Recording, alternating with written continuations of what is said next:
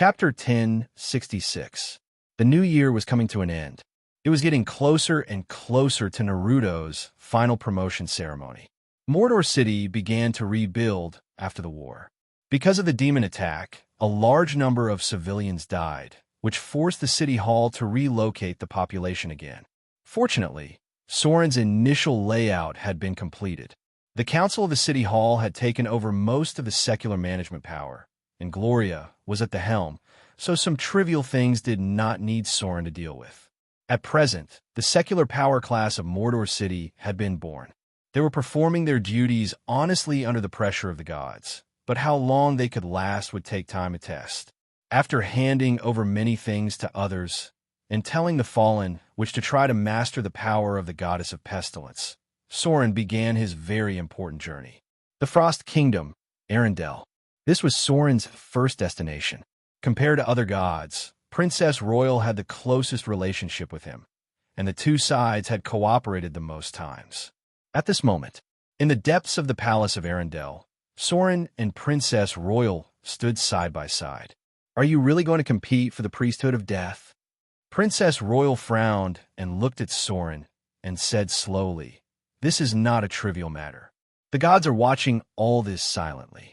It's very dangerous to get involved at this time. One wrong step and you may lose everything."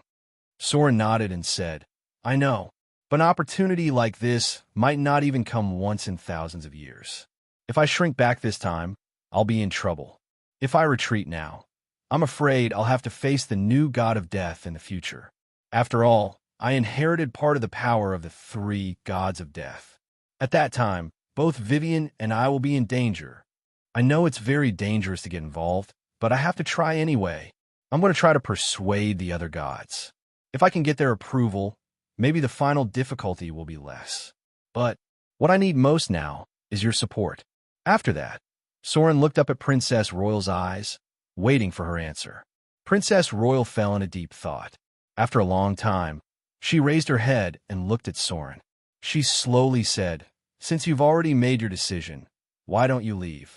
I will support you." "Thank you." Soren was a little emotional, and he couldn't help but give Princess Royal a hug. The most crucial step had already been taken. With the support of the Princess Royal, Soren now had a 30% chance of winning.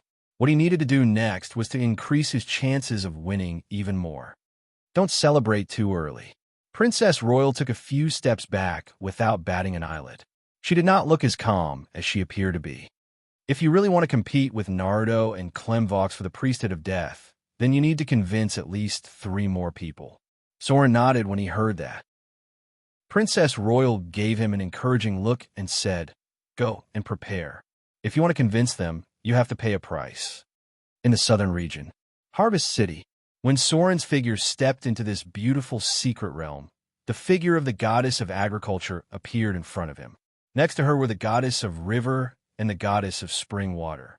The goddess of agriculture seemed a little surprised by Soren's sudden visit. She could not help but wonder, "I heard that Mordor City was attacked by demons. Shouldn't you be in Mordor City at this time? Why did you suddenly think of coming here?" The goddess of agriculture gently waved her hand, and emerald green vines automatically grew from the ground to form several rattan chairs. Her tall figure lay on them and looked at Soren. "Let me guess. You always don't come to the temple for no reason. So this time you must be here for..." She seemed to have thought of something. The goddess of agriculture suddenly raised her head and looked at Soren in surprise and murmured, "Are you going to intervene in the struggle between Naruto and Clemvox?" A smart goddess. Sometimes talking to smart people needs to be straightforward, so Soren nodded and said, "Yes. It's not easy. You're still too young among the gods." The goddess of agriculture frowned and said, "As far as I know, although Clemvox has not appeared for a long time after being ambushed by Naruto. In fact, I secretly learned from many channels that Clemvox has been in contact with many gods. He also draws allies among the gods. Clemvox is very smart. He knows that Naruto is not welcomed by other gods, and many of the gods don't want Naruto to be in charge of the underworld." Soren looked at the goddess of agriculture in front of him and said slowly, "I'm more suitable than them." The goddess of agriculture smiled and shook her head, but other gods won't believe this.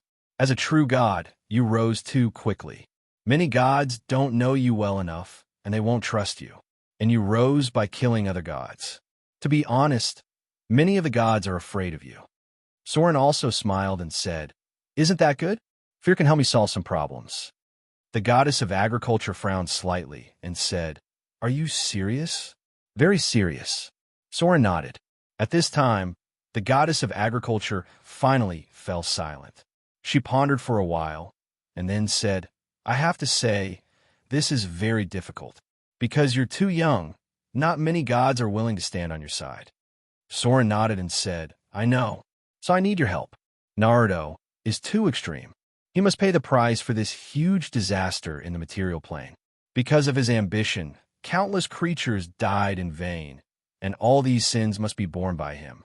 And Clemvox has already proved his dereliction of duty.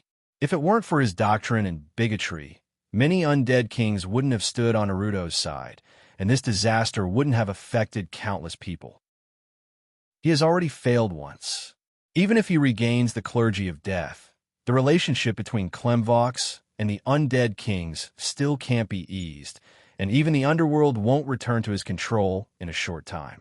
The goddess of agriculture was silent. After a while, she looked up and stared at Soren, and slowly said, "Why did you find me? Do you want me to persuade my father?" "Yes." Soren nodded.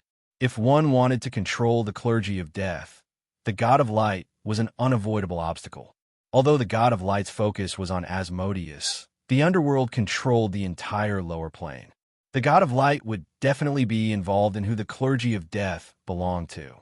Furthermore, according to the original historical progress, the god of light had dealt a heavy blow to the god of death, Nero, and made him pay a painful price for his evil deeds. Soren couldn't win over or even take the initiative to contact the god of light. But the goddess of agriculture could do this. So whether or not he could get the support of the goddess of agriculture was the key. If the goddess of agriculture was willing to stand on his side, Soren's chances of winning would be at least 50%. Chapter 1067. From the sun god to the light of dawn to the god of light. Luashanda played a very important role in the history of the gods. He could even be said to be one of the protagonists in the history of the gods. From the beginning of the calamity of dawn to the destruction of the arcane empire, Luashanda occupied an absolute dominant position among the gods. He represented the part of goodness, light, and justice. Even the queen of spiders, Lolth, whom Soren had always been afraid of, did not dare to make a fart in front of this ancient god. This was because Luashanda was now close to a symbol among the gods, especially after the fall of the original god of justice, Tyr.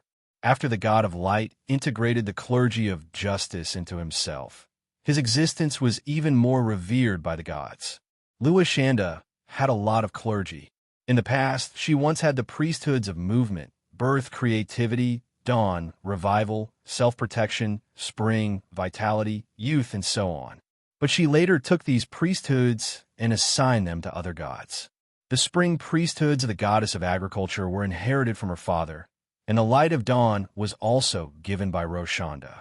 By now, Roshander's priesthood had been reduced a lot, and his core priesthood had changed to light and justice. He was now the combined form of the sun god and the god of justice, and was currently the most powerful god. In the past, this god's overly aggressive altruism and selflessness hindered his pursuit of goodness. His arrogance and fanaticism covered his thoughts, making him unable to see the inevitable results of his actions. He pursued perfection, but was headstrong and refused to listen to the opinions of others. These shortcomings were fully revealed during the Dawn Calamity, but it was also the Great Calamity that was second only to the Time of Troubles that changed him. At that time, Luashanda intended to rebuild a new divine system, but it ended up causing a divinity impact. His failure destroyed several gods and powerful otherworld creatures, caused the collapse of many theocratic countries, and indirectly led to the destruction of the city of Song, Maze Zeno. This failure allowed Luashanda to grow, and when the Arcane Empire was destroyed, the sacrifice of the father of the oak tree completely changed the god of light. Now, there was no god who could fight against the god of light alone. Even the ancient lady of night was in awe of him. Soren needed the support of the goddess of agriculture. This was because he knew very well that even if he had advanced to become a great divine power, it would still be very difficult for him to be a match for the god of light. Without the support of the god of glory, this plan would become extremely difficult. Due to his deep hatred for the undead creatures, Roshander had made Klemvox the ally of the god of eternal rest before he became the god of light. Although there were some conflicts between the two during the plan to destroy the god of tyranny, Bane and cracks appeared again during the Arcane Empire, the god of light still supported Klemvox. That was the problem. If Klemvox still had the support of the god of light, then history would repeat itself. The god of light had appeared and dealt a heavy blow to Naruto, and had indirectly helped Klemvox regain his priesthood. This was not what Soren wanted to see. Klemvox had already proved his dereliction of duty. The turmoil of the undead meant that his doctrine was not in line with the lower planes. Even the ancient god of death, Jurgel, was a little disappointed in this. At present, only the goddess of agriculture could persuade the god of light. Mother Gaia had retired, Father Oak had fallen, and the entire natural divine system had collapsed. Today, the only one who maintained a close relationship with the god of light and could persuade him was the goddess of agriculture. She was the daughter of Mother Gaia and was also the interface between the natural divine system and the human divine system. Harvest City, in the half-bit wall of the secret realm. The goddess of agriculture pondered for a long time under Soren's gaze. After a while, a bitter smile appeared on her face, and she slowly said, "My relationship with my father is not very good." After Mother Gaia retired, the goddess of agriculture rarely dealt with the god of light, especially after Roshander entered the depths of Mountain Paradise. She thought that her father had completely changed. In the past, although Roshander was a little reckless and opinionated, he was full of enthusiasm, kindness, and vitality. However, since Father Oak sacrificed himself to save the material plane, Roshander had become another existence. He had all the memories of the past Roshander, but even his daughter, the goddess of agriculture, felt strange. Roshander was even more pure. The god of light now seemed perfect, but the goddess of agriculture knew that this was because her father gave up a part of his humanity in exchange. The gods in this world kept their humanity to maintain their vitality, but Roshander now seemed to have been assimilated by light and justice. If the priesthood dominated the gods, then the part of humanity would be missing. As a new god, Soren did not have such an understanding. It would take at least 1,000 years for Soren to feel this. Silence. The goddess of agriculture pondered and considered the gains and losses. After a long time, she said, "I can try to help you persuade my father, but I can't guarantee success." Soren smiled and nodded. That's enough. Even if he could not get the support of the god of light, as long as he would not be hostile to him in the process of fighting for the priesthood of death, it would be enough. The goddess of agriculture thought for a moment and said, "If you take over the priesthood of death, how do you plan to fulfill your duties? You must know that this is very important. The believers of the gods have to go to the underworld after death, and the gods of death have always maintained the ancient covenant to be responsible for sending the believers of the gods to the divine kingdom. Also, many gods are very unfriendly to the undead, but with Klemvox's dereliction of duty, you must balance the position of the undead." This was crucial. To persuade the god of light, Soren had to prove that he was worthy of support. However, Soren already had a plan for this. He thought for a moment and said, "Naruto's doctrine is too extreme. He hates life and wants to destroy it. He is too biased towards the undead, which is something that all gods do not want to see. However, Kalimber's teachings are too biased towards the living. His church has always been dedicated to keeping the undead in eternal slumber. Countless undead have been killed by his believers. This has caused his relationship with most of the undead to become tense and hostile. I think in the current situation, a doctrine of the mean is more conducive to the current situation. In my opinion, the realm of eternal sleep is necessary. Otherwise, the material plane will be overrun with undead sooner or later. But for the undead, there is no need to expel and kill them like Klemvox. The most important thing now should be to clarify the boundary between death and immortality. The current chaotic situation is like a repeat of the time of the three gods of death. During the time of Mirko, there was the current chaos. Klemvox hated most of the undead and thought that they should be destroyed. For me, the most important thing is to distinguish between death and immortality. As long as the world of the living is not disturbed, there will naturally be a place for the undead to stay in the lower plane. If possible, I hope to divide an area between the underworld and the spiritual world to temporarily appease the undead. As for the future, we can slowly solve it.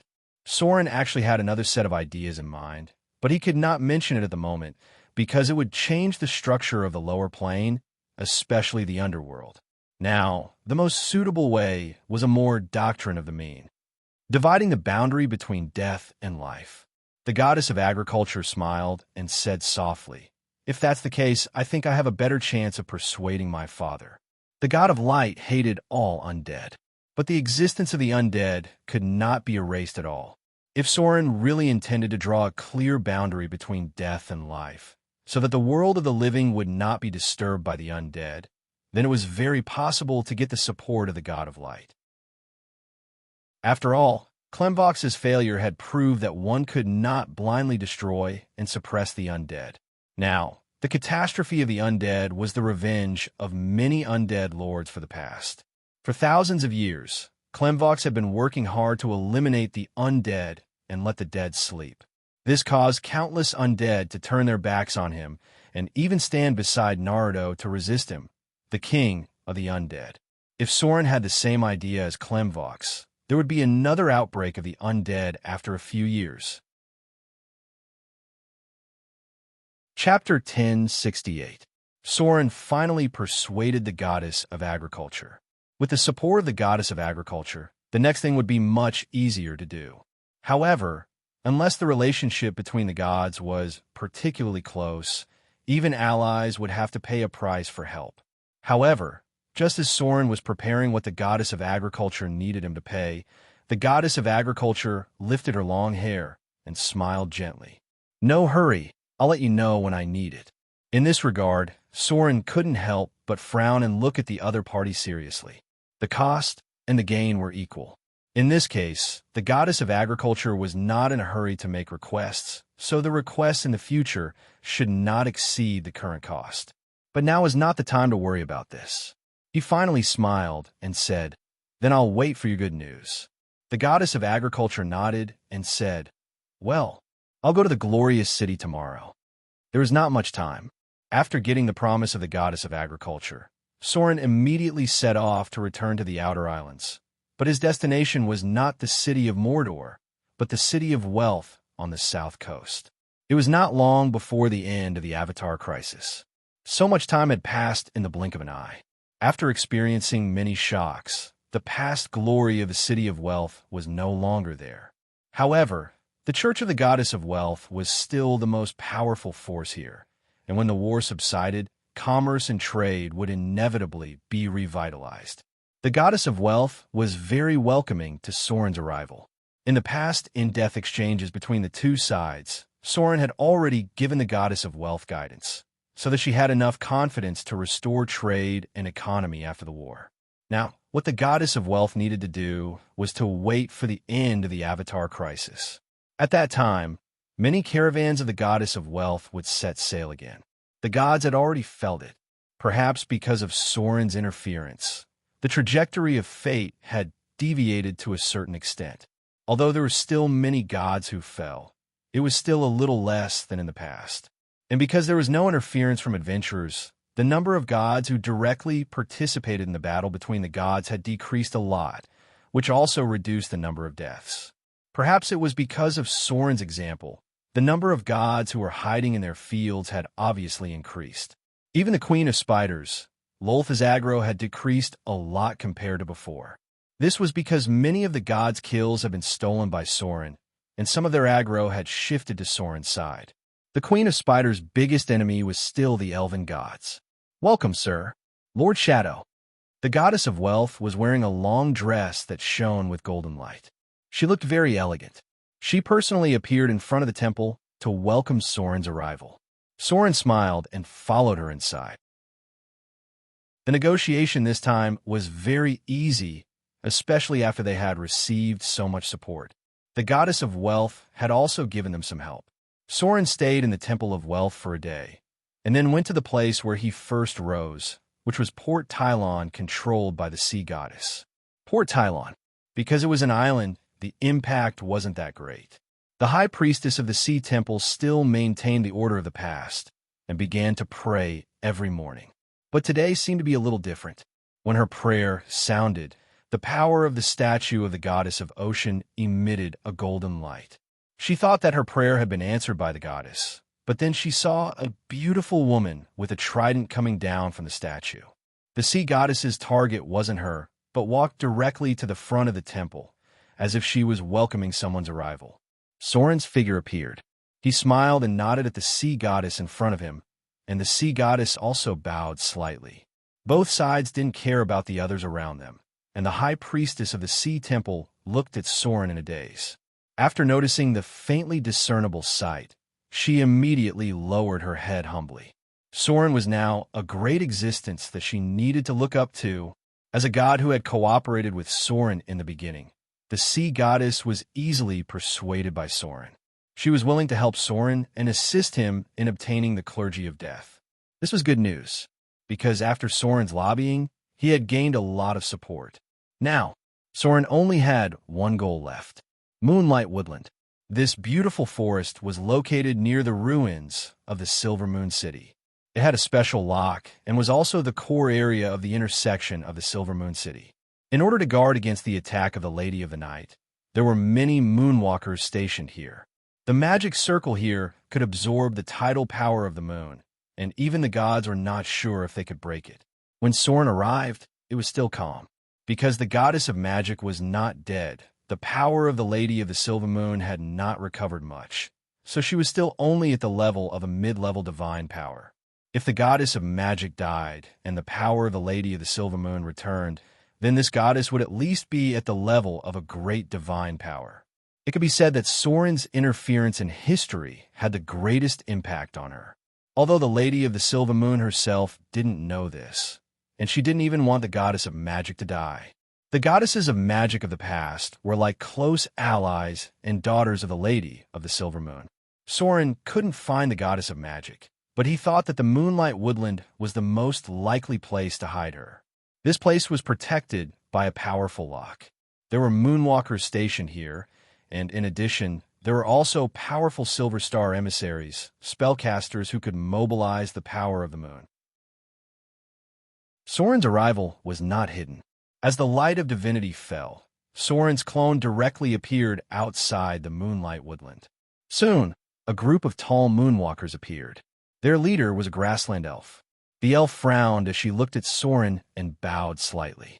She then said, "Lord Shadow, welcome." In the depths of the Moonlight Woodland, a light rose.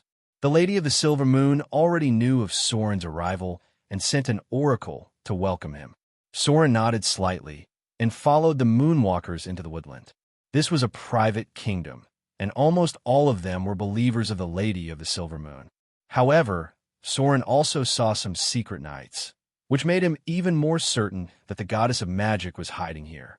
The two goddesses had joined forces and were secretly plotting something. Lord Shadow, the Lady of the Silver Moon's figure appeared on the altar in front of him. Soren didn't have many interactions with her, so they weren't close, but they weren't strangers either. Soren bowed slightly to show his respect. Lady of the Silver Moon. Su Luan stared at Soren in front of her. She frowned slightly and said with a smile, "Welcome, but I'm curious as to why you chose to visit at this time." Soren met her gaze and calmly said, "I'm here to visit the Lady of the Silver Moon, and Lady Mistra." Mistra was the goddess of magic. The Lady of the Silver Moon hesitated for a moment in response to Soren's straightforwardness. She then asked, "How did you know she was here?" "I guessed." Soren smiled. This was the most likely place for the goddess of magic to be. It was also the only place where she could hide from the gods. Even after so long, they still couldn't find any trace of her. Long time no see.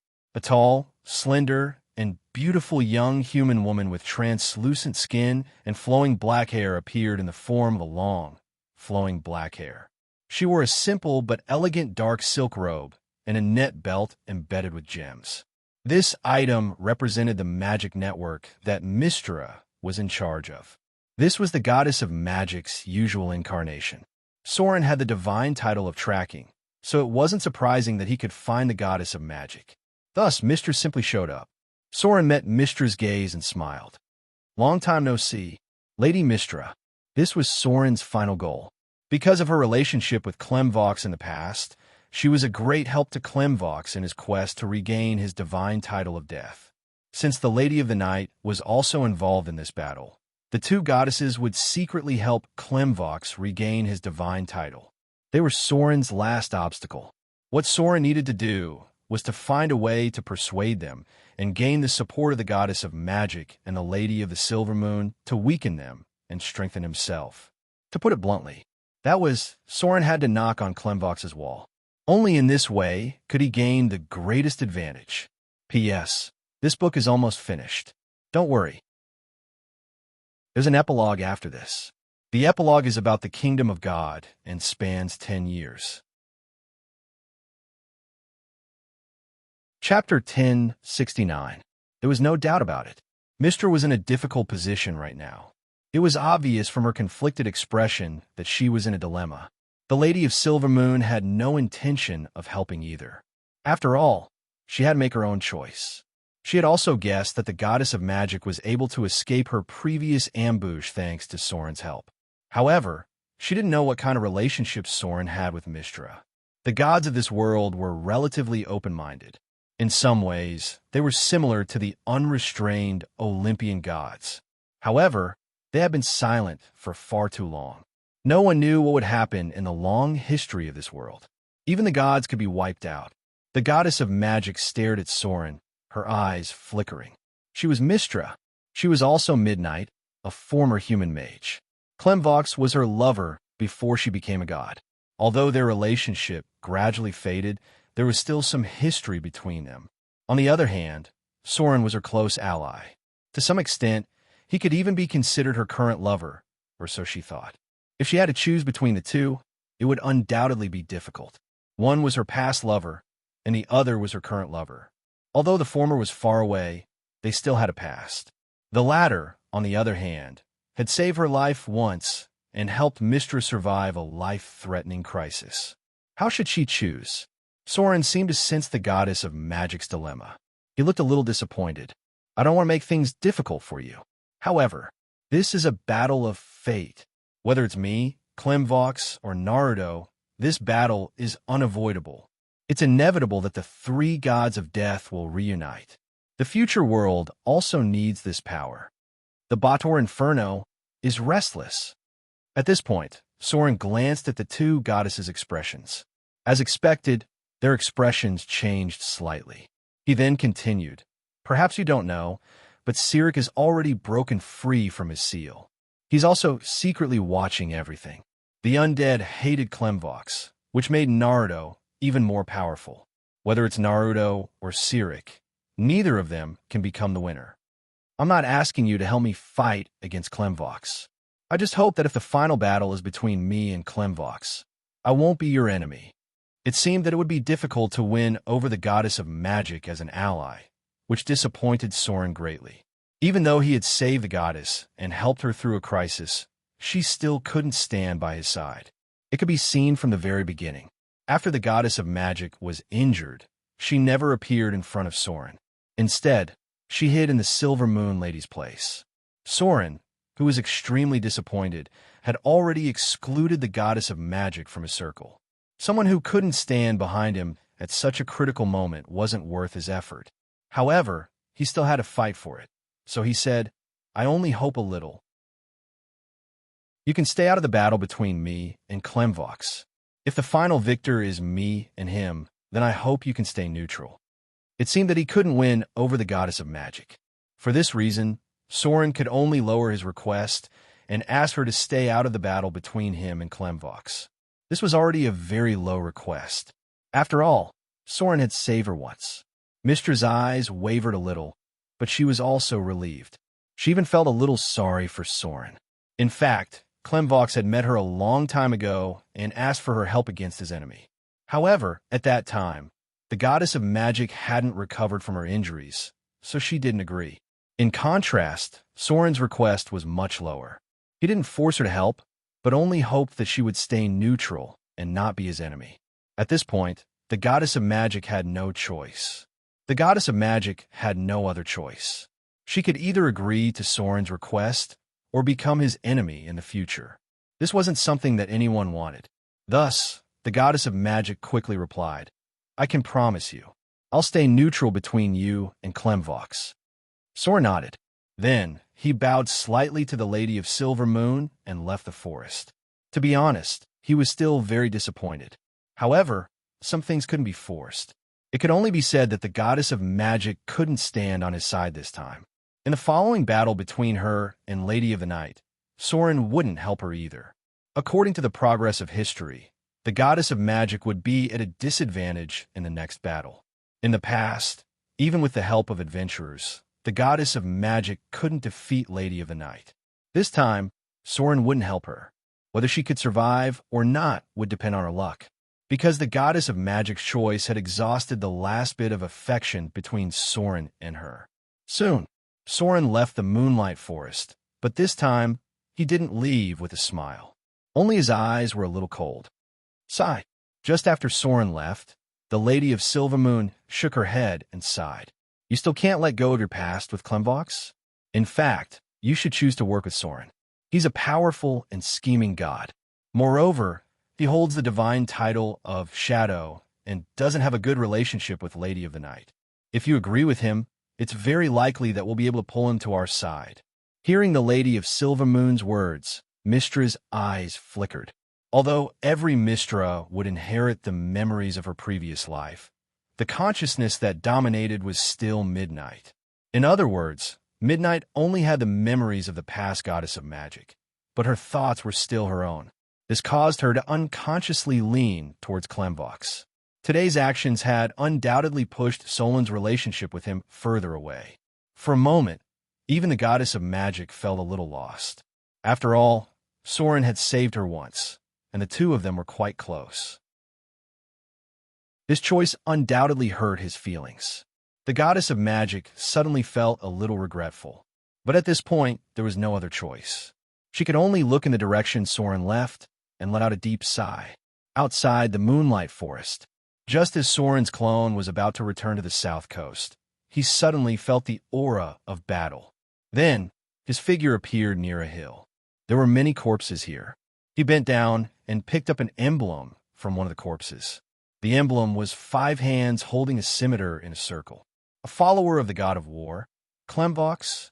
Soren frowned and muttered, "Looks like the god of war is finally going to make a move against the god of war." There wasn't only one god of war.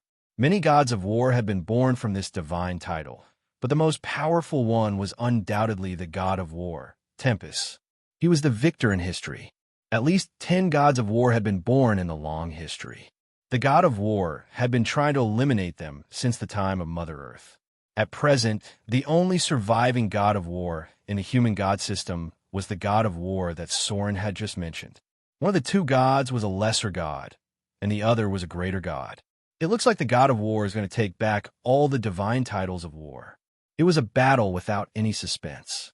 Soren took a look and left. The gods were all planning something. There were too many things happening in the Avatar crisis, and he didn't have the energy to participate in many of them. It was almost time. It was getting closer and closer to the promotion ceremony of Nero. This battle would be a big mess. As for who would be the winner in the end, no one knew. Soren also had to make more preparations. Klemvox had obviously started to act. The goddess of magic didn't agree to stand behind him. There was no doubt that Klemvox had secretly looked for her. Since he had already looked for the goddess of magic, Klemvox would definitely try to rope in other gods. Soren had to be more prepared. The most important thing now was the God of Light's attitude. As long as the God of Light supported him, then the Goddess of Magic's attitude wasn't too important. After all, there was still the Lady of Night watching in the dark. Chapter 1070. Long Sleep Realm. This kind of power was mostly given by the gods of order. Kalimver, Jurgal, Osiris, the god of death of the Muhammad pantheon, and Yulugilin, the god of death of the Halfling pantheon, all had the power to give the realm of eternal rest. Soren slowly let go of the secret scroll in his hand, and then murmured, "Long Sleep Realm." If he wanted to compete for the clergy of death, then the Long Sleep Realm was something that must be maintained. Without the Long Sleep Realm, it meant that the dead would be disturbed, and a large number of the dead would not be able to rest in peace. Things were not too bad. Shortly after Soren returned to the city of Moder, he received a message from the goddess of agriculture. The god of light seemed to support him a little. It seemed that the god of light was disappointed with Klemvox this time. Although he thought that Naruto should pay the greatest price for all this, Klemvox also had an unshirkable responsibility. In a long history, there had never been such a big undead riot among the previous gods of death. Since the ancient god of death, Jurgal, many undead had been suppressed in the lower planes. Although this time it was because of the Avatar crisis, Klemvox undoubtedly failed in his duty. Perhaps it was because of this that Soren came into contact with Naruto. This ancient one seemed to have the idea of selecting a new successor. The god of light has made some progress. Although he did not win over the goddess of magic, he also kept her neutral. Jurgal does not seem to support Klemvox very much. No wonder he met me. It should be because of the power of slaughter. Naruto, Klemvox, Sirik. There are many undead kings behind Naruto, and his power is still the strongest at present. And this time the undead disaster was launched by him. Naruto has the most powerful power of death. Klemvox's strength has been greatly reduced, but his secret allies should still have some. Sirik's power is the weakest, and his relationship with the gods is also the worst. Therefore, in the following battle, he should be hiding in the dark. He pondered for a long time. Soren finally opened his eyes and muttered to himself, "Death is still Klemvox's domain." In other words, in Klemvox's eyes, Naruto is his greatest enemy. As long as he defeats Naruto, he will be able to recover his strength. At that time, no one will be able to stop him from taking back the Death Priesthood. Naruto understands this very well. As long as he defeats Klemvox, he will be the undisputed god of death. In that case, my target should be Sirik. Only by killing Sirik first and letting Klemvox and Naruto exhaust a bit of their strength will I have more confidence in killing them. On the surface, the main forces of this battle were still Naruto and Klemvox. Soren was just a schemer, so it was best for him to kill the other schemer first. The power of death was getting stronger and stronger. Now, the population of the material plane was only about 40% of what it used to be. The undead kings obtained a large number of souls from the material plane. This was their reward, and it was also something that Naruto acquiesced to. Naruto's promotion ceremony should be launched within this month, and what Soren needed to do now was to find traces of Sirik. Come!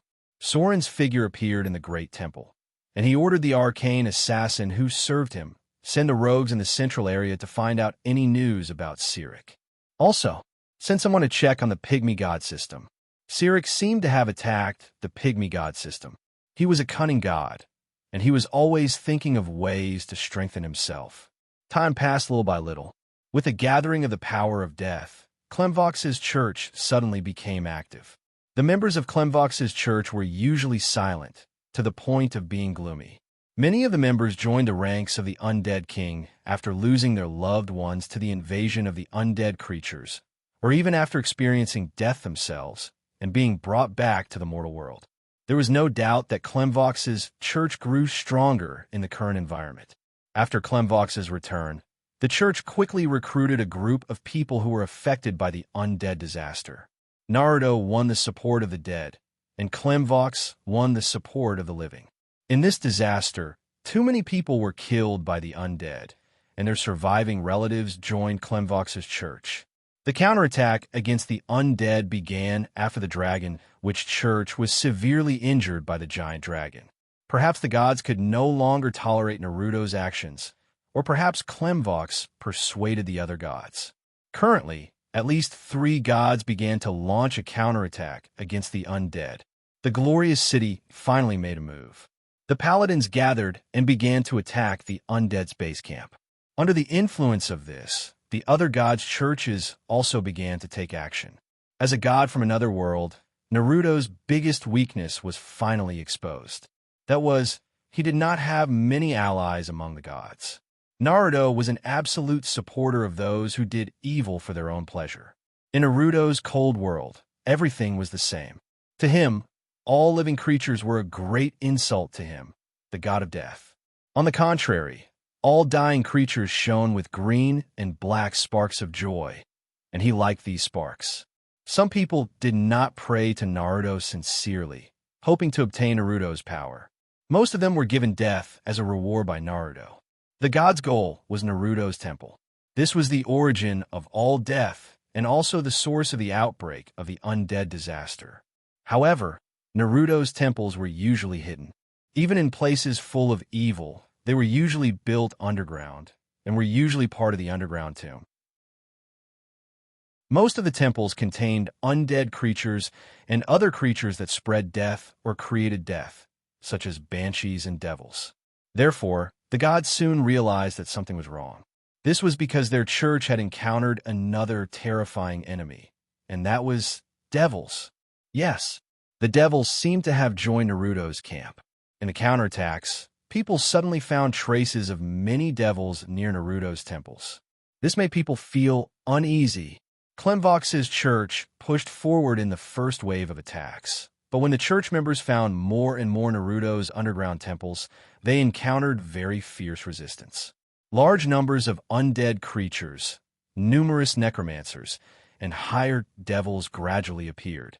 Lesser devils, imps, hornet devils. At first, only a few low-ranked devils appeared, but as the battle escalated, the shadows of babas, chained devils, Enzu devils, hellcats, lustful devils, overlords, ice devils, and horned devils gradually appeared. Finally, when the abyss devils appeared in Naruto's camp, the gods finally realized the severity of the situation. Klemvox's church was once again damaged. The evil devils were involved in this battle. After the abyss had continuously probed the material plane many times, the cunning devils finally entered the material plane for the first time. And this time, they chose to support the evil Naruto. At this moment, many gods even suspected that the outbreak of the undead disaster was the scheme of the incomparably evil existence that lived in the depths of the Bator Inferno. Chapter 1071. Everything was for the sake of souls. In fact, whether it was the high and mighty gods, the demons of the bottomless abyss, or the Bator Inferno, the most important wealth was souls. For a long time, whether it was the Bator Inferno or the bottomless abyss, the number of souls that could be obtained from the river Styx was extremely limited. Most of the high-quality souls were divided among the gods. After all, the faithless were only a small part of them.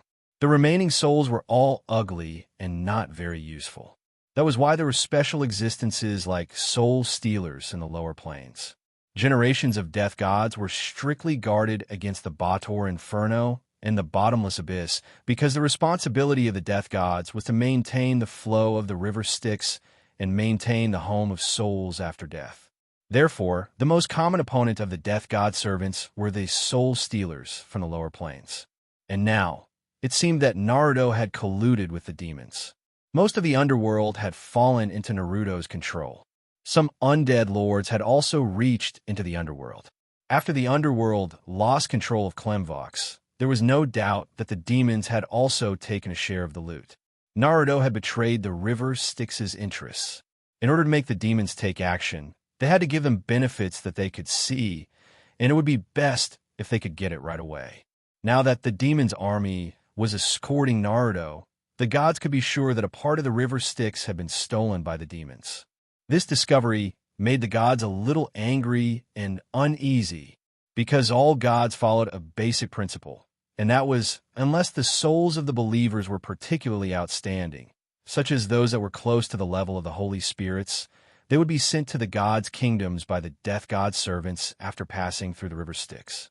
But now, who would still believe in Naruto's death god servants? Who wouldn't be worried that their believers' souls would be stolen and desecrated by the demons? Far away in the east, just as the southern part of the continent began to counterattack against the undead, many monasteries in the eastern countries also joined forces to eliminate the mummies and undead. Some of the members of the Dragon Witch cult had fled to the Desert of Death, but they did not give up because Nero was still very powerful. They had joined the god of death, Nero, and captured many flying dragon subspecies to create a new batch of low-level dragon liches. These were puppets controlled by the Dragon Witch sect. Although they were slightly weaker, they obeyed orders. At this moment, near a barren mountain range, one of the allied forces from the Eastern Kingdom was approaching this mountain range. The undead in the depths of the desert were all awakened by Naruto's evil power. For a long time, Naruto's church had been spreading in the desert. Among the allied forces from the eastern countries, the figure of the young girl Cicada was a little eye-catching. On one hand, she was too young. Standing among a group of middle-aged legendary monks, she was very eye-catching. On the other hand, it was because she belonged to a new force. This fist master's reputation had soared in the battle against the ancient evil. Now, she was already the leader of the Night Shadow monk group. The members of the monk group were blessed by the Shadow Lord. They could master and strengthen the special skills of Shadow Nanda and Lunar Shadow. This power allowed them to completely hide themselves and jump through the shadow space to a certain extent, making the monks' movements more erratic. This was the group of monks blessed by Soren. Compared to the past, Cicada had quickly matured after many battles, especially after becoming the leader of the monk group. She also had a trace of superior aura. The situation in the Eastern Kingdom had improved a lot. After the elimination of the ancient evil, the remaining enemies were much easier to deal with. The Luo demons had been defeated, and some of the Een spirits had been resealed. At present, the only troublesome thing was the mummy army.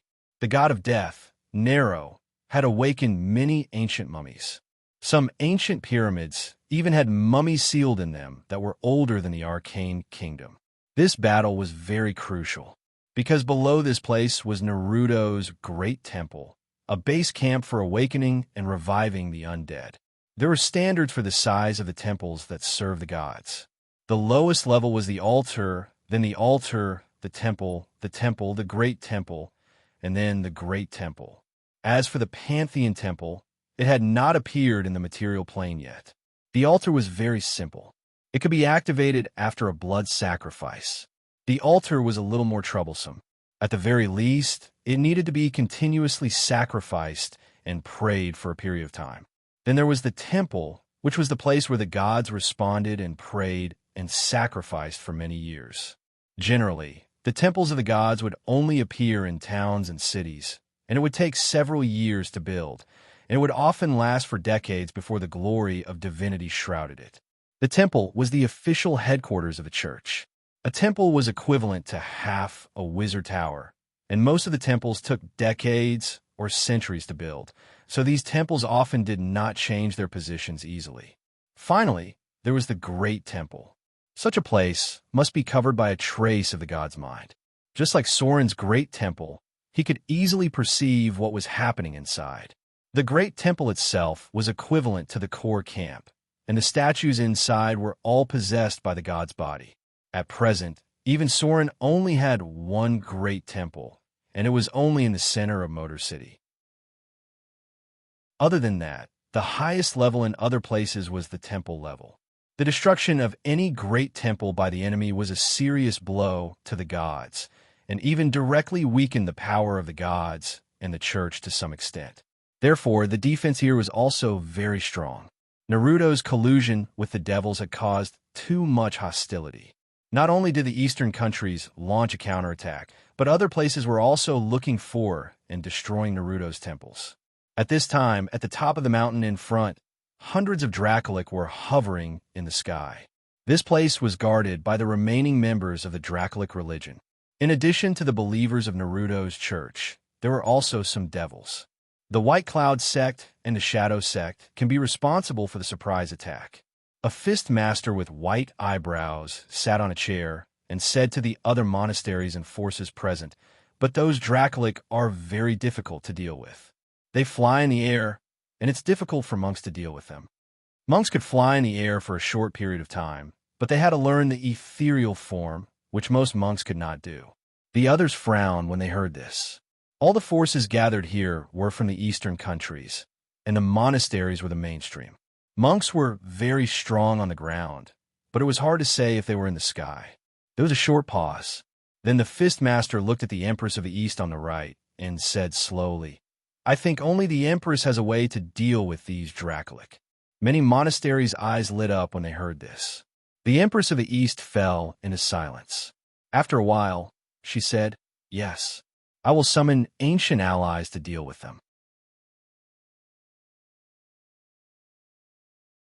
Chapter 1072. Good. The fist master stood up excitedly. He looked around at the others, and his gaze paused on Cicada for a moment.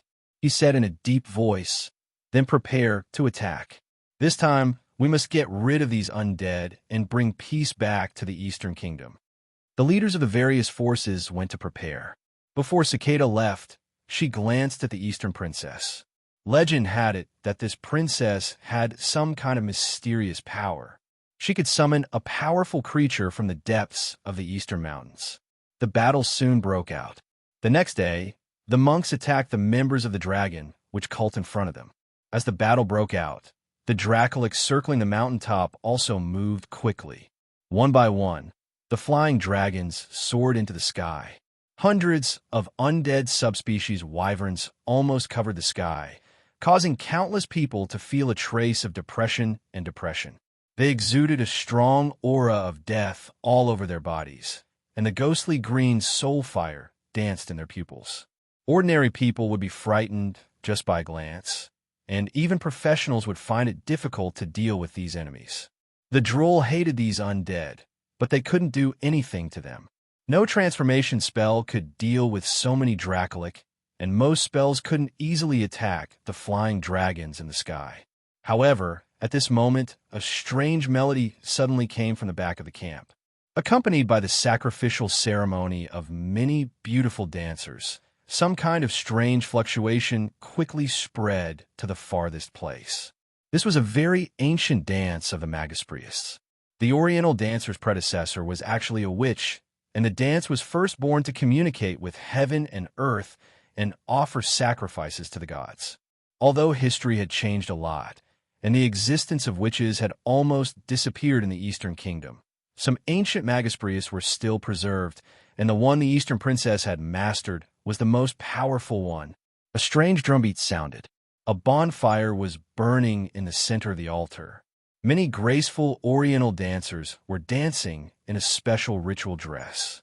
Their sleeves were fluttering in the wind, and the one leading the dance was the Empress of the East, whose face was covered by a veil. The battle was still going on.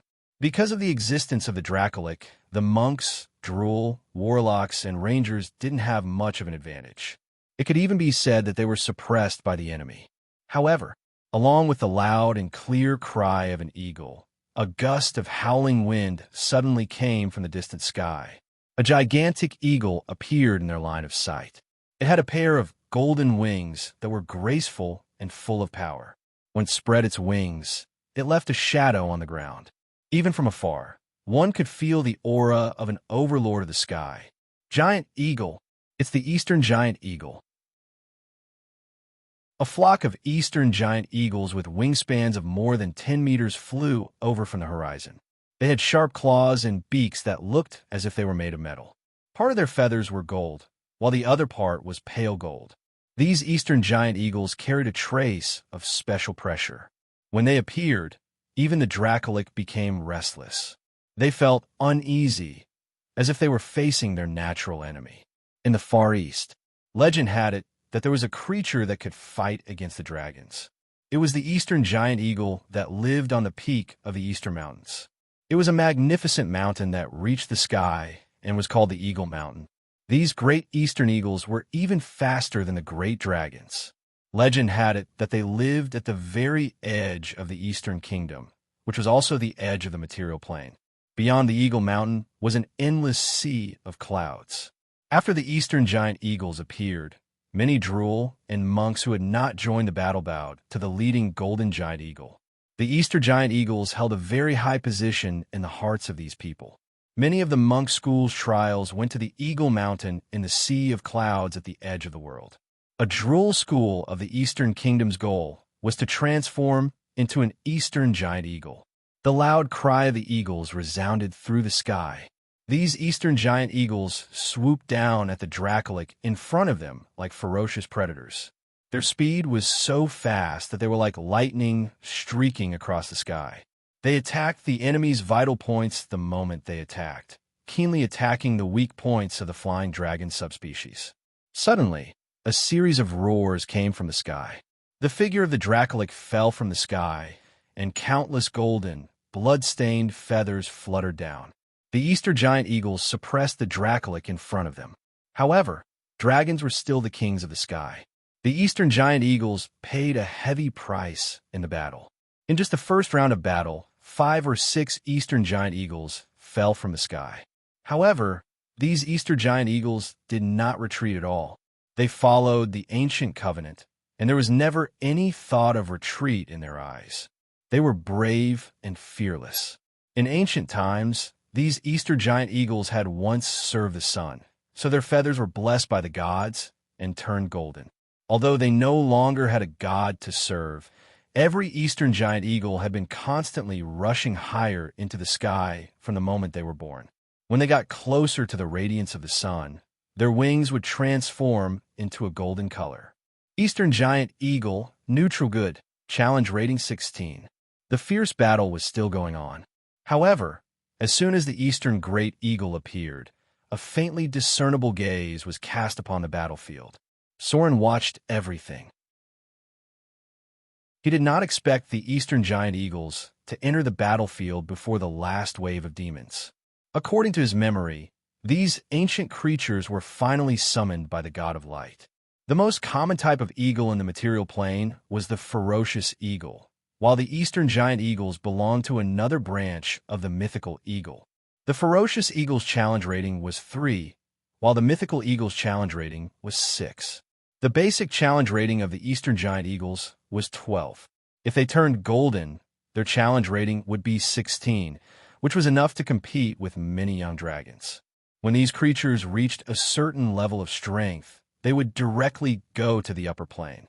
At that time, they would become the eastern giant eagle, heavenly realm, challenge rating 18. The other branch would roam the astral plane. Their bodies would become quite terrifying, and their challenge rating would be 22 and above. However, they were extremely rare. They were created during the sun god's time, which was to say, they served Shanda in his previous life. The Dracolic fell one by one, and the number of eastern giant eagles decreased. When the enemies in front of them broke through, some ancient and wise beings appeared on the battlefield. They looked like humans, but they were not completely human. These ancient beings were the tree shepherds, followers of the oak tree's father. Since the oak tree's father sacrificed himself, the tree shepherds left the Drool order.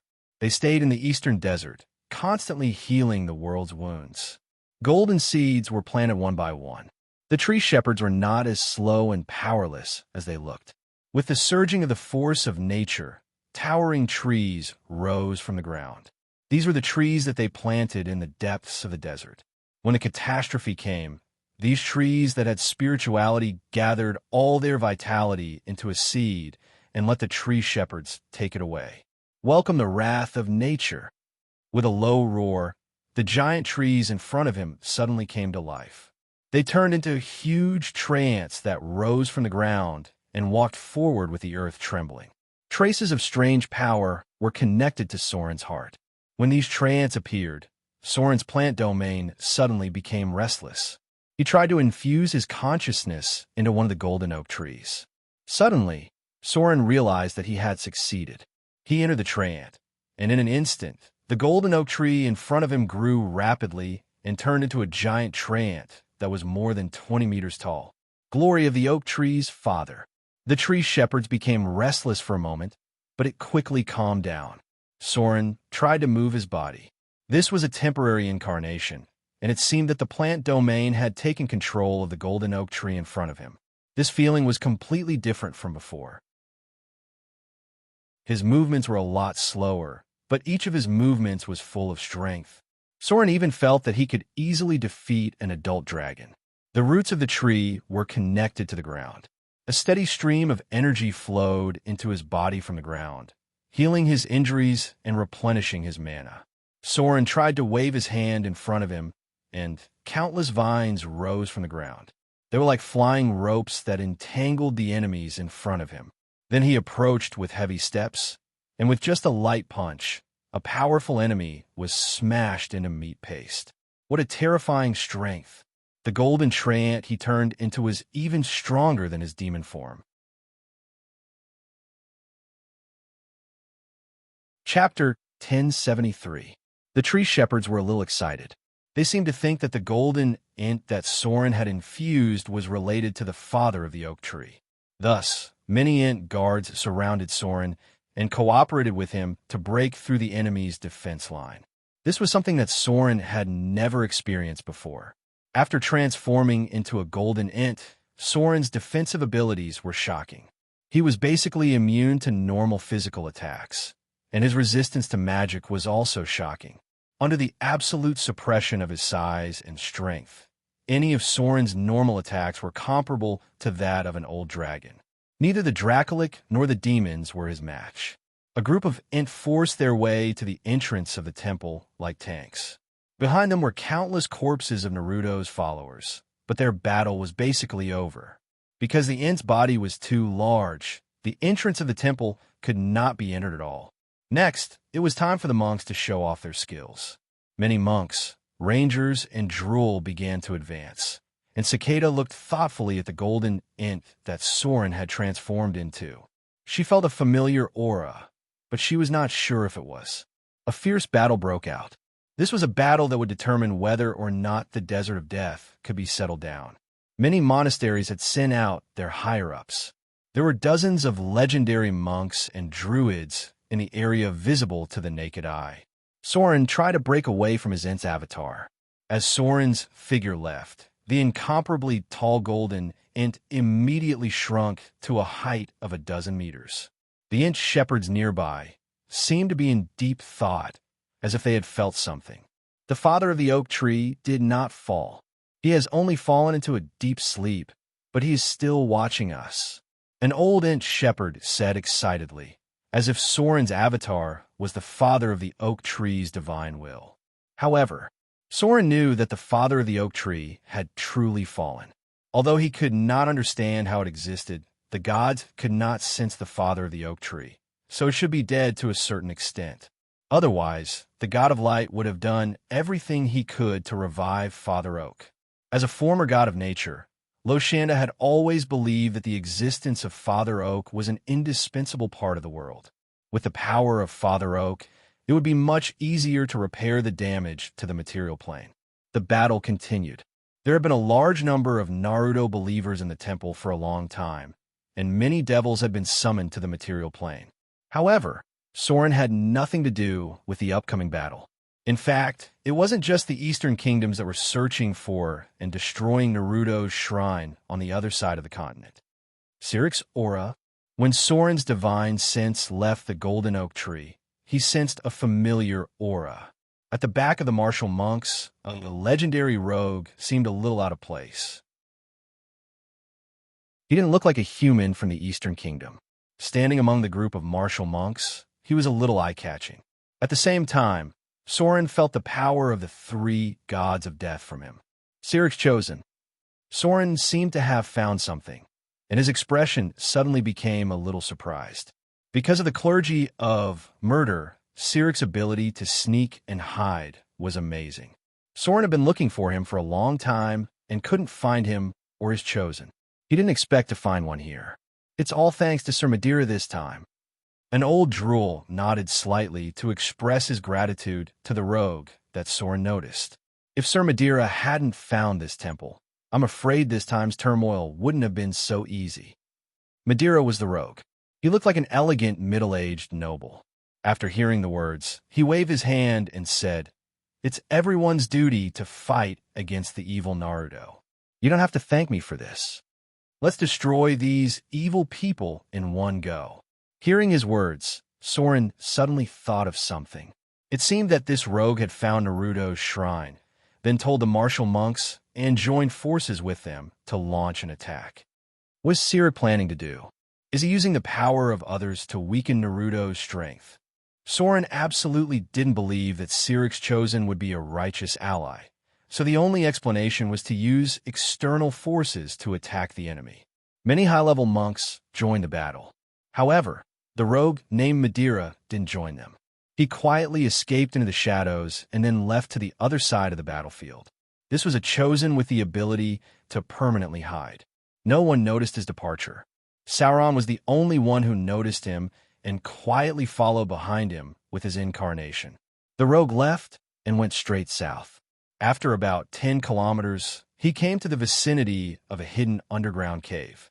This God's chosen one vigilantly observed the surroundings and set up a trigger trap before cautiously entering.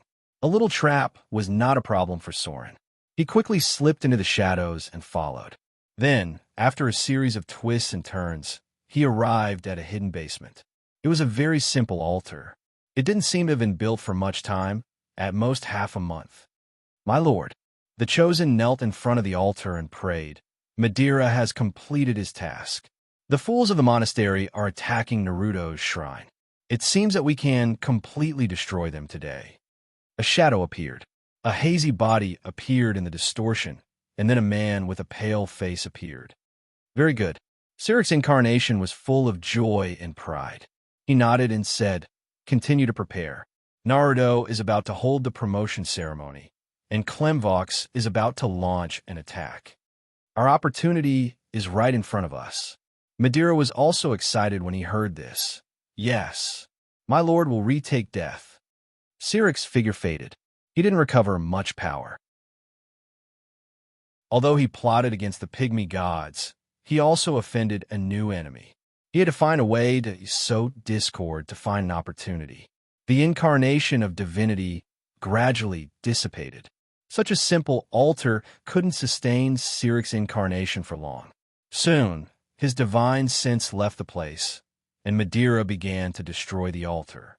He couldn't let anyone know of Sirik's existence, because Clemvox also hated Sirik. However, at this moment, the space around them suddenly became still. A dark figure turned solid. Soren's incarnation suddenly appeared and directly grabbed Madeira's neck. Then, he used an extremely difficult mind control spell to control Madeira. "I didn't expect to catch a big fish here." Soren's expression was full of joy.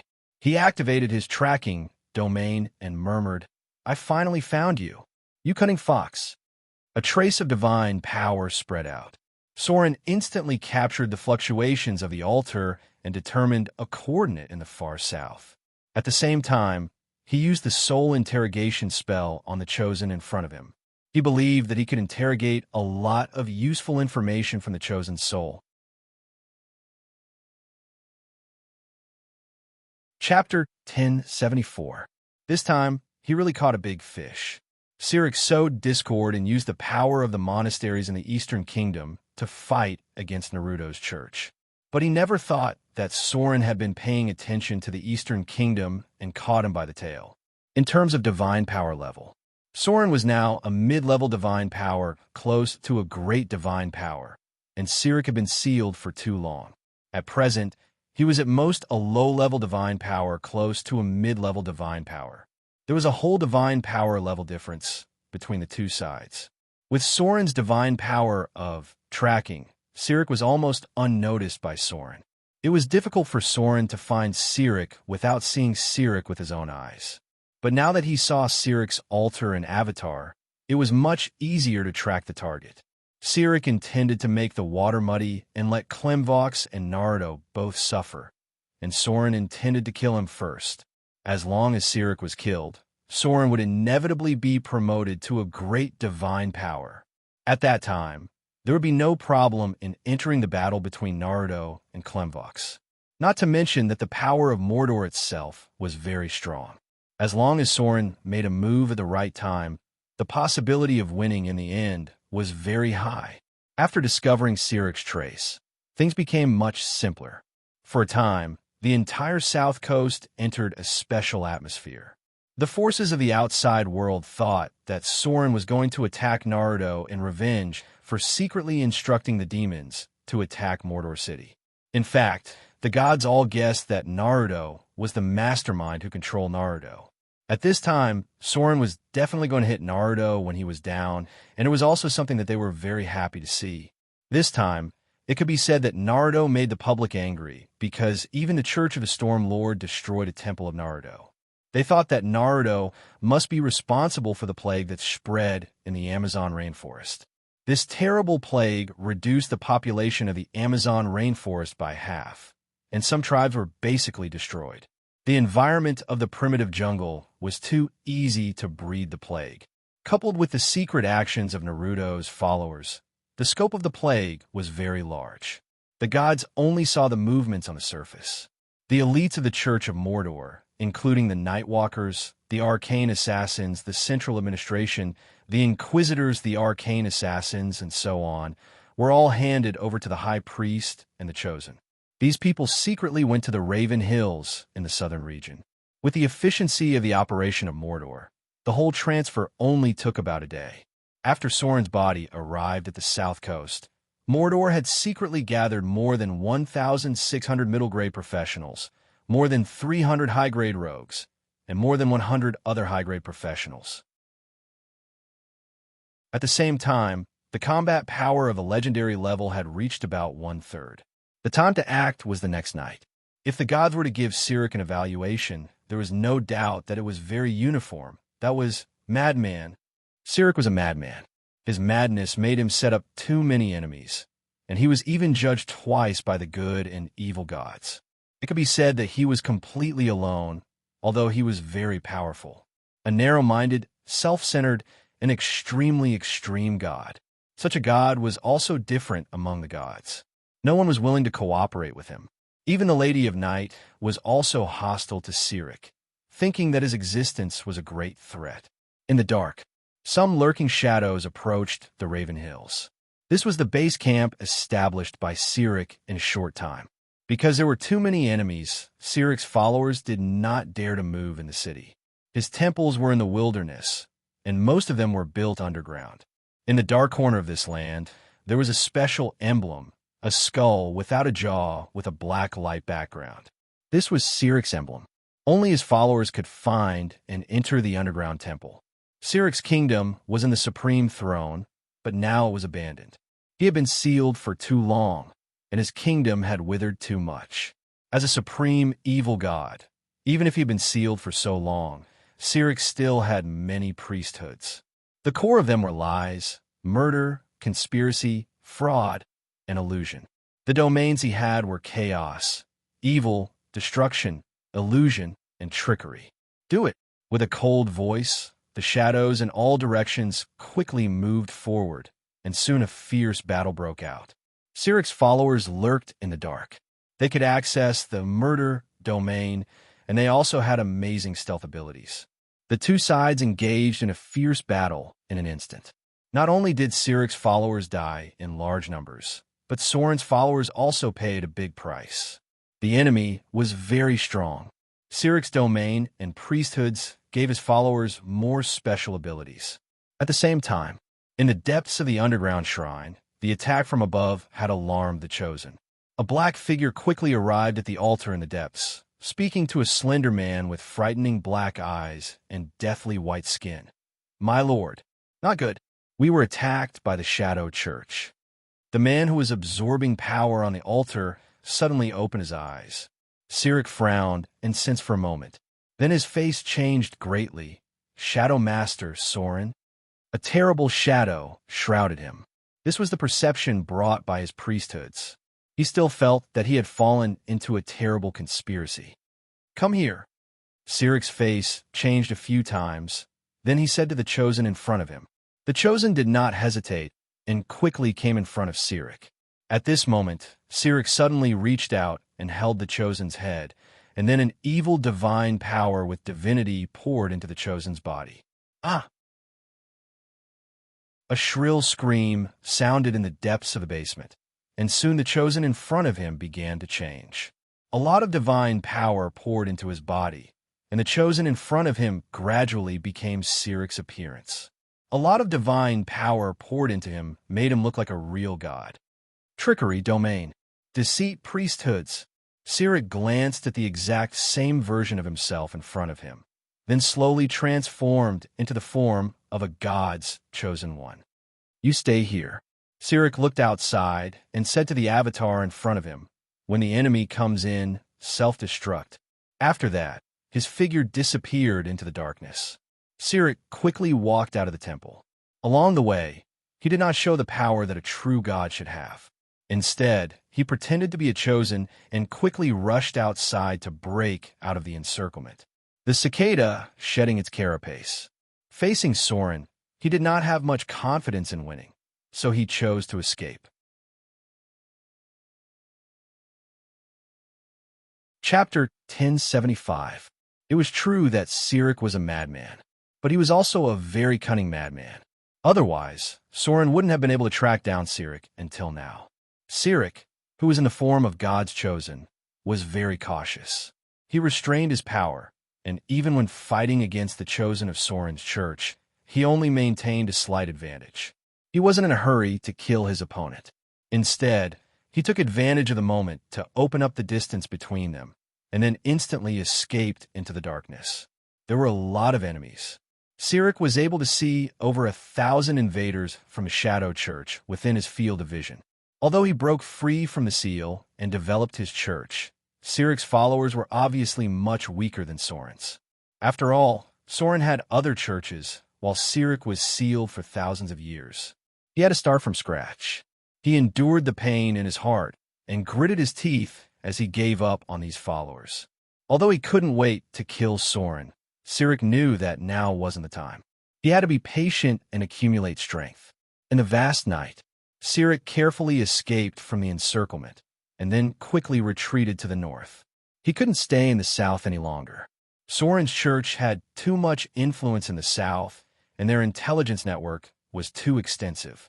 It would be easy for them to find him.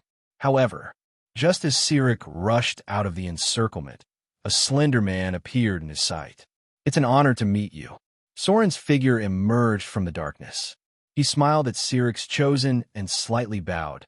"Dark Sun, Your Excellency Siric." The tracking clergy locked onto the target.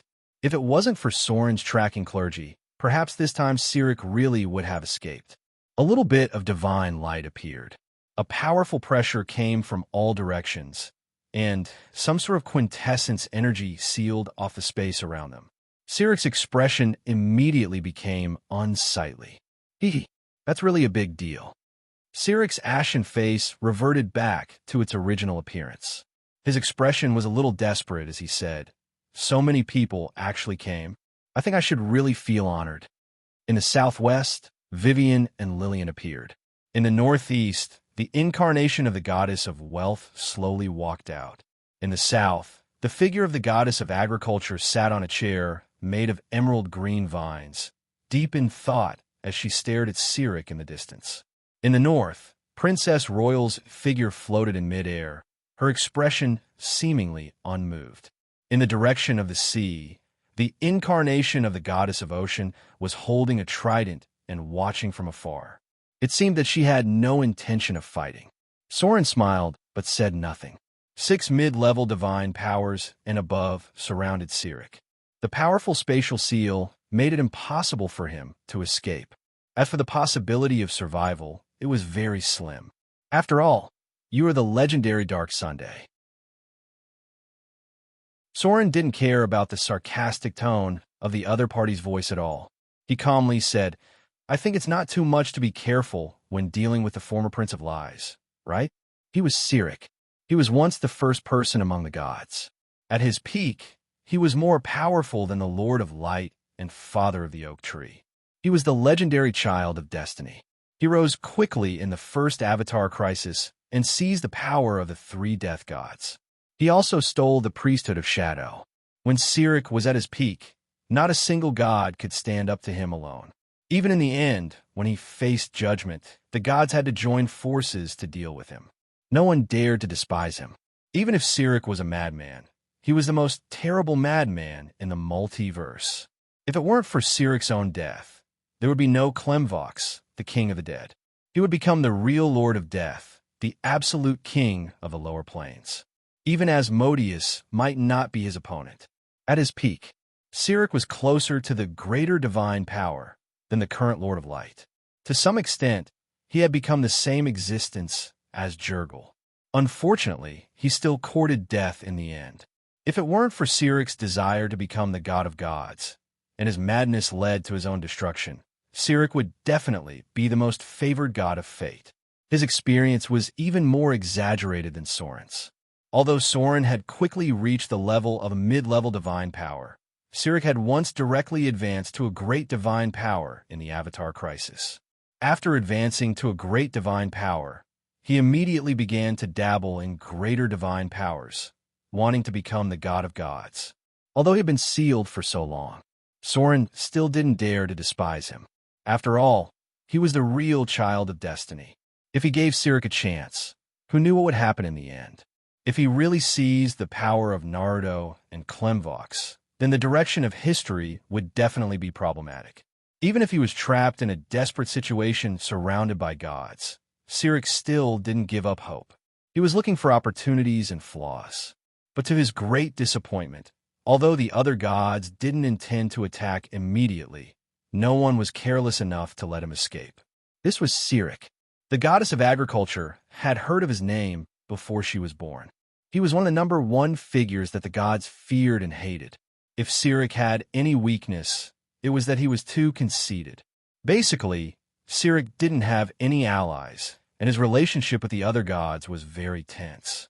When he first created the Cyric scripture, he wanted to enslave the other gods. If he didn't fall into madness after reading it, many gods would have been plotted against by him in the end. No one dared to relax their vigilance. Even the goddess of wealth and the goddess of ocean, who didn't intend to attack, were cautious and wary of any possible movements of Cyric. A silver-white streamer appeared. A strange silver-white curved sword appeared in the palm of Soren.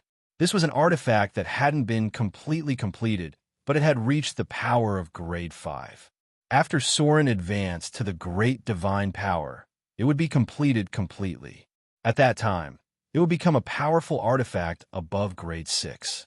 Your Excellency Dark Sunday, Soren's figure was surrounded by shadows, and in an instant, he turned into the form of a true god. He slowly said, "Let's settle our grievances. The past of the three gods of death should be completely ended here." The power of the ancient god of death, Jurgle, was divided into three and became the three gods of death. Three great divine powers, evil existences. During the first Avatar crisis, the three gods of death fell at the same time. Cyric gained most of the power, but because of his own actions, Clemvox took away the priesthood of Mirko. Later, the god of tyranny, Ban, was resurrected. Clemvox entered the underworld and ruled over death.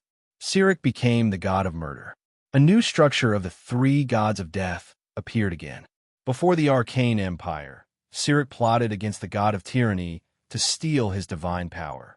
But he didn't expect that his actions had already angered the gods.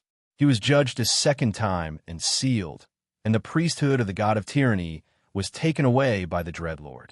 Clemvox became the big winner at that time and completely controlled the underworld of death. Now, Soren's identity as the son of slaughter was the continuation of the three gods of death.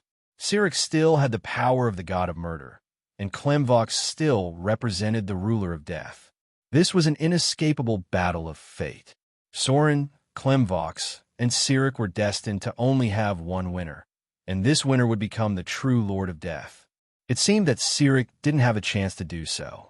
6 mid-level gods began to approach gradually.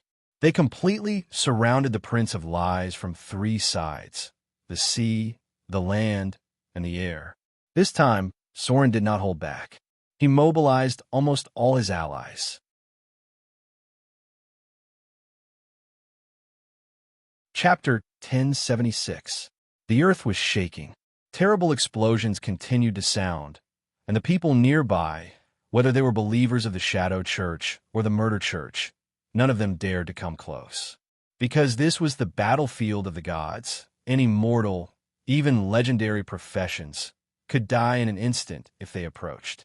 The powerful power of divinity sealed the space, and more than one breath that made mortals tremble appeared. The fierce battle caused countless cracks to appear on the ground, and the surrounding vines and plants grew wildly. The cold ice and snow fell from time to time, and occasionally a dazzling golden light flashed, like a golden lightning that tore the sky. "I'm not willing." The low roar was like a beast, and blood dripped down his arm. Cyric's expression was full of madness, like a beast trapped in a trap. His whole body was covered with a layer of white frost, and there was already ice around his body. Except for the divine blood that was not frozen, the surrounding vegetation had completely withered. There were fatal wounds on Cyric's back and shoulders. Even with the superior magic, it still could not be healed in a short time. His divine shield had already been breached by the joint forces of the gods. In his somewhat chaotic memories, this scene seemed a little familiar. Soon, he recalled that painful time. That was the second time he was judged by the gods. He was expelled and sealed by the gods. The scene at that time was so similar to what he was experiencing now. It's time to end it. Soren's face was as calm as ever, but his palm was slightly trembling. Cyric cut off half of his left palm, and even with the divine power, it would take some time to recover. The enemy was much more difficult to deal with than expected. Although Cyric was now weak to a lesser divine power, Soren had a feeling of fighting against a greater divine power. The power of murder, the power of trickery, the power of illusion. If it were not for the Princess Royal's ability to freeze illusions, the battle would be much more difficult than it was now. But everything was about to end. Cyric's divine force had already been exhausted. Without a divine shield, there was no way he could withstand the attacks of so many intermediate gods. A silver-white stream of light streaked across the sky. Soren became one with the silver blade, instantly unleashing the power of his divine domain of shadow. Cyric waved his razorback in a futile attempt to block Soren's attack, but his depleted divine power was no longer enough to support him. As the silver light cut through his body, Cyric finally fell to the ground with a pale face. Cyric had not broken free from the seal for long enough. Although the church was established, the time was too short. Under the background of the Avatar crisis, Cyric could not accumulate enough divine power to maintain the defense. In the face of the joint attack of the gods, he was even more powerless. The golden blood of divinity sprinkled down. Countless dazzling lights surged out from Cyric's body. Most of them surged into Soren's body, while some of them landed on the others. A row of data appeared before his eyes. God of murder, Cyric has been killed. Extracting target's soul energy. You've gained 75,800,000 slaughter EXP. Target has divinity. Extracting target's divinity. You've gained 210 divinity. Target has divinity. Extracting target's divinity. You've gained 65 divinity. Seize target's divine domain of murder. Your domain of slaughter has been enhanced.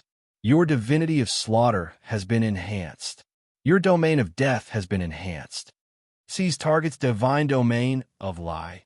You've gained domain of lie. Seize target's divine domain of deception. You've gained domain of deception. Seize target's divine domain of illusion. You've gained domain of illusion. Seize target's divine domain of conspiracy. You've gained domain of conspiracy. Seize target's domain of craftiness. Your domain of craftiness has been enhanced. God of murder, Sirik has been killed. Your domain of death has been enhanced. Your domain of death has been enhanced. Compatibility 95%. You've gained domain of conspiracy. You've gained domain of deception. You've gained domain of slaughter. You've successfully seized target's divine domain of murder. An unprecedented amount of divinity surged into Soren's body. This was something that had never happened before. The indescribable compatibility allowed Soren to absorb the power that dissipated after Sirik's death. This power was so similar to his that the degree of fusion was quite astonishing. 210 divinity points. 65 divinity points. This was almost the majority of the power that Sirik had accumulated since he broke free from the seal, and now all of this divinity had surged into Soren's body. This was something that had never happened before when killing any god. No god could let Soren absorb such a large amount of divinity like Sirik. This was because their origins were also the three gods of death, and the degree of fusion of divinity far exceeded that of other gods. Seize target's divine domain successfully. You've gained domain of murder. You've gained a new domain, destruction. You've successfully advanced to great divine power. A part of the divinity was scattered. Although Soren and Sirik's divine domain and divinity had an amazing compatibility, there was still a considerable amount of rejection. That was, Soren belonged to the lawful evil faction, while Sirik belonged to the chaotic evil faction. There was no way to merge with this divinity. Sirik's divinity, with the power of chaos, was scattered to the others. Some of it was absorbed by the gods who came to help, and some flew to the mortals' bodies. At this moment, a surge of divinity gushed out from Soren's body. The gods present couldn't help but be surprised when they saw it, and then smiled and nodded to express their congratulations. He had advanced to a great divine power. After seizing Sirik's divinity, Soren directly advanced to a great divine power, and his divinity value had reached a very shocking level. At present, Soren's divinity value was 715 points, and his shard of divinity was 350 points. Basically, he was almost the same as the old great divine powers, and his divinity value might even be a little higher. Now, most of the power of the three gods of death had been seized by Soren, and the only part left was Klemvox's. As the former king of the dead, Klemvox's divinity was obviously stronger than Sirik's. If he succeeded in killing him, then Soren might be stronger than the ancient god of death, Jurgil, at his peak. After all, there was still Naruto from another world that he needed to deal with.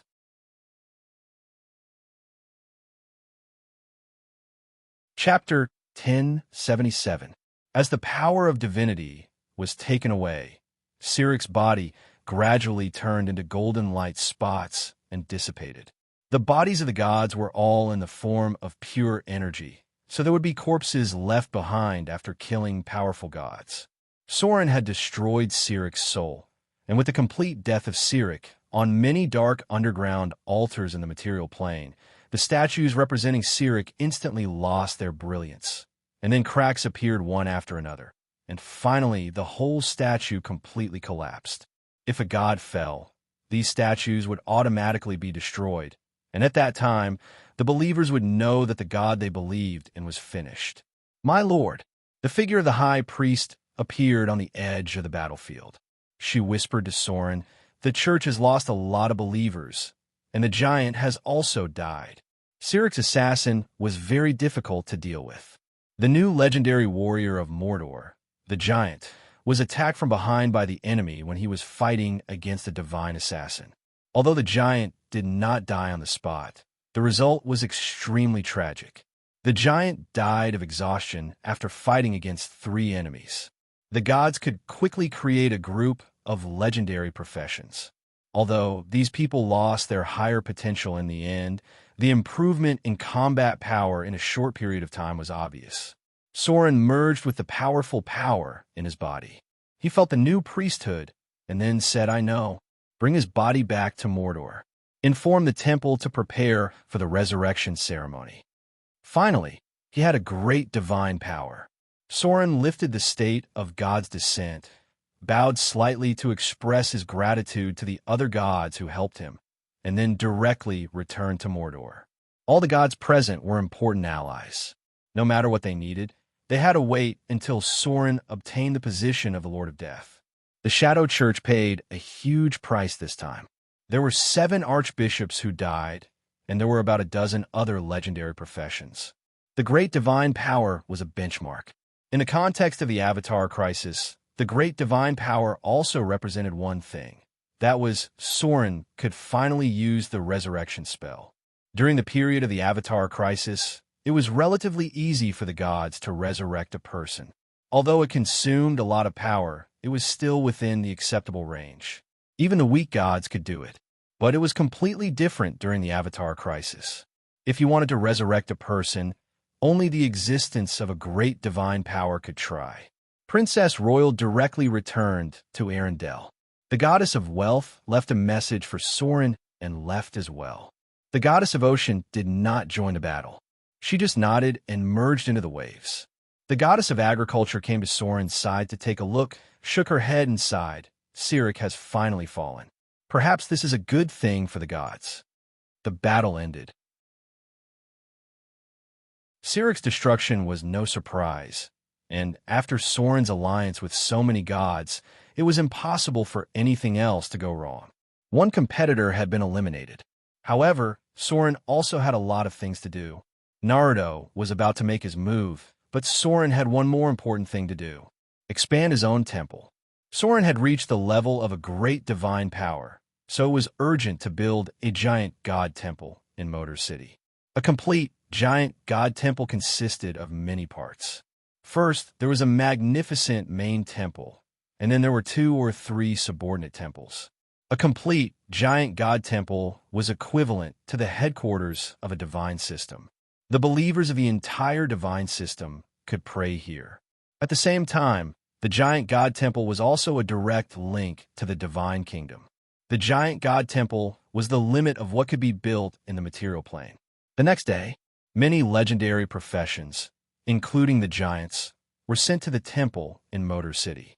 The grand prayer ceremony was presided over by the high priest, and Soren came to the center of the temple in the form of a god.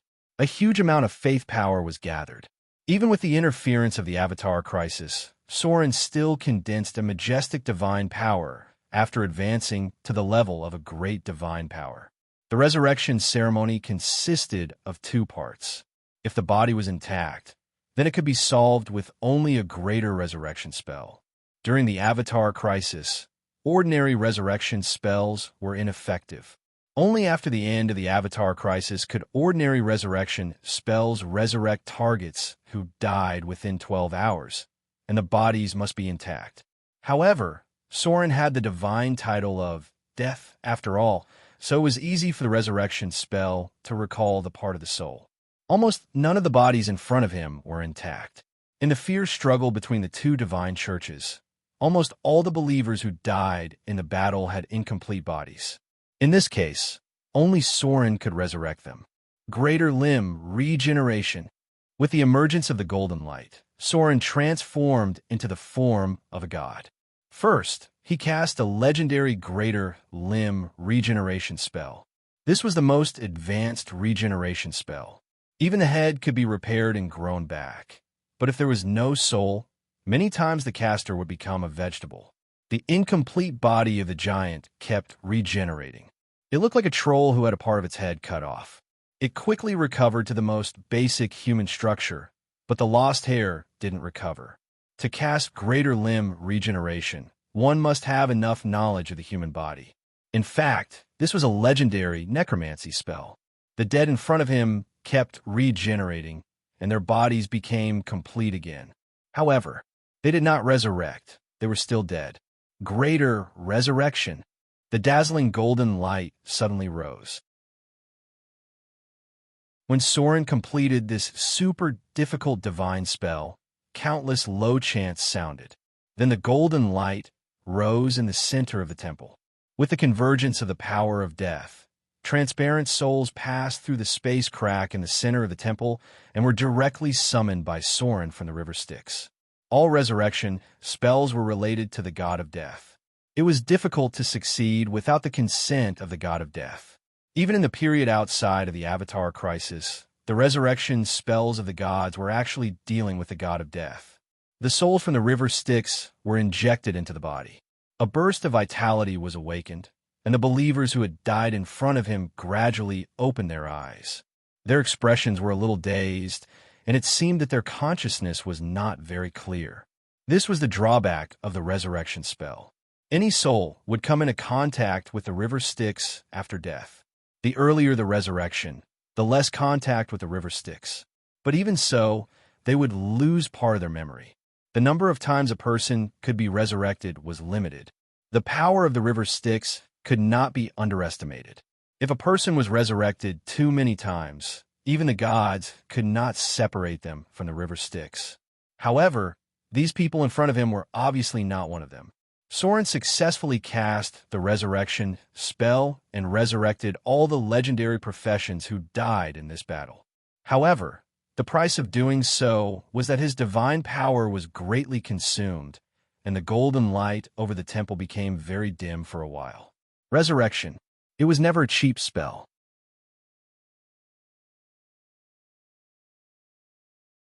Chapter 1078. In a land of bones, countless undead wandered in this wilderness. This was originally an ancient battlefield of the Arcane Empire. Later, due to the fall of the floating city, it formed a strong energy radiation. The resurrected undead here were more dangerous than in other places because their bodies were shrouded in a negative energy field. Any effective attack could drain the enemy's attribute value. This was a forbidden zone for the living. There were no living beings in sight. Occasionally, there would be some necromancers shuttling back and forth. They were busy transporting strange materials from the lower planes, produced in the region between the spirit realm and the underworld. A huge altar stood in the middle of the land. This altar covered a large area. It looked like a white bone fortress. Around the altar were 7 strange towers. They looked a bit like obelisks, but the top of the obelisks were burning with blue flames. No creature dared to approach the obelisks. Even the liches kept a distance. This was because this was a soul-summoning tower, which was also a soul-locking tower. Countless wraiths wandered around the top of the obelisks, but they could not break free. Countless wraiths were released from the blue flames. They kept rushing outside and roaring, but in the end, they hit an invisible energy field. Some of them disappeared and were absorbed by the soul-summoning tower. The other part was bounced back into the tower. "My lord," a high-grade necromancer priest came to the altar and said respectfully, "The other soul-summoning towers have been completed. We can begin this ceremony." Along with the appearance of a dark figure, a horrible existence descended on the top of the altar. Naruto, a god from another world, took nearly 1,000 years to take root here and steal the power of the death god system. The god of death, Hell, was a famous and notorious deity. His face was dry and horrible. He was like a skeleton with rusty red skin, thick dark green hair, and a black cloak. His eyes, teeth, and nails were soaked in drugs. His black staff, Reaper, could form a blade of light in the shape of a giant sickle on the tip of the staff. It could instantly kill any mortal when it touched it. This artifact was like the Orcus staff, but stronger. Naruto was the real god of death. He could kill any mortal at will. God of death, the enemy of kindness, the abomination of life, the messenger of darkness, the king of gloom, and the reaper of flesh. In the long history, the god of death, Nero, had too many titles. He was a god of the neutral evil camp. At his peak, he was a great divine power. Although he had weakened to a mid-level divine power after coming to this world, he cannot be measured by the standard of an ordinary mid-level divine power. This god of death also wanted to be as powerful as the ancient god of death, Jurgel. Hell's priesthood was death, darkness, murder, and the underworld. Was death, evil, and craftiness. Basically, any god who had the craftiness domain could not be underestimated. Just look at those gods who had the craftiness domain. The queen of spiders, Lolth, the god of murder, Sirik, the goddess of magic, Mistra, and the lady of the night, Shar. Basically, gods who had the craftiness domain were very dangerous. Naruto's body came. With his appearance, countless undead spirits fell silent. Then, rows of undead spirits knelt down as if they were worshipping their master. A strong aura of death emerged. Since the outbreak of the Avatar crisis, countless people had died in the material plane. The disaster of the undead had intensified this process, causing countless mortals to die in the disaster. I am the Reaper of Life. I am a master of death. Naruto stepped into the center of the altar with a huge black scythe in his hand. With his footsteps, countless undead emerged from the ground and then flew wildly to the surrounding obelisks. The huge power of death surged. Almost at the moment when Naruto started the ritual, countless undead in the material plane sensed it. The remaining power of the long sleep domain also dissipated. Many hazy, wandering souls quickly appeared, and mortals could see them with the naked eye. This situation only appeared when one was close to the underworld. Now, at the same time as Naruto's promotion, the entire material plane was disturbed. In a short time, the power of the law was eroded by death, making the material plane become like the spiritual world. Only in the spiritual world could there be so many wandering souls. In an instant, all the gods sensed it, and the ones who sensed it the most were the gods related to death. No! An angry roar came from a distant direction, followed by a golden light across the sky. The power of the long sleep domain suddenly skyrocketed, and the figures of many ghosts became hazy again. Naruto, Life Hater! Clemvox's golden figure appeared in the sky, and he angrily said to Naruto, "You can't succeed. I am a king of the undead." Altars rose in the material plane. Naruto was not surprised by Clemvox's appearance. He had been preparing for this for a long time. "We Clemvox, you don't deserve to be in charge of death." Naruto's lips curled into a sarcastic smile, and then with a wave of his hand, more than 10 powerful undead auras appeared in the surroundings.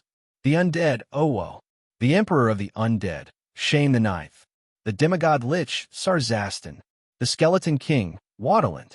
Powerful undead appeared in the surroundings. There were 5 or 6 famous undead in the multiverse. Even if the others were not famous, they were still high-grade legendary undead. These were all Clemvox's enemies.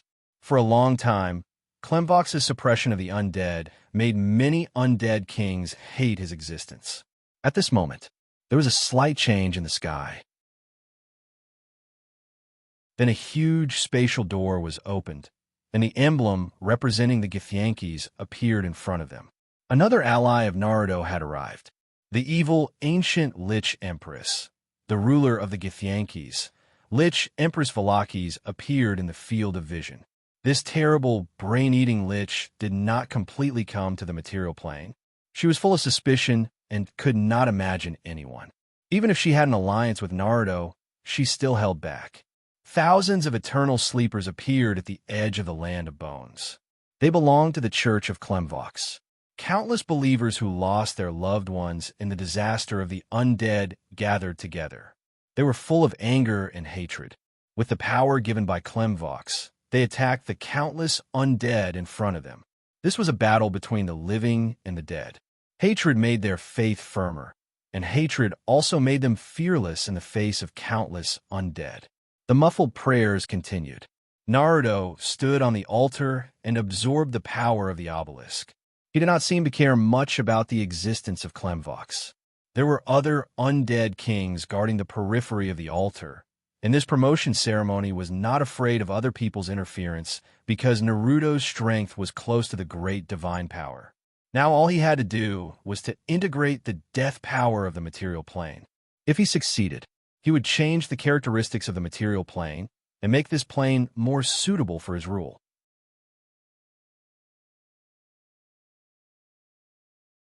Chapter 1079. Clemvox's figure was stopped. Although he was a god with great divine power, under the background of the Avatar crisis, Clemvox had lost the power of a true god. All the gods were suppressed. Even Klemvox could only fight in the form of a saint. That was to say, he was now only a saint with a profession level of more than 40. If not, he would not have been seriously injured by Naruto's sneak attack for a while. Many undead kings surrounded Klemvox's figure. In the face of so many powerful liches and undead kings, even Klemvox was not easy to get away, not to mention that there was a Githyanki lich queen in the sky. Klemvox was obviously at a disadvantage, and it seemed to be a very serious disadvantage because he couldn't even force Naruto to make a move. However, after all, Klemvox was the old king of the dead. When Klemvox's figure was stopped by many undead kings, a low voice suddenly came from the southwest. Enough. You undead have caused countless disasters in the material plane. Now it's time for you to go back. In the distant sky, a male human with wounds and scars all over his body appeared. When he walked with great difficulty, it could be seen that his feet were lame and his hands were seriously injured. His thin and short body was only wrapped in a loincloth. Although his head was slightly bald, he was bald, but there was always a comforting, gentle smile on his unattractive face. His body with thick body hair was crisscrossed with various scars, bleeding wounds, burning scars, and marks left by various kinds of torture. But even so, a powerful force shrouded the edge of the battlefield. Some kind of domain was comforting the living while suppressing the brutality of the undead. Ilmet, god of suffering. This mid-level divine power and god of the lawful good alignment seemed to be persuaded by Klemvox. He joined the battle and stood on the side of the living. The gods were all spying on them. No one dared to easily get involved in the battle of the king of the dead. Perhaps only the gods of the lawful good camp could be easily persuaded by Klemvox to deal with Naruto. After all, Naruto's behavior had seriously angered these lawful good gods. Ilmet was a mid-tier god. He was the weeping god and the broken god. His church comforted and took in the disabled, the oppressed, the poor, slaves, serfs, and so on. It had a wide range of beliefs among the lower class of the material plane. Ilmater was a kind-hearted, docile, quiet, and peaceful god. He was willing to bear the suffering of the whole world. However, although the weeping god's personality was very gentle, he would also show an extremely violent and cruel side when he was angry. He was extremely concerned about all the children and young lives in the world, and he struck down those who dared to harm those he protected. The undead calamity killed many people. Among them, the weak children were even more difficult to survive. Ilmet's anger made his pupils shine with golden light, and it looked like a sharp sword directly aimed at Naruto.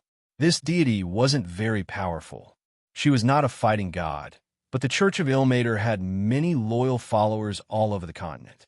In this cruel and realistic world, many victims, the sick and the poor, relied on the Church of Ilmet to survive.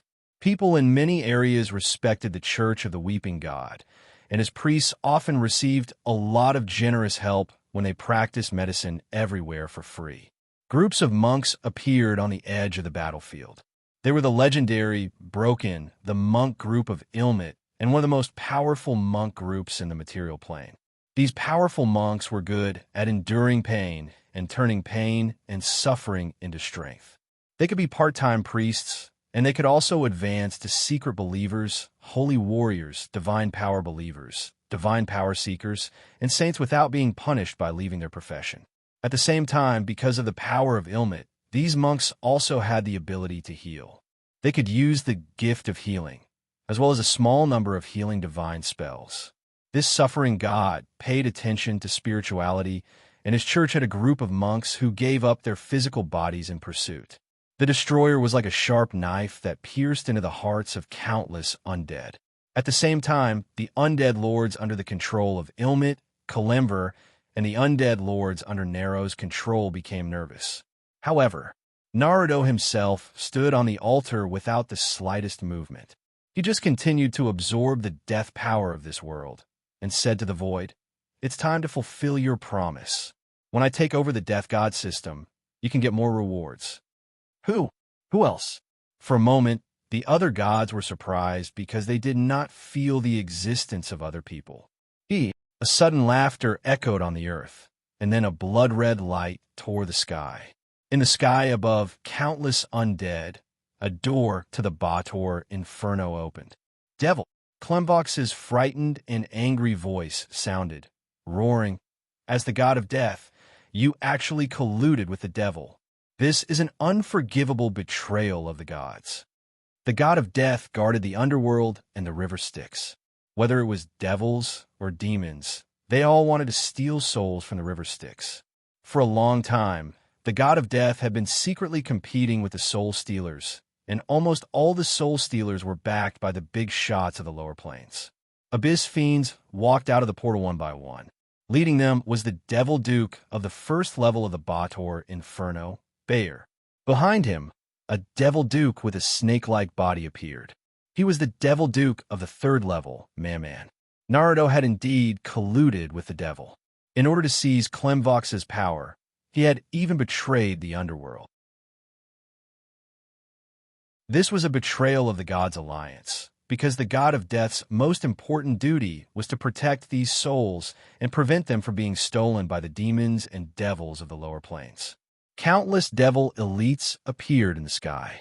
These are the elite troops from the Abyss Blood War. Bayer was the commander of the Blood War, and the troops he could mobilize far surpassed the other Devil Dukes. The situation of the battle was instantly reversed. With the appearance of the Devil Army, neither Klemvox's church nor Ilmater's church had any chance of victory. It was impossible for a mortal army to fight against the Blood War. Weak and shameful Klemvox, the god of death, is the master of death. He is not the servant of the other gods. Naruto had a mocking smile on his face. "Look at how pitiful you are. As the ruler of the underworld, you have fallen to such a state." Countless devils attacked from the sky. In an instant, Klemvox's church suffered heavy losses.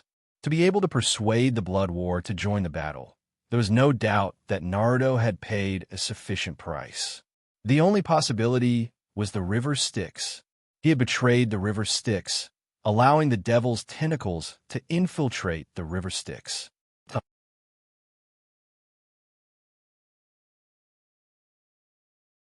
Chapter 1080. Is Naruto crazy? In the distant city of Motor, Soren, who was secretly watching all of this, was also shocked. Naruto actually used the river Styx as a bargaining chip to persuade the demons' main forces in the Abyss Blood War. Asmodeus must be behind this. This is simply a betrayal of the gods' covenant. A trace of anger appeared on Soren's face, and he murmured, "Is he really not afraid of completely angering Jurgle?" This was a very ancient covenant. It had existed since the time of the ancient god of death, Jurgle. When the first batch of creatures appeared in the world, their souls were transported to the underworld by the river Styx after they died. Unless it was a particularly important believer, most of the gods, whether good or evil, would eventually receive their souls from the underworld to the kingdom of God. The task of the oracles from the otherworld was to be responsible for the exchange of souls with the servants of death, and the servants of death's task was to protect the river Styx and souls to prevent them from being taken by the soul stealers from the lower plane. This was a battle that had lasted for countless years. The demons and demons coveted souls, resulting in the birth of many soul stealers every year. They constantly tried to take souls from the main stream and tributaries of the river Styx, and at the same time guarded against the powerful servants of death. Bator Inferno and the Abyss both had lords who coveted the wealth of the river Styx. The gods of death were the first line of defense against them. Every god of death had to deal with the soul stealers, and the souls themselves were the wealth of the gods of death. Even the three gods of death during the crazy period did not dare to betray this ancient covenant. But now it seemed that Naruto had obviously abandoned part of the benefits of the river Styx and let the demons' tentacles penetrate into the river Styx. This was a very terrible thing. If the demons had an endless supply of souls, then they would continue to evolve and give birth to a large number of powerful senior demons. At the same time, a large number of souls would be desecrated, resulting in the Bator Inferno having an extremely terrifying number of soldiers. "We can't wait anymore." Soren suddenly stood up and said, Activate the arcane tower. Activate the Mies nucleus. Prepare the super magical pulse cannon. Activate the diamond golem army. Prepare to launch a super long-range energy attack on the devil army. The demons had always been the kind of people who would not act unless they saw a rabbit. They would not act unless they got the benefits. Naruto had obviously fallen a part of the sticks into the hands of the demons. It was impossible for Clemvox's church to defeat the Devil Legion. These are the main forces of the Abyss Bloody War. How could mortals fight against the powerful legendary demons? On the battlefield, a terrible massacre was taking place. Although the undead were extremely powerful, they were still inferior to the terrifying Blood War Legion. Clemvox's church suffered heavy losses in an instant. Countless mortal believers fell under the butcher knives of the devil elites. Even the powerful broken monks could only resist the devil's attack. Among the enemies, there were many greater devils, among which there were thousands of abyss fiends. A cruel smile appeared on the corner of Nero's mouth. He loved the flowers that bloomed at the end of life, and he thought they were the most beautiful things. Batches of mortals were being slaughtered. Clemvox's power was constantly weakening, while his power was constantly increasing. Everything seemed to be a foregone conclusion. Clemvox had no chance to turn the tables. But just when Naruto thought he had won, a dazzling light suddenly appeared in the distant sky. It was like a sun rising. Countless devils had a look of horror on their faces. Then, as if they had seen an extremely terrible existence, they fled frantically toward the blood-red portal one after another. The light shrouded the earth. The golden sun was suspended in midair, and a terrifying divine power shrouded the earth. Countless undead melted like snow under this light. Even the vengeful spirits at the top of the obelisk quieted down, all of them hiding in the blue soul fire. Life-hater, Naruto. A deep voice sounded from the golden sun in front of him. The dazzling figure of the god of light appeared. Behind him was not the sun, but the seven hills paradise that shone brightly. Finally, he could not stand it anymore. The figure of the god of light shone brightly like the sun god in ancient times, illuminating all the land in front of him, leaving no place for the darkness to hide. Holding the scepter in his hand, he waved it toward Naruto's figure. Powerful divine power fell from the sky, and countless low prayers and chants sounded. Behind the god of light, countless angels on the seven hills paradise began to chant together. The dazzling holy light shrouded everything as if to purify all evil. Naruto, you should pay for all your evil deeds. Countless voices echoed. Angels of holy light, mastiff head angels, trumpeter angels, golden-winged lions, seraphs on the layers of hills paradise. Countless angels of the Yason god clan chanted together. With a blow from the god of light, the whole world was shrouded in the power of holy light. Countless undead and demons were set ablaze and directly turned into ashes in the light. A trace of horror finally appeared on Naruto's face.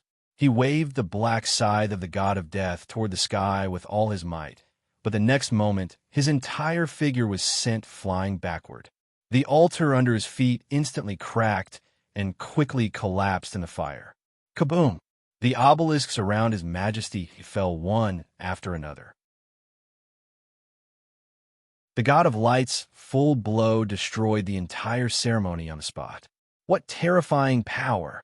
Soren could not help but swallow and murmured, "No wonder he is the existence closest to a greater divine power." Under the sky, Naruto's body had become broken. His withered face was burned by the holy light, and his whole body was emitting black fog. Countless souls rushed out of his cloak.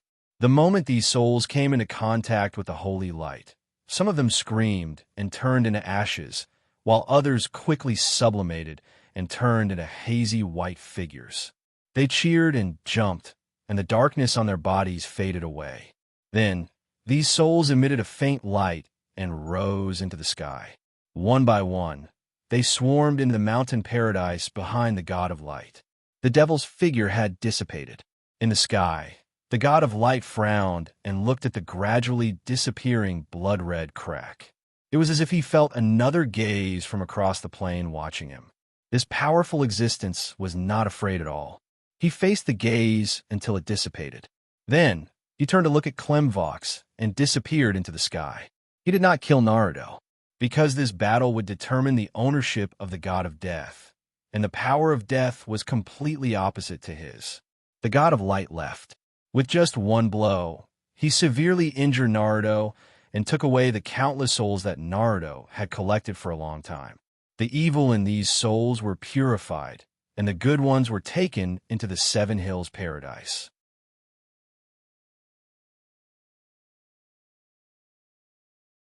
Chapter 1081.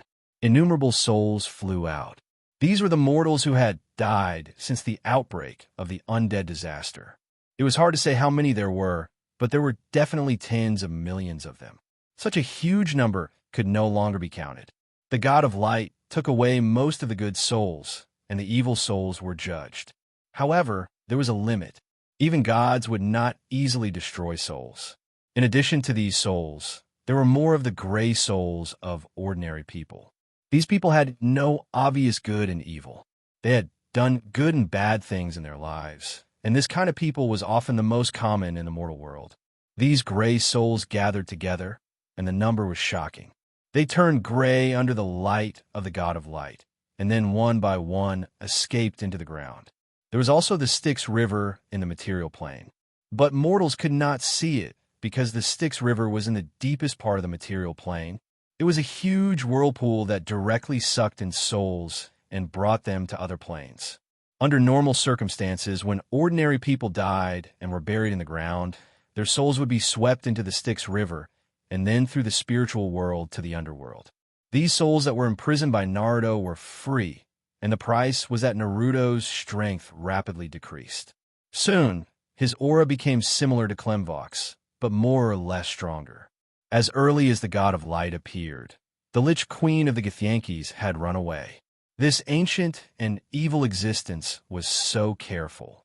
It was said that in order to prevent her position from being shaken, she would suck the brains of many Githyankis who were above level 11. This Lich Queen had existed for a long time. It could even be traced back to the history of the spirit-sucking empire. For a monster to be able to live for so long, her ability to take advantage of the situation was quite amazing. When she saw that the god of light was involved in this battle, she immediately abandoned Naruto and fled back to the astral world. The astral world was boundless, and even the gods could not find her. Motor City. When the god of light appeared, Soren's expression suddenly relaxed, and he immediately said, "Temporarily stop the long-range attack of the arcane tower. Gloria, you take over the authority of the arcane tower, and I will go to the land of bones personally." Gloria's figure appeared. There was a hint of worry on her face, but when she saw Soren's determined expression, she could only bite her lips and nod. After all, this was a battle between greater divine powers. It was impossible to say that they weren't worried about Soren, because no one had absolute confidence. Come back alive. Fallen Witch's figure also appeared on top of the tower. She stared at Soren with an expressionless face, then suddenly stepped forward and hugged him fiercely. Regarding this, Gloria did not seem to change at all. It seemed that she vaguely knew something. "I'll wait for your return." Gloria stood on the astrology platform and gently stroked her belly as if she was trying to convey something to Soren. Soren nodded and smiled. "Don't worry. I never do anything that I'm not completely sure about." Two rays of light appeared. Brother. Vivian's and Lillian's figures appeared, and the two little faces had determined expressions. "We'll go with you." Soren did not hesitate at this moment and nodded. "Okay." The two little girls' voices were unquestionable, and Soren knew what to do at this time. Outside the arcane tower, little sparkling snowflakes appeared, and Princess Royal's figure quietly appeared. She glanced at the several women in front of her and frowned slightly. Then she said, "Let's go. The opportunity will be gone in the blink of an eye." A hazy figure appeared. "Fortunately, I didn't disappoint you." The goddess of agriculture lifted her long hair slightly and glanced at Soren, then said, "What happens next will depend on you." The next battle. Other than Princess Royal, who could fight alongside Soren, the other goddesses could only cheer for Soren at most. Whether it was the goddess of agriculture or the goddess of wealth, it was impossible for them to help him fight against Naruto and Klemvox. The goddess of ocean was also completely impossible. She was unwilling to fight against Sirik the last time. Thinking of this, Soren could not help but turn his gaze to Princess Royal. Although the Princess Royal was often cold and indifferent, he did not expect that in this fateful battle, she was the only one who was willing to fight side by side with Soren. The goddesses in this world would flock to him when there were benefits, but when it came to life and death, there were not many who could be relied on. Their relationship with Soren could only be one of mutual benefit. If he really thought that he could subdue these goddesses by sleeping with them, he would have died a long time ago. There were many goddesses who had a good relationship with Soren, but looking at the goddesses who were here today, he knew that these goddesses were unreliable. Goddess of magic, goddess of wealth, fiery lady, goddess of joy. None of the goddesses who had some relationship with him in the past could be seen today. However, just as Soren was about to teleport away, an absolutely unexpected person appeared. It was a very sudden appearance. It was a gorgeous woman, wearing a dark green dress and a veil on her face. No one knew when she appeared outside the arcane tower, but there was a faint smile on her lips. When Soren looked at her, she suddenly smiled playfully and said, "Surprised by my arrival?" The others present were shocked, and, at the same time, they looked as if they were facing a great enemy. I really didn't expect it. Soren felt that this face was very familiar. It only took a moment for him to remember the other party's identity. He smiled bitterly and said, "I'm really surprised. Lady Calamity, the goddess of misfortune, Ben Saba, a goddess that Soren would never have expected to appear here. I'm just here to give you my blessings." The female incarnation of the goddess of misfortune slowly walked in front of Soren, then kissed him on the cheek and whispered, "Your enemies will be shrouded in misfortune." A goddess that no one would have expected. Now, she was betting on Soren, and it seemed like she was betting a lot. Note, curse of misfortune. Why? Soren was puzzled. Lady Calamity smiled and glanced at Princess Royal with a disdainful expression. Then she said, "After all, we are all in the abyss, aren't we? Someone outside of fate. The new child of fate." The beautiful figure chuckled. Then she slowly disappeared. This evil goddess had a bad reputation. It was said that she was narrow-minded and vengeful. She was extremely jealous of her sister, the goddess of fortune. The goddess of fortune was loved by everyone, but she was very afraid of her. Lady Calamity had a special divine power. She had the power of fate, opportunity, and craftiness. She could bless others to avoid misfortune, and she could also curse some people to bring misfortune to them. This was also useful for gods, although the effect was far less than when it was used on mortals. Lady Calamity's figure disappeared. Soren didn't know if this was a good thing or a bad thing.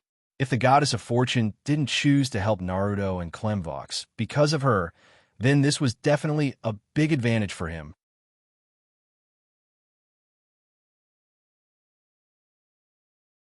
Chapter 1082. The Twin of Destiny was unpredictable. They were outside of the circle of the gods. Apart from things related to fate, they were only interested in the struggle between each other, whether it was the Lady of Misfortune or the Goddess of Fortune.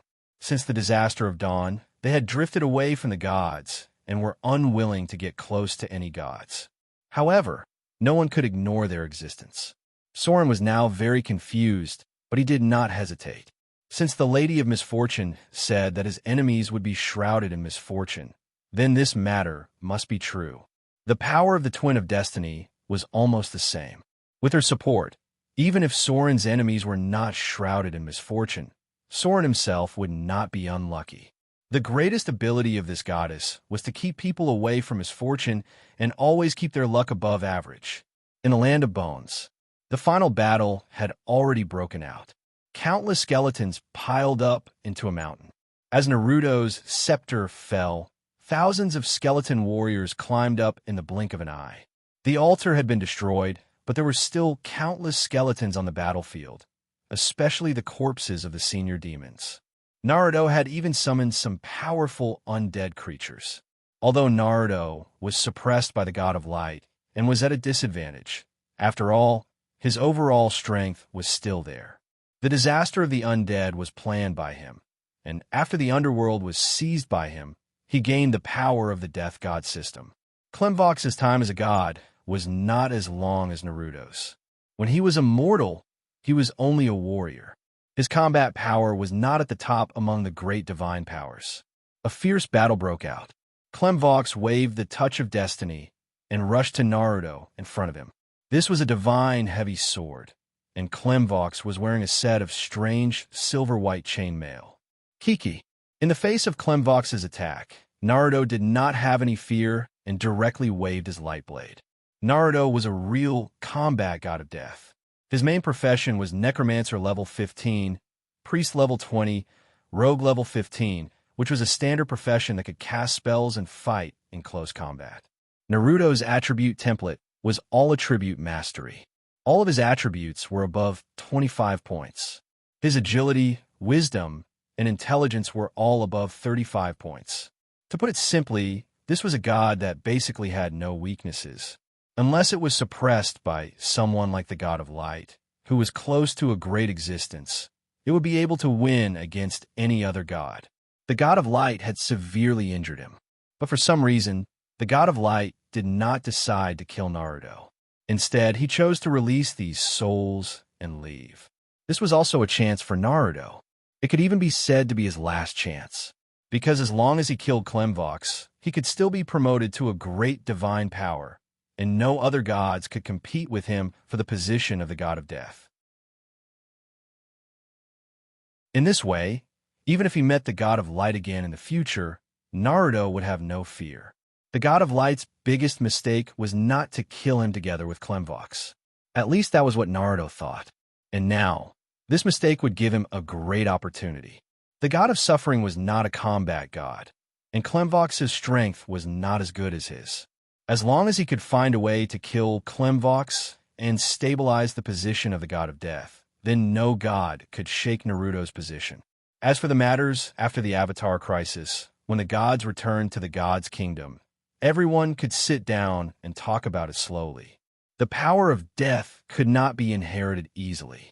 Looking at the ability of the whole material plane, there were only a few who could inherit the power of death, and in Naruto's view, only he and Clemvox could do it. The ancient god of death, Jurgel, was basically not in charge anymore.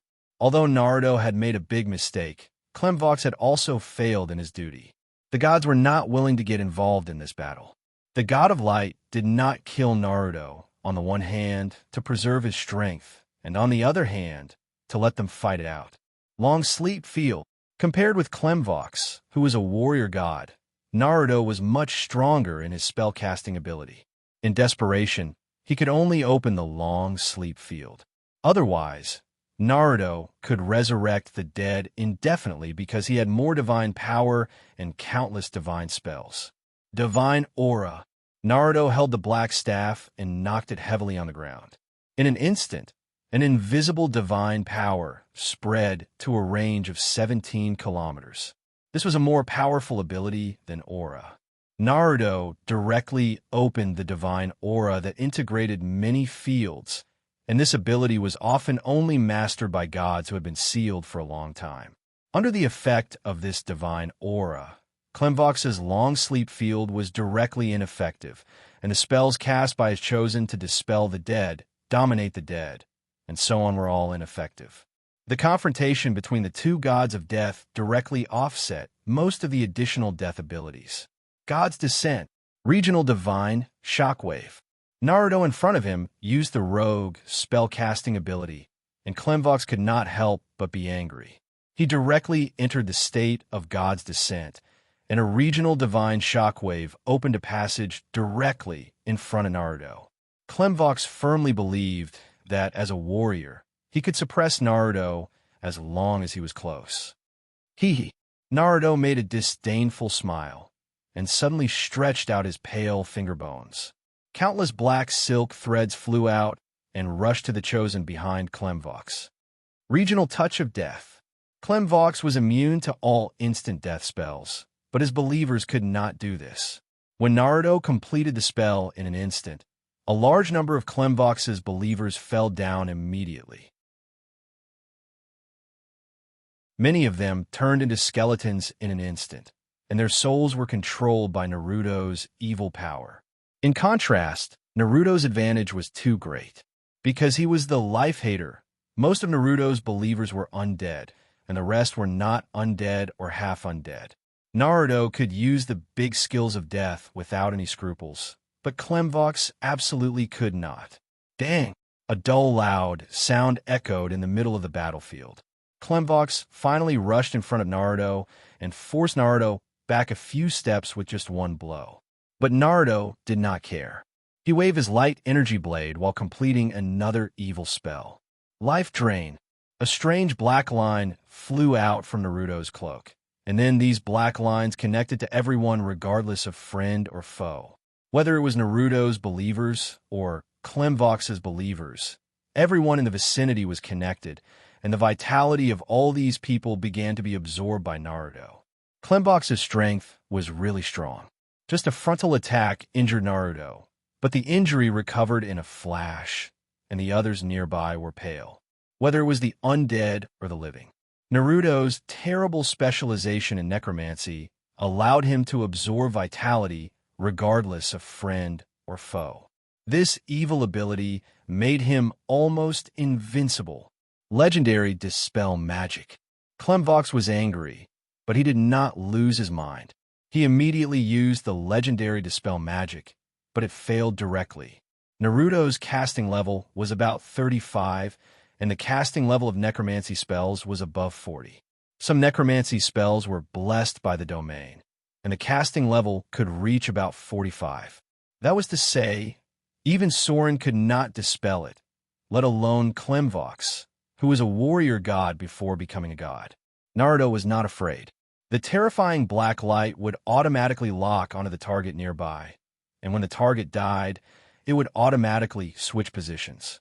Not only were there Clemver's believers nearby, but there were also a large number of undead and necromancers who had been resurrected in hell. He did not even activate his divine shield, and he was completely focused on facing Clemver's ferocious attacks head-on.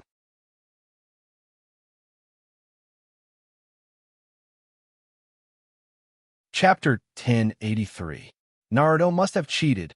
Outside the battlefield, Soren watched all this and said with a stunned expression, "Fortunately, Clemvox took the lead first. What a strange ability.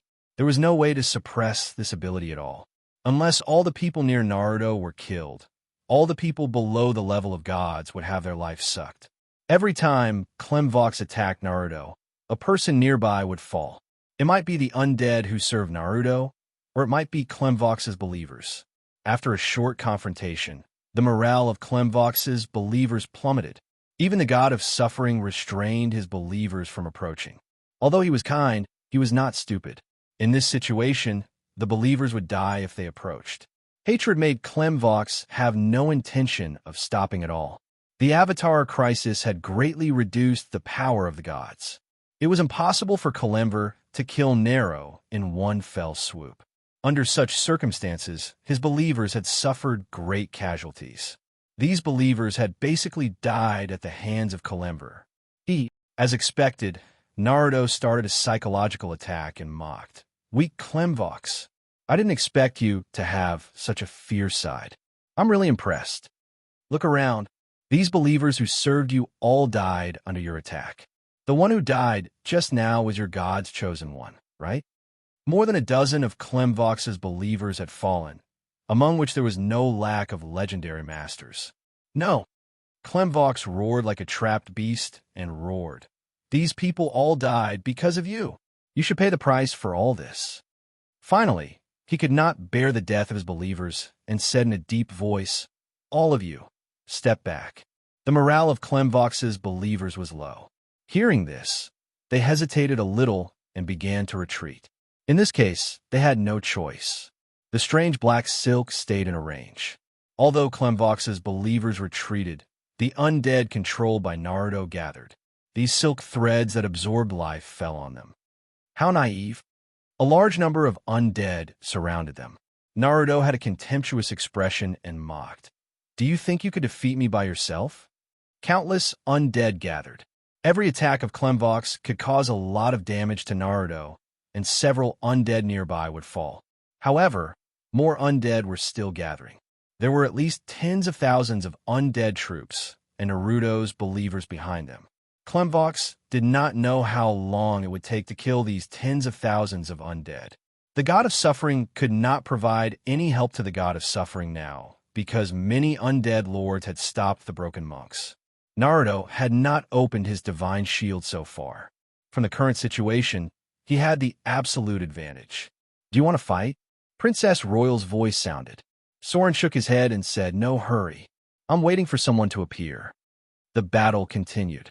Clemvox's powers seemed to be endless.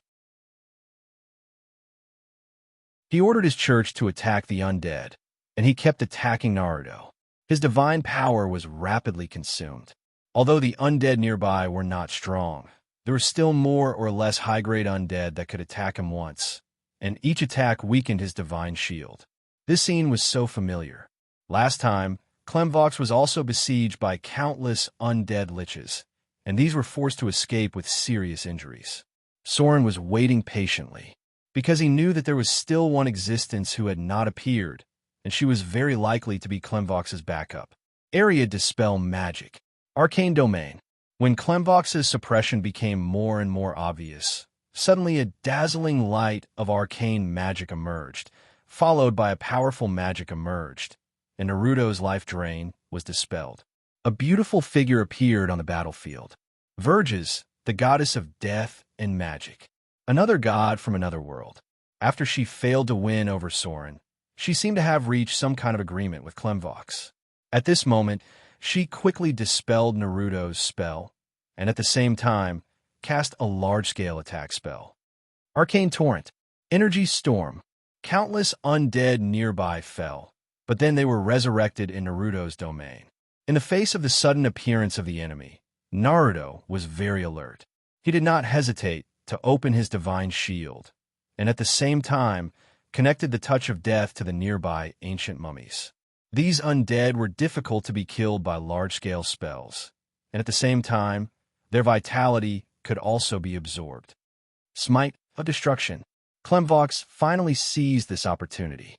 Powerful divine power gathered on the heavy sword, and a black light appeared, and he slashed wildly toward Naruto. Outside the battlefield, Soren finally made his move and said in a deep voice, "Activate the Arcane Tower. Plane waymark 115,245. High Priest, help me to lock the attack range with divine power. Indiscriminate attack within 3 kilometers. Even the Queen of Spiders could not resist the arcane crystal pulse cannon. The damage it caused to the divine shield was very terrifying. Just after all the targets appeared, Soren gave the order to attack, and the arcane tower in the city of Motor had already risen to a height of tens of thousands of meters. Gloria was responsible for driving the Mies nucleus, and the Fallen, which was responsible for activating the elemental furnace. The energy of the entire arcane tower was activated to the limit, and then a dazzling light energy impact directly cut through the space. Boom! The battlefield in front of them was hit by a devastating bombardment in an instant. This was a crazy bombardment that did not distinguish between friend and foe. Whether it was Clemvox's church or Naruto's believers, they all suffered heavy losses in an instant. Countless skeletons were directly vaporized, and even legendary figures were killed instantly. Do it! When a round of ultra-long-range energy attacks was over, Soren's figure immediately entered the battlefield. The nearby space had been completely blocked. Neither Clemvox nor Naruto wanted the other party to escape. The terrible ultra-long-range energy attacks directly destroyed a part of the battlefield, and both Naruto and Clemvox were very embarrassed at the moment. Clemvox had consumed too much power at the beginning, and at this time his divine shield was about to dissipate. Cold ice and snow were flying. Within a range visible to the naked eye, the bodies of countless undead were quickly covered with a layer of white frost, and their movement speed and reaction speed were rapidly reduced. In the distance, in the arcane tower in the city of Moder, Gloria also gave an order at the moment when Soren attacked. She said in a serious voice, "Open the space waymark. Teleport the Golem army. Activate the Magic Construct number 1. Activate the Magic Construct experimental body. Teleport the Diamond Golem into the battlefield. Fouling prepare to open a large portal."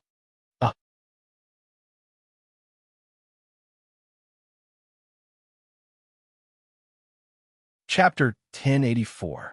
It was impossible for Soren to wait for a winner to emerge from such a battle, because whether it was Clemvox's death or Naruto's death, the power of death would be absorbed by the winner.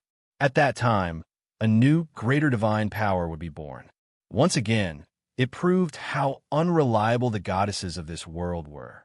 When the figures of Soren, Vivian, Lillian, and Princess Royal suddenly appeared on the battlefield, the goddess of death and magic, Verges, was aware of the presence of so many mid-level gods and above, and there was also a greater divine power, Soren. After suffering a super long-range energy attack from the arcane tower, she did not hesitate to use her special magic priesthood to teleport to the edge of the battlefield. Then, without even saying a word to Clemvox, she escaped on the spot. She escaped.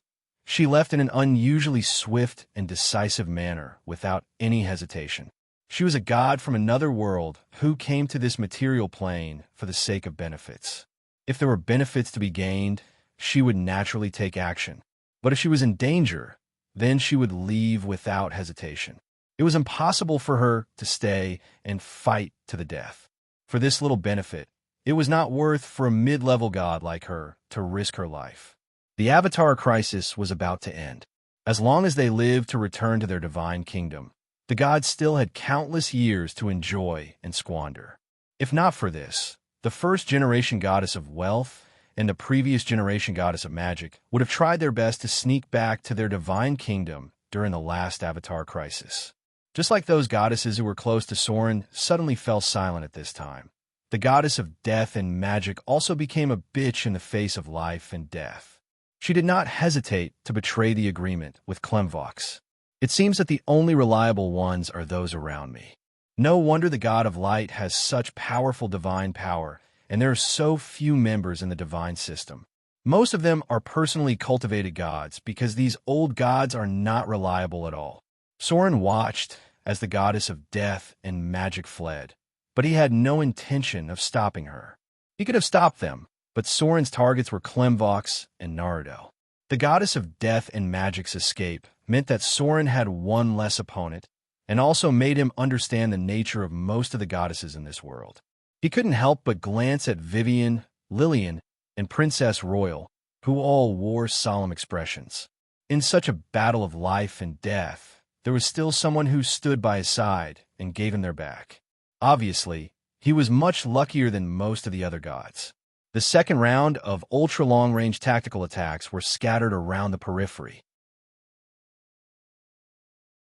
The home field had basically been cleared, but in order to prevent Naruto from resurrecting too many undead, Gloria controlled the arcane tower to carry out a second round of tactical attacks, clearing out most of the undead nearby. At the same time, Soren, Vivian, Lillian, and Princess Royal all attacked Clemvox in an instant. The reason why they did not choose Naruto was because he was an undead. It was more difficult to kill him than Clemvox, and his overall strength was currently a little stronger.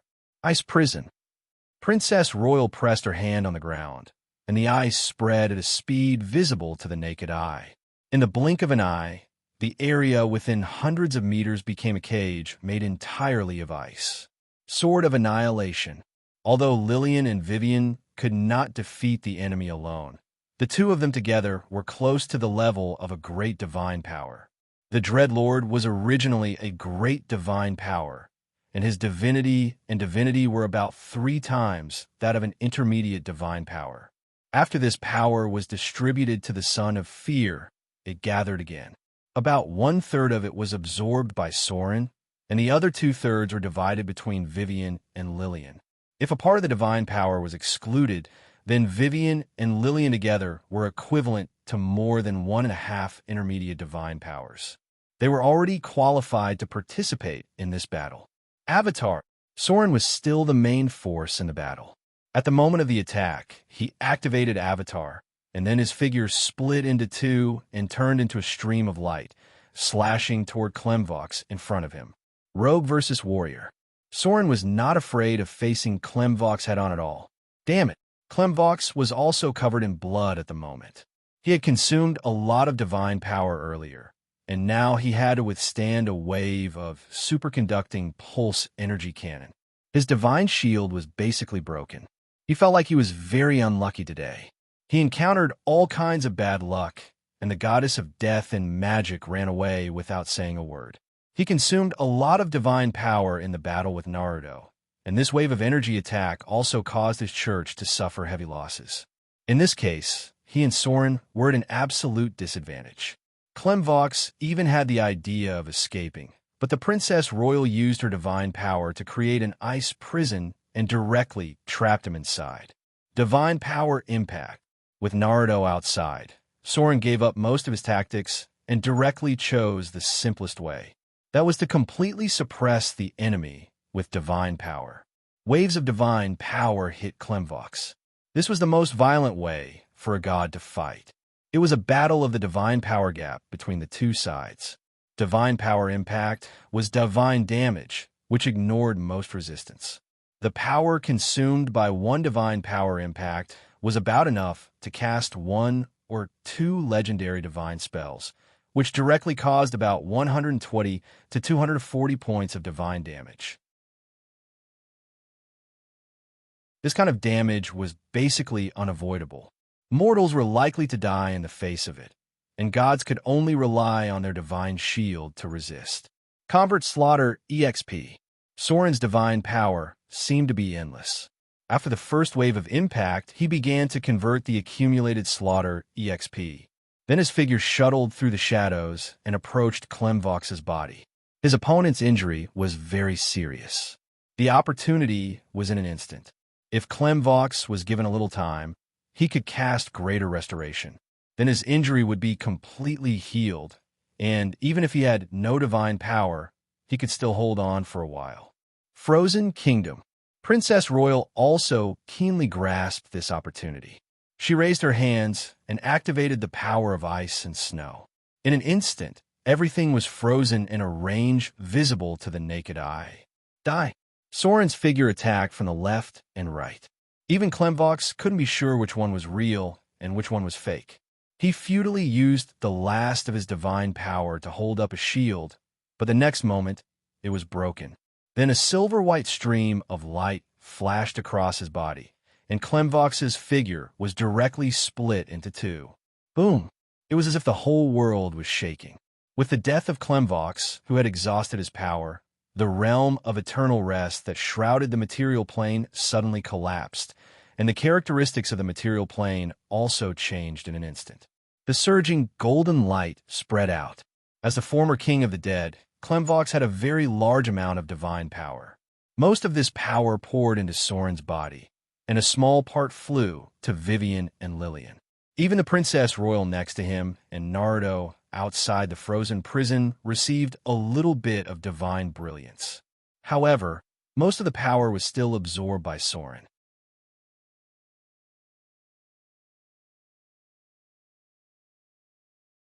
Chapter 1085. No! Seeing the exhausted Klemvox fall under Soren's hands, Naruto suddenly let out a roar full of unwillingness. He had planned everything to force Klemvox to this point, but he did not expect Soren to take the fruits of his labor. After Klemvox died, most of the divine power of death gathered on Soren's body, and then countless souls appeared as if they were worshipping the new king of the dead. A row of data appeared in front of Soren's eyes. King of the dead. Klemvox killed. Extracting target's soul power. You've received 18540,000 slaughter EXP. Target has divine power. Extracting target's divine power. You've received 270 divinity points. Divinity leveled up. You've broken through to greater divinity. Target has divine power. Extracting target's divine power. You've received 210 divinity points. A huge amount of divine power emerged.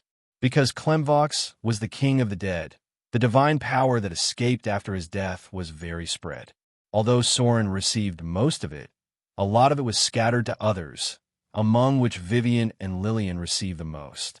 It was as if he had broken through some kind of limit. In an instant, Soren's figure floated in the air, and then the material plane trembled slightly, and the eternal slumber that had been broken was restored. At the same time, there was a burst of low chanting. A dark kingdom appeared behind Soren, and a majestic shrine was built in it. In the sky, there were shadow angels and otherworldly servants flying around the shrine.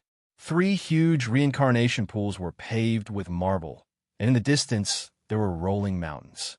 As if they had sensed something, countless heroic spirits and angels flew and prayed, and under the command of the otherworldly messenger, they let out joyful voices. Greater divinity. Naruto seemed to have thought of something, and his face became abnormally pale. The Shadow Kingdom appeared behind Soren.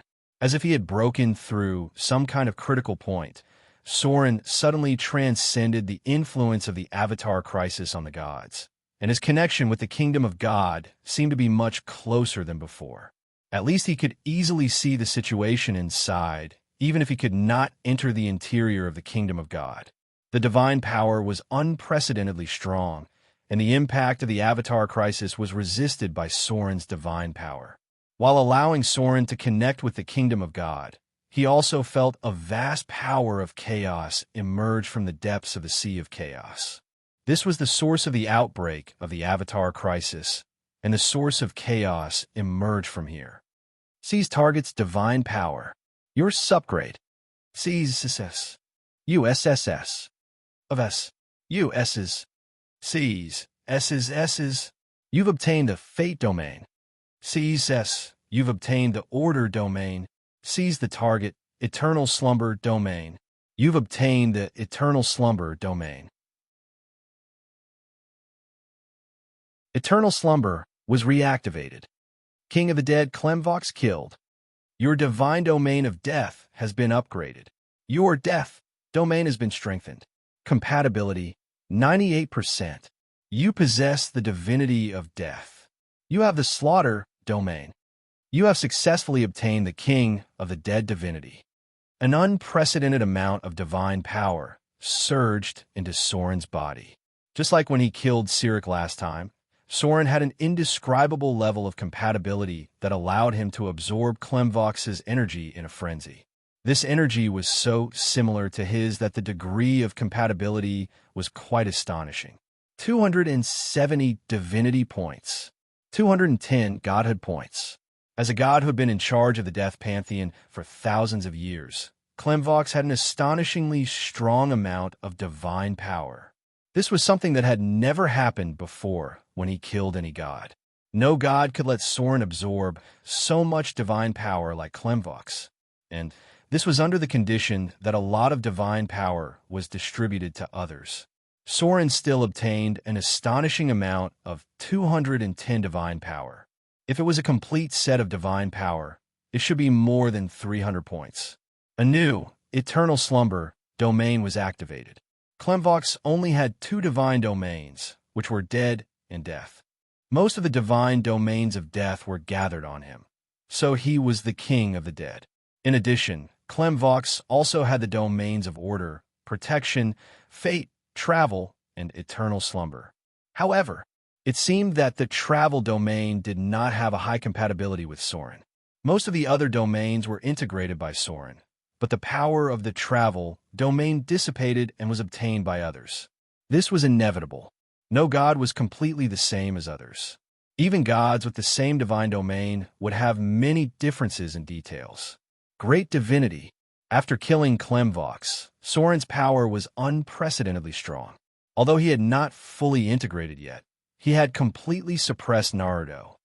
Clear out all the undead nearby. Soren still maintained the Avatar status. Killing Klemvox gave him more than 18 million slaughter EXP. Even if he had consumed a lot of it, it was enough to maintain the Avatar status for a long time. A portal opened. Diamond golems appeared at the edge of the battlefield. At the same time, two huge magic constructs also appeared on the battlefield. Pursue the victory. It was better to pursue the enemy with courage than to follow the example of a tyrant. It was impossible for Sauron to let Nero go. This was the best chance. If Nero escaped, the multiverse was so big. What if Nero took back the original world? Soren, Princess Royal, Vivian, and Lillian. Even the god of suffering, Ilmater, who was watching from the side, had faintly surrounded Naruto. Because just now, Soren sent a message to Ilmater. Naruto must pay for his evil deeds. Since the outbreak of the undead calamity, countless mortals have died because of his ambition. The eternal slumber will continue to exist. After I take over the divine domain of death, the undead calamity will end immediately. The river Styx will once again operate according to the ancient covenant. All of this should end, whether it's us or the world. We have paid a huge price for this. We can't let Naruto escape. The god of suffering was an absolutely good god, and such a righteous god was undoubtedly convinced by Soren. Klemvox had completely fallen. All of this had to end because too many people had died. It had to be said. Sometimes the good gods are really easy to make use of, because when justice needed them, you only needed a little reason to persuade them to act. The premise was that they did not act against you.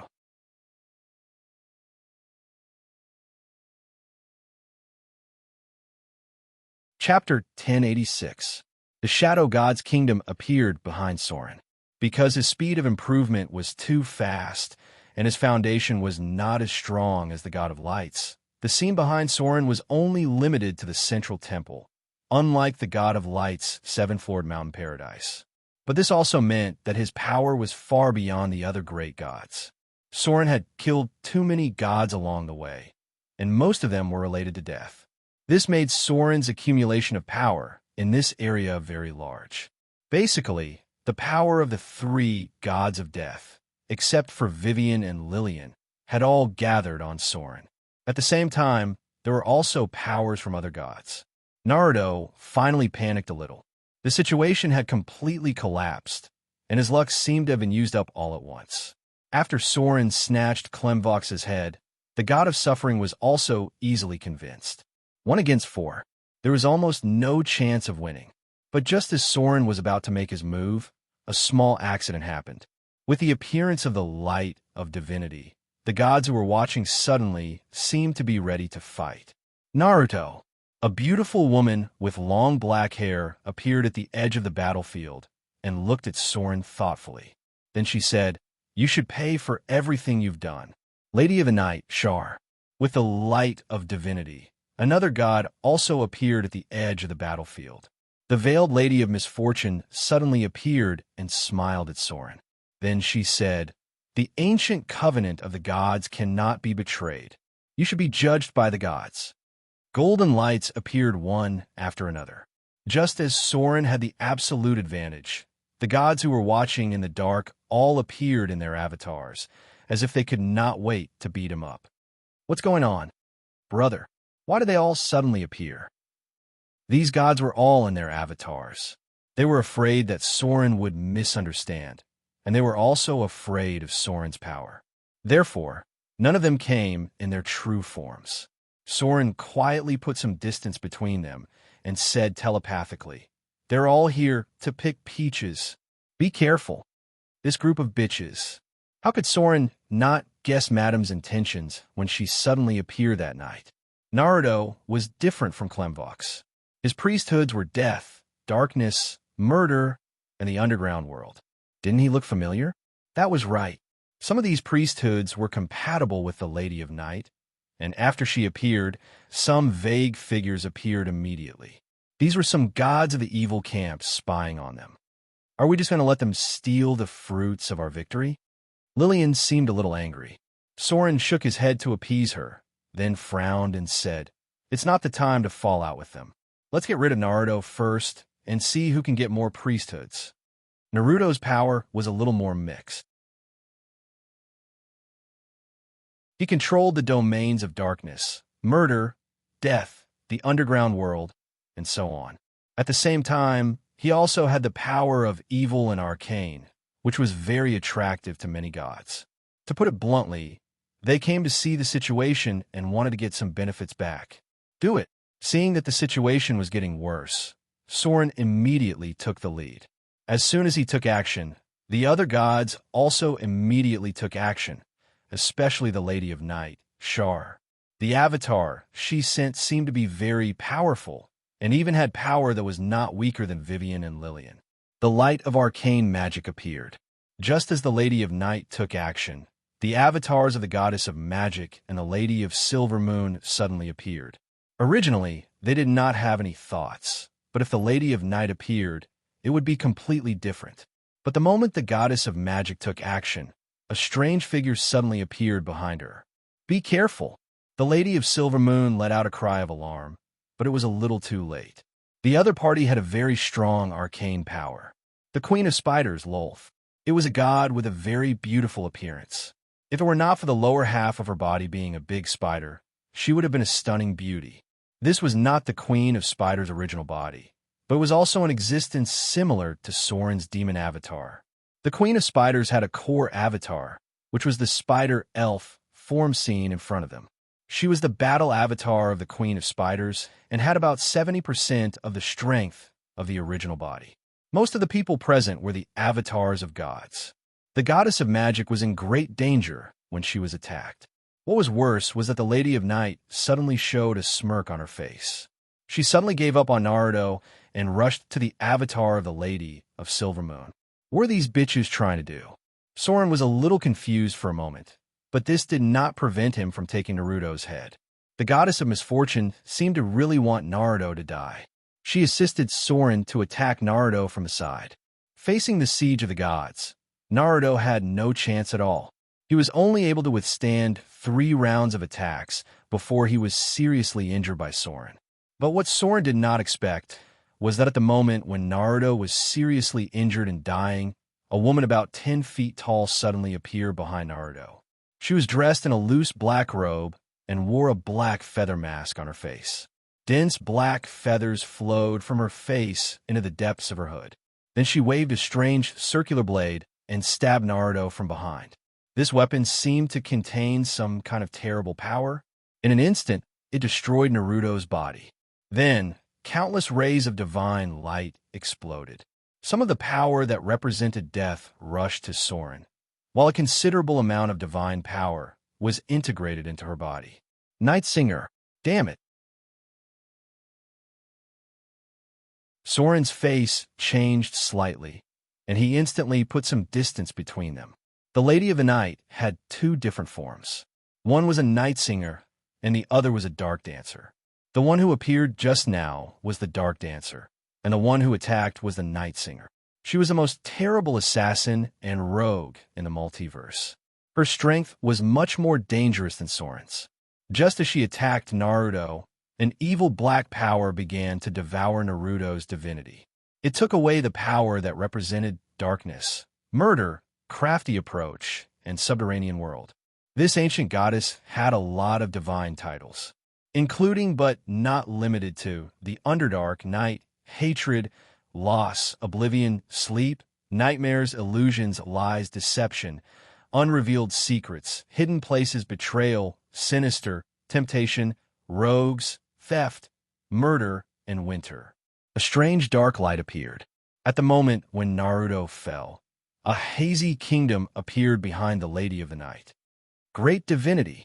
Soren thought about his own situation and immediately thought that the Lady of the Night might have broken through to the great divinity. This goddess had a secret divine title, so even if she had entered the great divinity, her divine kingdom, Shadow Realm, was still hazy. As if satisfied with the result of this battle, the Lady of the Night could not help but let out a chuckle. She then looked at Soren playfully and quickly disappeared. She must have been plotting for a long time. The Lady of the Night could grasp the timing so well. Soren was absolutely sure that the Lady of the Night had been plotting against Naruto for a long time. Even in her calculations, Soren could be used by her, because it was difficult for her to absorb Clemvox's power, but there were too many things she could take from Naruto. Not far away, the avatars of the Goddess of Magic and the Lady of the Silver Moon were in danger. After seeing that the Lady of the Night had advanced to the great divinity and the appearance of a Night Sing, the Goddess of Magic immediately cast a pleading look to Soren. However, Soren had fused with too much divine power of death and did not have the intention to fight with the Lady of the Night and the Queen of Spiders at the moment. In this case, the Goddess of Magic could only grit her teeth and quickly disperse her avatar with the Lady of the Silver Moon. No matter what, it was better to waste divine power than to have her avatar killed by the Lady of the Night. The current situation was not good for them. Let's go. The power of death in Naruto's body was fused with by Soren.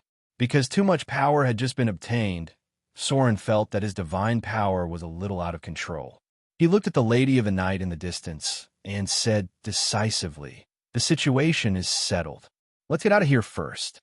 At the moment of Naruto's death, although Soren did not get the last head, he also gained a lot of divine power. The Lady of the Night took some of it. However, Soren also gained about 130 points of divinity and 100 points of divine spark. Now that this power was a little beyond what he could bear, Soren had to find a way to fuse with the power of death. Sirik, Clemvox, and Naruto. The three powers of death were a little different, and Soren had to fuse with them to create his own profound meaning of death.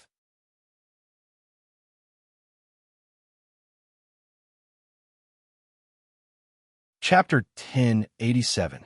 Soren left decisively without any hesitation. This undoubtedly disappointed many of the gods who were secretly spying on them, because this newly ascended god was simply too showy. They were happy to see Soren and Lady of Night have a fierce conflict. Whether there was a chance to gain benefits from it or not, they were happy to see both sides fight. But now they were undoubtedly disappointed, because even if Lady of Night stole part of Naruto's priesthood and divine power, Soren did not want to fight with Lady of Night. Instead, he took his allies and left to avoid more accidents. Fight with Lady of Night? Fight with this ancient god who had existed since the birth of the material plane? Soren was not crazy. He was not a madman like Sirik. Even if he could temporarily suppress or even defeat Lady of Night, what was the point? What was present now was just her avatar. If he couldn't kill Lady of Night in one blow, he didn't know how much revenge the city of Mordor would suffer in the future. Looking at the priesthood of the Mistress of the Night, it was either assassination, conspiracy, or secret. Offending such a powerful and terrible enemy was an extremely passive thing for a new god like Soren, who did not have a strong foundation. If Soren had been a god for hundreds of years, he would never retreat in today's situation. But Soren hadn't been a god for so long, and even the church had just been established. In this case, directly fighting with Lady of Night was tantamount to taking the old path of Sirik. God knew how many gods were waiting for Soren to reveal a flaw.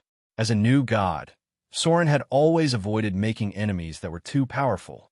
In the presence of the Queen of Spiders and Lady of Night, he didn't want to fight with the enemy because he knew that sooner or later there would be a battle between Lady of Night and Lady of Silver Moon. First, he would fuse with the Death Priesthood. After he had officially advanced, he would have plenty of opportunities to make a move. The Lady of the Night and the Queen of Spiders had obviously joined forces, and this was probably because of Soren. As long as the Goddess of Magic was still alive, the Lady of the Night needed an ally, and the Queen of Spiders needed a powerful ally to deal with the Elven Pantheon. When Soren fully grasped the death divinity, he would be able to find an opportunity to take it back. Moreover, the Lady of the Night was also a person who acted on her own accord. Soren wasn't sure when the other party started to target Naruto. Maybe the attack on Mordor City some time ago was part of her plan. Such a dangerous opponent must have other trump cards. Sauron was now in a very bad situation. There were many gods who had their own ideas about how to quickly advance from a new god to a greater divine power. It could even be said that the current Sauron was at his weakest, and it was also the time when they were most likely to kill Sauron. Otherwise, when the Avatar crisis was over, there would be no gods who could threaten him. Even the God of Light would not be able to defeat Sauron when he returned to his divine kingdom. Sauron's departure was too decisive. Some gods who were secretly peeping to gain benefits were caught off guard and were instantly targeted by the Queen of Spiders and Lady of the Night. What a cunning little guy. The incarnation of the Queen of Spiders was a huge and beautiful spider elf. She looked at Sauron's disappearing figure, licked her lips, and said, "Unfortunately, he is a very dangerous prey." She had been secretly watching Sauron. The Queen of Spiders regretted not paying attention to Sauron at the beginning, so that when she noticed that Sauron was different, it was difficult to have a chance to kill him. The city of Mordor was almost impenetrable. Even if Lady of the Night planned to instigate an attack on the city of Mordor, they did not find any opportunity because the demons failed too quickly. The Queen of Spiders was a very vengeful god. She had always known that Sauron had secretly taken in a group of drows who had betrayed her, and Sauron would never have thought that there was an underground passage connected to the Underdark near the island of Mordor. If they had not resisted the attack of the demons at that time, the drows would have attacked here in an instant. Maybe it's just another Cyric. Lady of the Night's eyes had a trace of pride and malice. Her clergy had a certain conflict with Sauron's, but even she did not have absolute confidence to deal with Sauron. Even if she had some backup plans, now that Sauron had retreated, she cannot stop him. The result is good. The Queen of Spiders glanced into the distance and nodded. The Lady of Silva Moon and the Goddess of Magic have consumed at least 50% of their divine power. Lady of the Night chuckled and disappeared, and the Queen of Spiders also quickly dissipated. It was time for them to go back and share the loot. At the same time, just as Sauron teleported back to Mordor, the incarnation of the Goddess of Agriculture also arrived. "You are very decisive." The figure of the Goddess of Agriculture appeared in the temple and smiled. "It is not a wise decision to fight Lady of the Night at this time.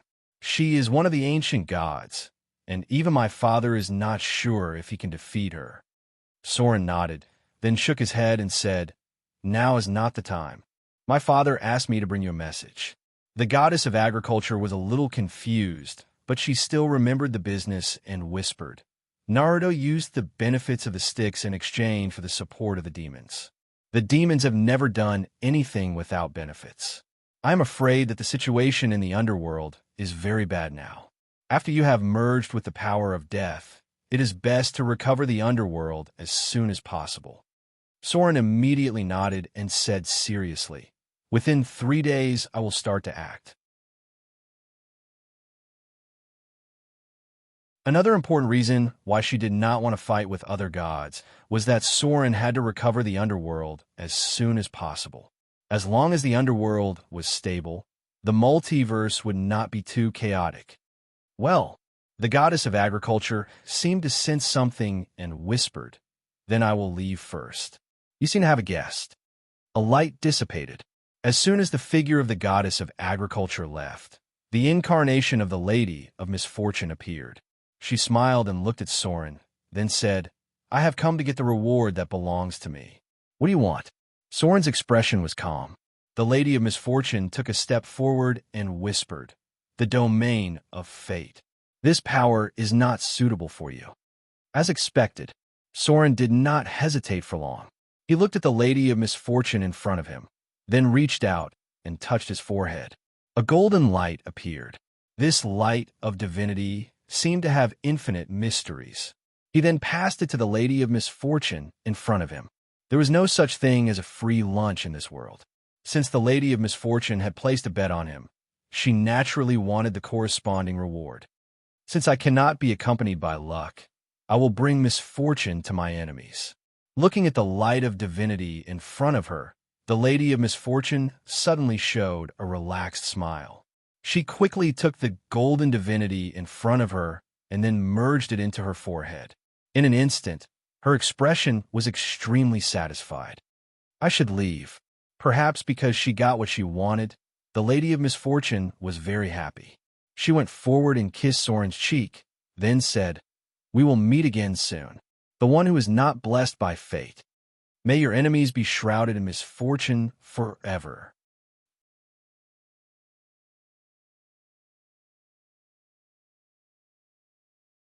Chapter 1088. Soren did not absorb the fate domain. Therefore, when he gave this domain to the Lady of Misfortune, Soren only lost 25 divinity points and did not lose the more important divinity points. If a god wanted to give a merged domain and domain, then he would lose not only divinity, but also divinity.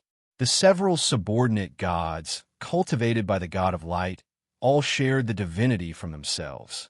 Therefore, under normal circumstances, very few gods would use this method to cultivate their subordinate gods.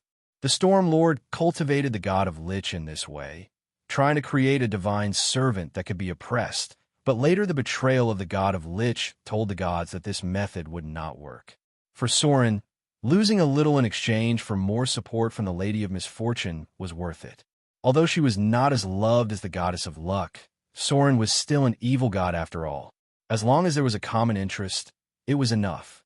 I should go back. The figure of Princess Royal appeared outside the temple. Although Soren gained the most power in this battle, after all, he killed 3 gods in one breath. Even if Cyric was a lesser divine, his divinity was close to a great divine. Klemvox and Naruto were once great divine powers, so even if Soren gained most of it, the others also gained a lot of benefits this time. Princess Royal's breath was obviously on the verge of a breakthrough. The Avatar Crisis was the easiest time for gods to improve because killing the target during this period was like the Abyss Blood War. They could gain most of the enemy's power. If it was during other times, they would need to slowly consume and absorb divine power. Part of the power of the 3 gods killed by Soren was swallowed by Princess Royal. At present, she was close to the edge of a great divine power.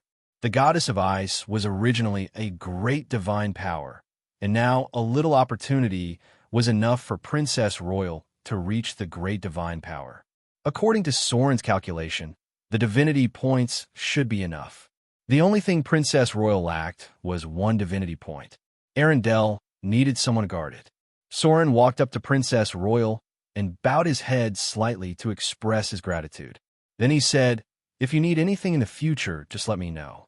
Princess Royal looked at him calmly and said after a while, "I feel that the energy storm that triggered the Avatar Crisis is weakening. I am afraid that the time for us to return to the kingdom of God is coming." If he had time, he could go to Arendelle to accompany Anna.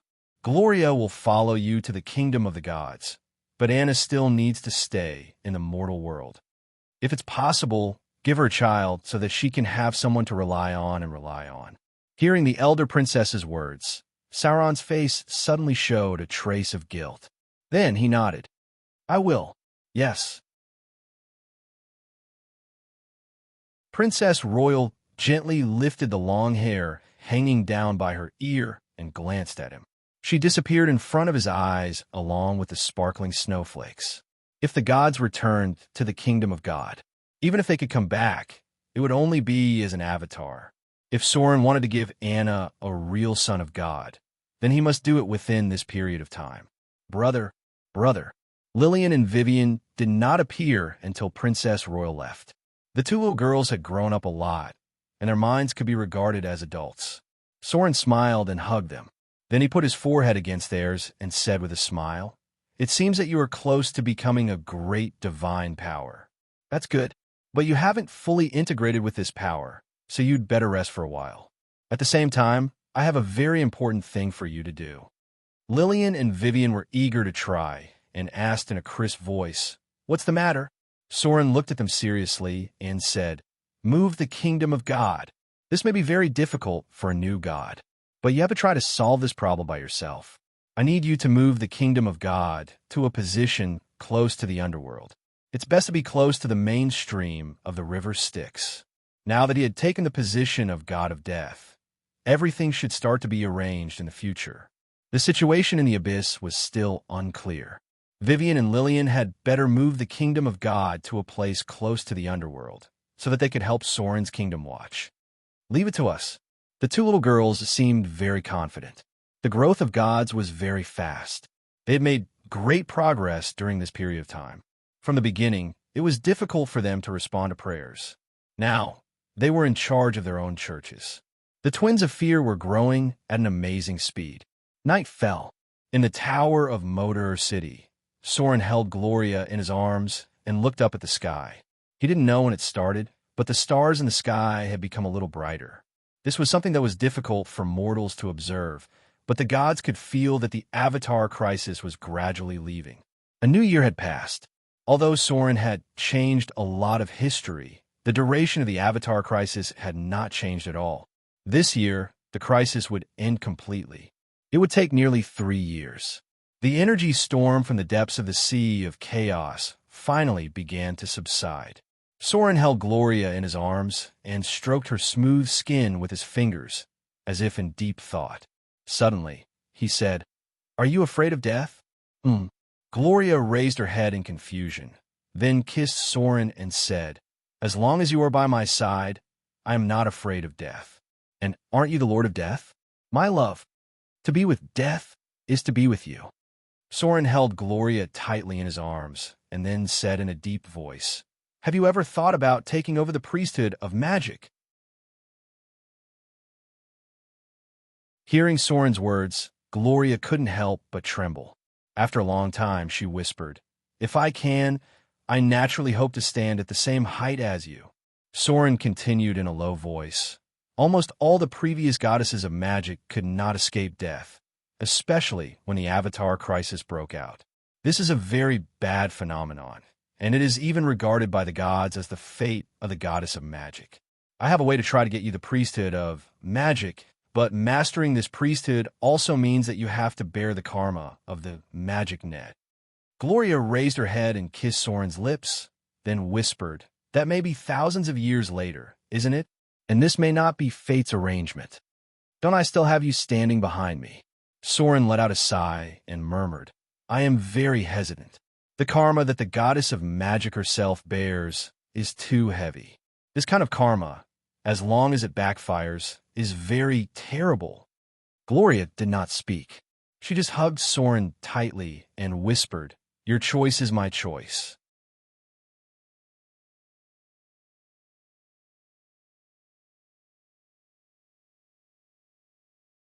Chapter 1089.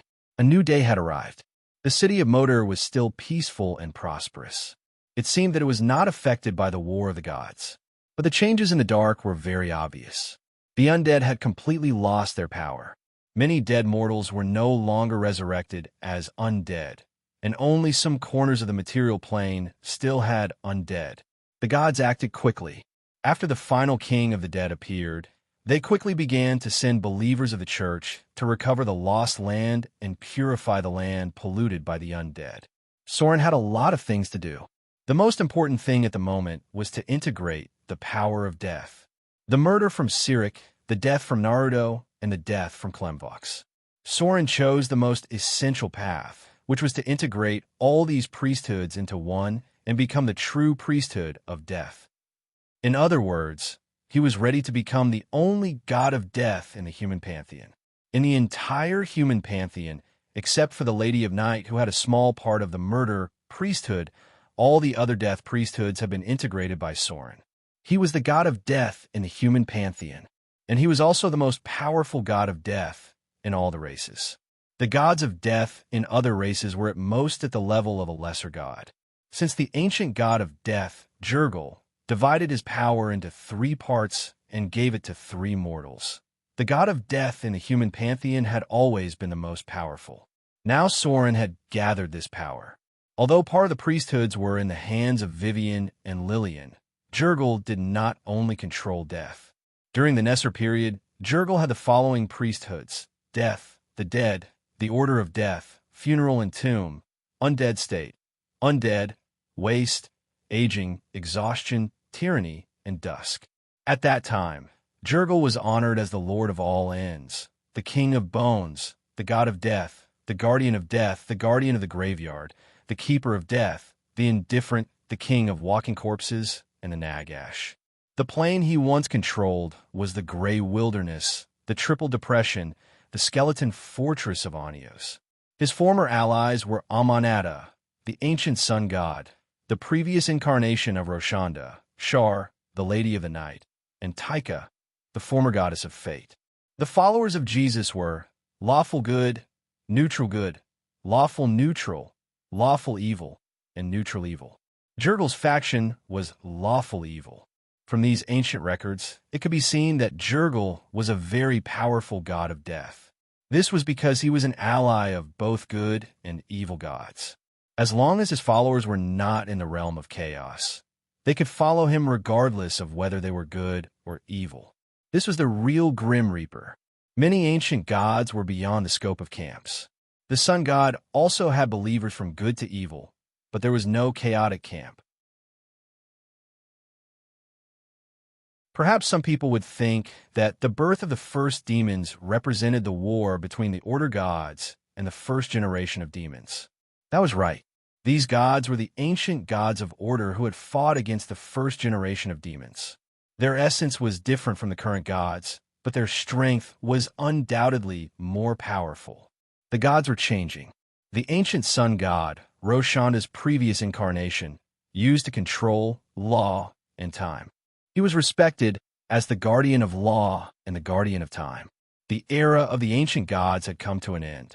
Father Oak fell for redemption, Mother Earth went into seclusion, and Jurgil gave up his position of death due to boredom. There were not many ancient gods who were still active today. Roshanda also started a new life by reincarnating. There was no doubt that this was the era of the new gods. The new gods had a close relationship with the mortals. Unless it was the Avatar crisis, the rise and fall of the gods had a lot to do with the mortals. Death is one. Part of Jurgil's clergy was in the hands of Vivian and Lillian, but the clergy of death was all taken by Soren. He was the only Grim Reaper in the human pantheon. He was also the current king of the dead, the ruler of the underworld, the ruler of the undead, and the lord of the end of all things. Soren had a lot to do, but there were very few things he could do. This was because he needed to integrate the power of death and regain the rule of the underworld. Most importantly, he needed to maintain the eternal sleep domain. This was a huge burden.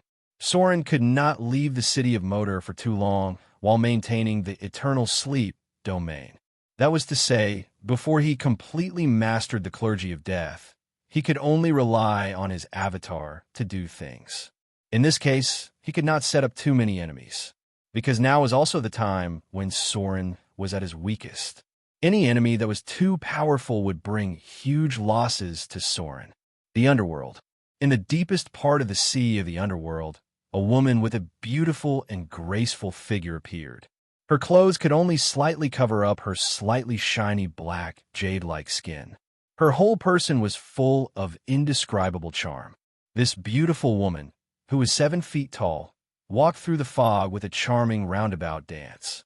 She easily avoided the well-known traps near the river Styx, and soon she came to an ancient palace. This was a palace that had been through a long time. It was only the size of an ordinary temple, and there were almost no gorgeous decorations. There were only countless simple words on the solid walls, which recorded many things from the beginning of the multiverse to the present. This was the Temple of Jurgil. It was almost extinct in the material plane. Its only function was to record death and the end. It was also the only duty that Jurgil fulfilled at present. Death Recorder. Some ancient and powerful undead guardians were here. Many of them acted as scrolls to record history. These powerful and ancient existences hardly participated in any battles. Their mission was to record death, and their final duty was to record the destruction of the multiverse. Because Jurgil firmly believed that the multiverse would usher in the end of death from the beginning. Although this process would be extremely long, this was his mission. Jurgil's mission was to record the final destruction of the multiverse. This may take hundreds of millions of years, billions of years, or even tens of billions of years.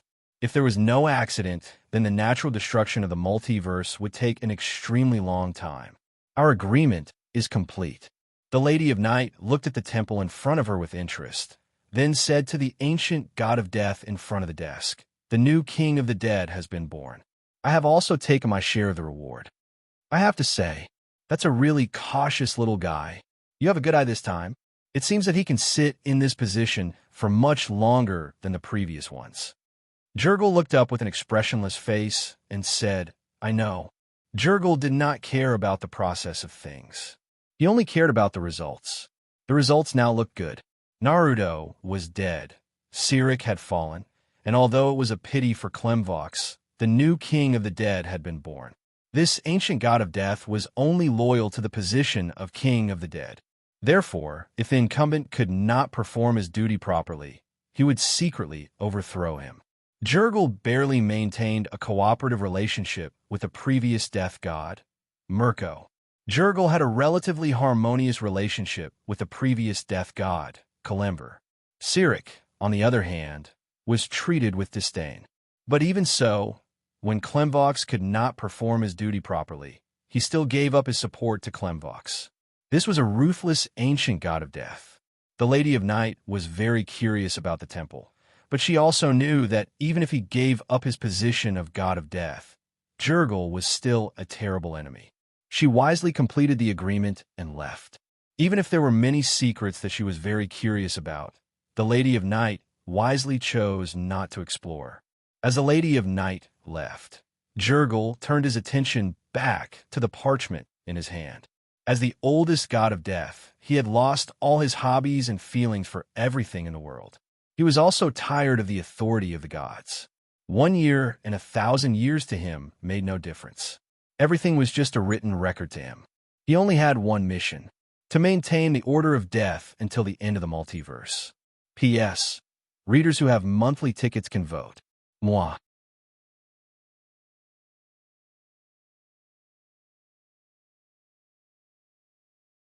Chapter 1090. The Underworld.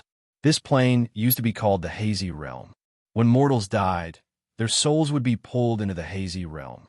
Most of the vast space in this plane was flat, dark, boring, and monotonous. There were no obvious topographical features. The Hazy Realm had the following features. 1. Stable. 2. Suppression magic. All magic is suppressed. Casting difficulty increases. Casting effect decreases. The underworld existed in a special space in the multiverse. When mortals died, their souls would naturally go from the main material plane to the underworld through the river Styx, but it was difficult for them to go by their own will. Servants of God could come here from the realm, divine kingdom, of the god and bring the soul of the god they serve back to the divine kingdom. Due to the agreement between the devils and Klemvox, the 9 hells had portals that led to the underworld, and the demon lords would sometimes create portals from the bottomless abyss to come here. In these 2 cases, demons could use these portals to bring souls back to the plane they lived in. The astral plane could not go directly to the underworld, and had to go through the river Styx to reach it. Most of the inhabitants of the underworld were souls of the dead, waiting to be sent to the plane of the god they believed in. These souls were petitioners who lacked the characteristics of the realm. They had no immunity, resistance, or special properties. The souls of the faithless formed a living wall outside the Judgment City, the Wall of the Faithless, and the false believers were punished to work in the city. They were sometimes tortured by the demons. This was a rather ordinary plane, and the only feature was the Crystal Tower. Klemvox and Jurgil's Crystal Realm stood in the middle of the Judgment City. It was a gloomy, dull, and crowded with the condemned. The Crystal Tower was a shining tower made of transparent stone. When Sirik was still the god of death, this tower was called the Skeletal Castle, but Klemvox changed it into a symbol of his promise to publicly and equally judge the dead. The underworld itself was not big, but it was the source of the river Styx and also the transit point for countless souls. Whether good or evil gods, they had to transfer the souls of their believers to the divine kingdom from here. This was an ancient agreement between the god of death and other gods. To some extent, the god of death had to maintain a neutral attitude, because even the devils had a corresponding agreement with the god of death. Such was the view of good and evil in the multiverse. There were many mortals who should head to the Bator Inferno and the bottomless abyss after death. But whether it was the gods or the Grim Reaper, there was an existence that they could not tolerate, and that was the Soul Stealer. They were a bunch of lunatics who challenged order. These people had almost no principles to speak of. Be it good souls or evil souls, they were all wealth to them. They stole these souls and sold them to other planes, completely ignoring the good and evil of the multiverse. Due to the existence of the Soul Stealers, even the kind-hearted Saint Samurai could fall into the abyss of hell after death. If the order collapsed, the rules would cease to exist. In exchange for the devil's help, Naruto sold these souls. It could be imagined that for a long time in the future, the gods would need the servants of God from another world to retrieve the souls that had been taken away by the demons. This was because they would always have believers that needed to be redeemed and not forgotten somewhere in the lower planes. This was the duty of the gods. When Soren's incarnation reached the underworld, it was already a ruin full of holes. The only thing that was still intact was the Crystal Tower, because even Asmodeus would not easily challenge Jurgle. Countless souls had been taken away by the demons, and Naruto used these souls as bargaining chips in exchange for the support of the demons. When Naruto died, most of the servants of death that served him had already fallen. These were all one with the gods. The entire underworld seemed empty, with only a few ownerless souls floating around. This time, the Death Pantheon was almost completely rebuilt. The underworld had undergone a huge reshuffle, and the demons were the biggest winners. The City of Judgment was almost empty, but there were still countless souls floating in the River Styx. The Grim Reaper's duty was to maintain order. As the King of the Dead, Soren did not need to judge all the souls. Only some of the more important souls were worth handing over. So, after coming to this plane, the first thing that he needed to do was to create the Servants of Death. This was another form of angel. Mortals called them Angels of Death, but Soren was more used to calling them Servants of Death. They were the assistants of the King of the Dead, responsible for judgment, transportation, and delivery of souls. Some of the powerful dead that were reluctant to leave the mortal world were also brought back by these Servants of Death. Summoned the Kingdom of God. A light gate opened in the center of the underworld. As Soren obtained the title of King of the Dead, the petitioners could also reach this plane. In the golden light, some shadow angels flew up from around the great temple. They came through the light gate and knelt down on one knee in front of Soren's incarnation. There were a total of 12 shadow angels. 9 of them were men, and 3 were women. Soren drew a little divine light from his forehead, and then gave this divinity to the power of death, and then injected it into the bodies of these shadow angels. A total of 36 divinity points. With Soren's divinity, the shadow angels in front of him changed rapidly.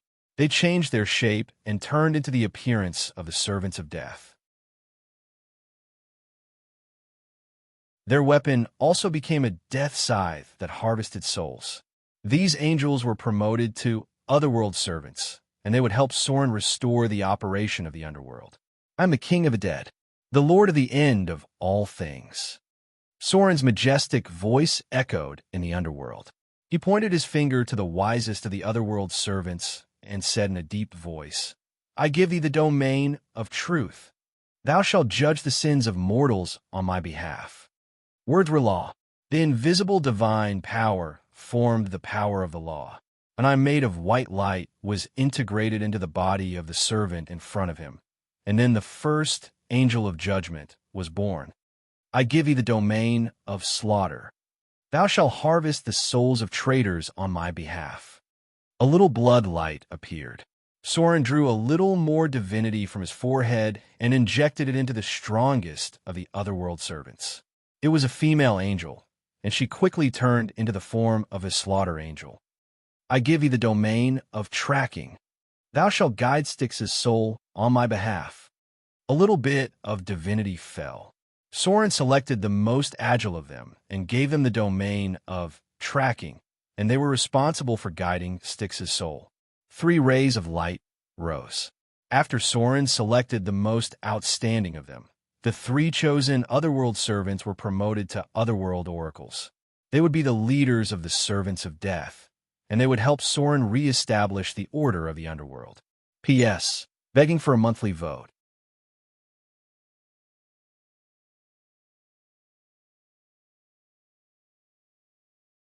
Chapter 1091. The entire underworld was in ruins. After the demons' raid, the entire place was in ruins. Soren had to start everything from scratch. Fortunately, even though he had just taken over the role of a god, the memories of his past life had given him some understanding of death. Even without Jurgel's guidance, Soren could quickly build the system of the underworld. As for what the previous system was, it didn't matter. Soren already had his own ideas to complete the structure of the underworld. After Soren's arrival, the initial framework was quickly completed. The 3 foreign gods summoned the heroic spirits from the kingdom of shadows and turned them into the servants of death. They were the guardians of the order of the underworld and had a trace of the power of death. Their strength was roughly equivalent to that of a legendary demon.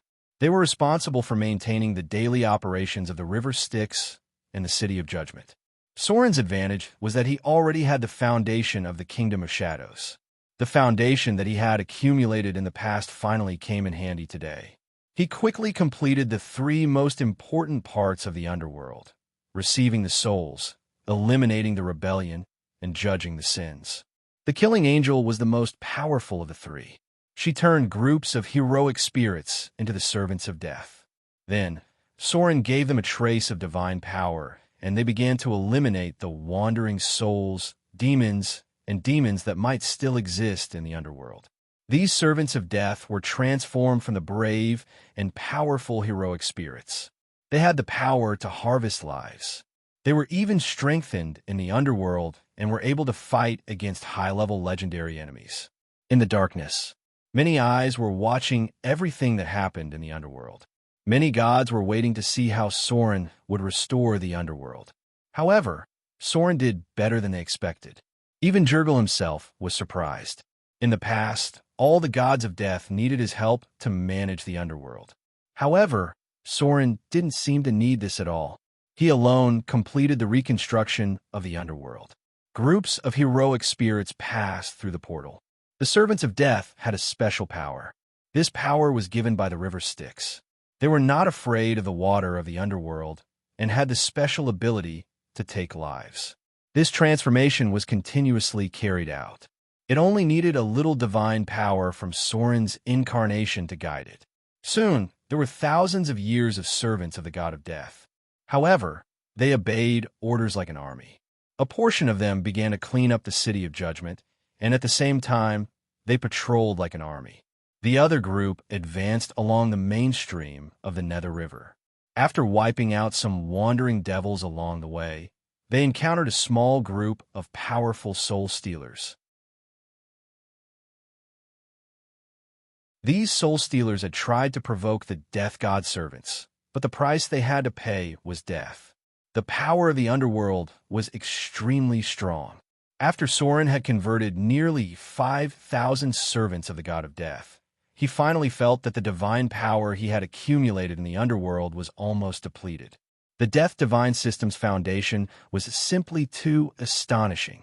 Soren could not help but look at the high walls of the Judgment City when he saw that there were still some heroic spirits that had yet to be converted. Wall of the Faithless. He thought about it and gave up this bold idea. This wall was built by the gods. Although it was not used as often as in the past, extracting its power would destroy it. This was something that many gods opposed. Deep in the Netherworld Sea, Jurgel had been observing all this for a long time before he muttered to himself, "It seems that this one doesn't need my help." After saying that, he picked up the ancient scroll again. The army of the servants of the god of death advanced quickly. They fought all the way from the mainstream of the Nether River to the sea of the underworld, and then followed the mainstream to clean up the enemies in the tributaries, killing the soul stealers who could not escape in time. After that, The Angel of Judgment led a group of servants of the God of Death and began to lead the souls to the Judgment City. Soren had the power of lie and deceit. At the same time, he was the king of the dead. All the sins committed by people had nowhere to hide in front of him. The Angel of Judgment was endowed with the power of truth. His existence was like a judge, deciding where most of the souls would go.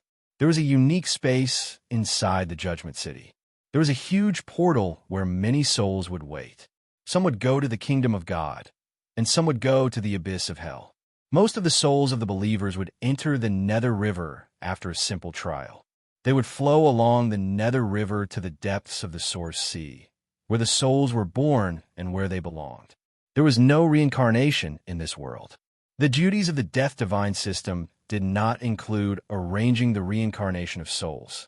They were only responsible for sending the souls to where they should go. There was a past life in this world, but there was not necessarily an afterlife. When the souls reached the Source Sea, they would be merged, and then a new soul would gradually be born. If the mortals wanted to live longer after death, they would either go to the kingdom of God or be reincarnated in other planes. But these were not easy. More mortals' fates were to flow along the Nether River to the depths of the Source Sea after death. It was like the birth of the first soul in the multiverse. The water of the Nether River would wash away all memories. In just one day, the underworld was restored to order under Soren's management. The servants of the God of Death began to lead the souls, and the believers who should belong to the kingdom of God were also waiting for the servants of God to lead them. The entire Judgment City was shrouded in a solemn atmosphere. Although the number of souls piled up was not many, some order had been restored. The underworld was not a kingdom of God. It was a special plane, and the kingdom of the Death Divine System was based on the underworld. Soren did not have the idea of transforming the kingdom of God because the underworld itself was an extension of his kingdom of God. His believers could go back and forth from the underworld. For all the gods, the God of Death was a very heavy job. Some gods of death would even slack off or even do things according to their own wishes. But Soren would not do that. He just reshaped the underworld according to his own order, and then used a set of more efficient methods to manage it. At present, he had only completed the basic framework, but in the future, he would have enough time to complete all of it. The devils have plundered a lot of souls. Soren stood at the top of the crystal tower and looked down at the underworld. Everything here was on the right track. At least the Nether River had been restored. He looked at the countless souls under his feet and murmured, Asmodeus has got the resources he wants. Then the last wave of the Avatar crisis is coming. The gods acted quickly. When the underworld was restored to order, the servants of God began to lead the souls to the kingdom of God. These would be handed over by the 12 angels of death promoted by Soren, and he himself would not stay in the underworld for the time being. The Avatar crisis was not over yet. The underworld had been greatly damaged, and there were still many things he needed to do.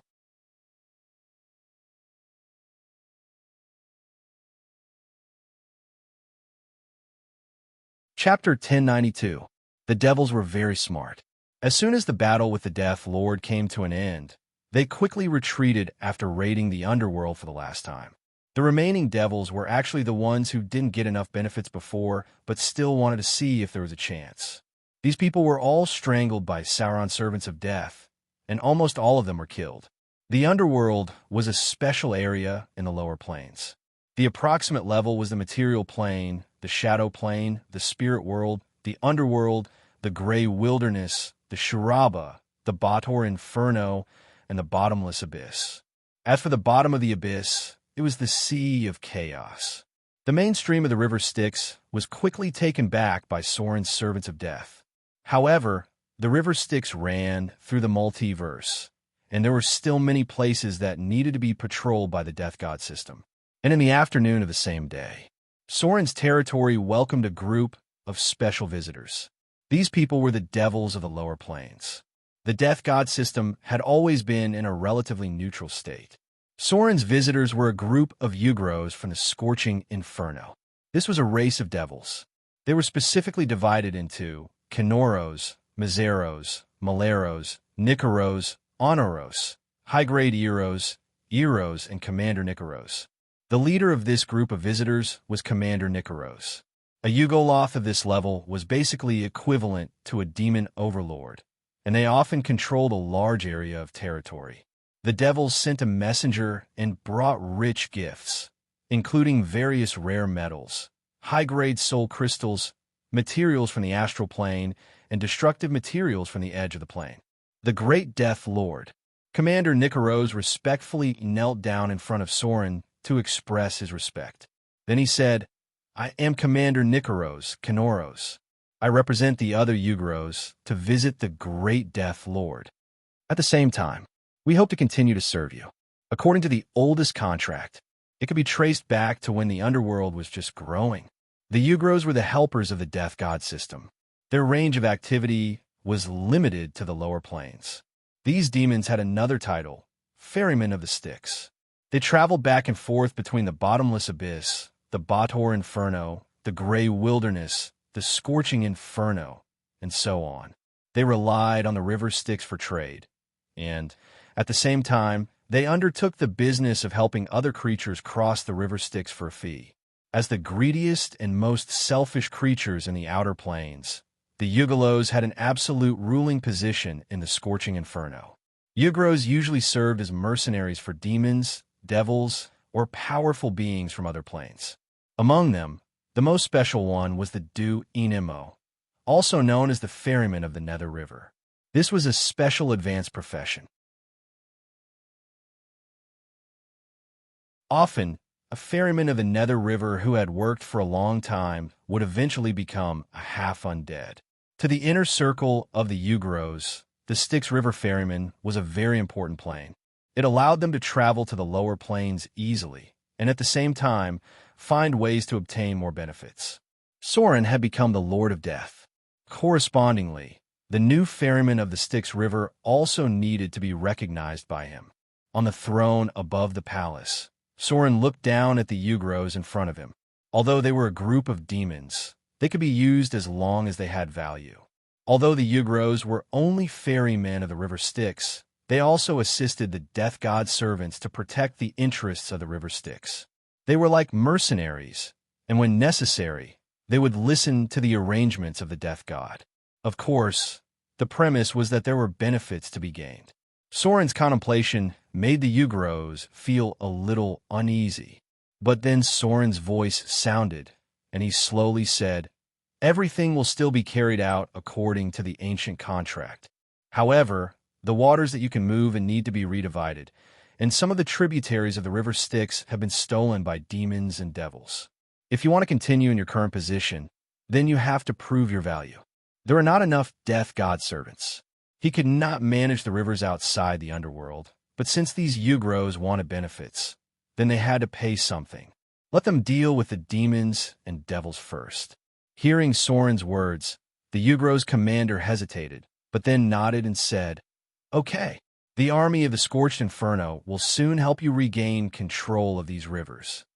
Although the Scorched Inferno was not as good as the Bator Inferno, it was still a battle between the underworld and the underworld. However, it was a combat system of the lower planes after all, and the Yugolos were the most numerous and powerful among them. The ferrymen of the Nether River represented the freedom of travel and trade in the lower planes, and they were willing to pay some price for it. "Very good." Soren nodded, then looked at the Yugros behind him and said in a deep voice, "Are they the ferrymen of the river Styx that you have chosen?" The Yugros commander respectfully said, "Yes, the great Lord of Death." Dikimo was a special kind of demon. To a certain extent, their demonic form had been changed. The water of the river Styx was dangerous even for gods. Directly touching it would hurt the soul, and only the Death God servants could easily remove it. But even the Death God servants could not touch too much of it. Perhaps only Soren could swim a few times in the river Styx. The demons could not resist the corrosion of the river Styx. This corrosion was targeted at life, but the most special kind of demons, the Dikimo, could touch the river Styx. Although they could not touch it for too long, it was still much better than other creatures. All the ferrymen of the River Styx had a number. The Dikimmo would only be responsible for their own area and would not easily step into the territory of others. So if some realms could not be reached directly, the creatures of the underworld might have to deal with 2 ferrymen of the River Styx. Any Dikimmo was Soren's servant. They were directly responsible to Soren, but according to the contract, the death god rarely mobilized them because their task was on the River Styx. Let them come up. Soren waved his hand, and then many Yugalos stood in front of the hall in panic. Soren looked down at these demons, and then a little divine light appeared and turned into countless light spots that fell on these demons. Their life forms quickly changed. The characteristics of the Yugalos gradually faded, and a new aura of death appeared on them. This gave them the ability to fear aura, and at the same time, they could cast transformation spells at will, gain the ability to control corpses, and use precise teleportation spells. Rows of Yugalos knelt in front of Soren. From today onwards, they were the new ferrymen of the River Styx. The river that was directly connected to the River Styx did not need Yugalos, and this area was under the responsibility of the death god servants. The range of activity of the Yugalos included the Grey Waste, the Scorched Hell, the Azura Field, the Bator Inferno, and the Bottomless Abyss. Under normal circumstances, Yugalos rarely set foot in places outside of these areas. They had been the vassals of the death god's servants since the River Styx became stronger.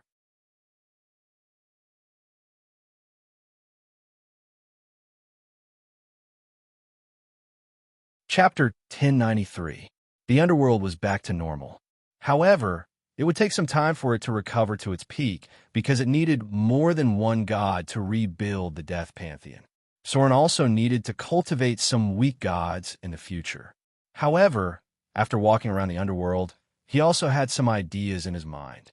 After his avatar returned to Moder, Soren immediately began to act. He soon found Lululu. After such a long time, the little cat girl had grown up a lot. When Soren arrived, she was practicing her new ability. Because of the divinity, Lulu,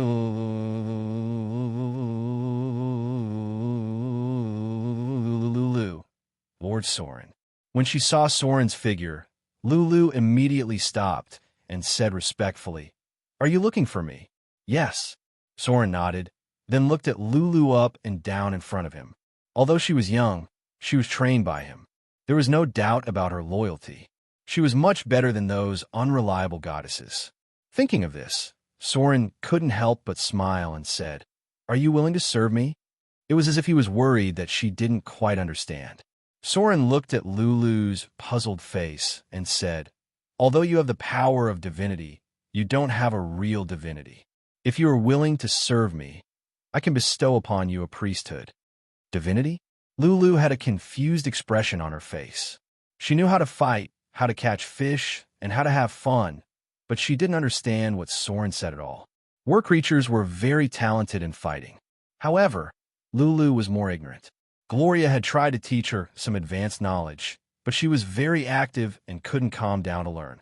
Therefore, Lulu's knowledge was estimated to be able to recognize all the words. After all, she was just a mortal and didn't understand a lot of knowledge.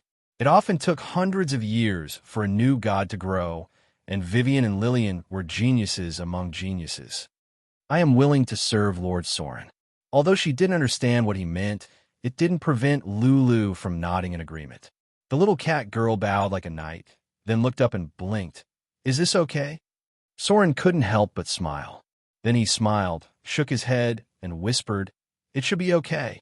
You have the divine power from the goddess of cats and dance." This goddess was originally a member of the gods, and she was related to death for some reason.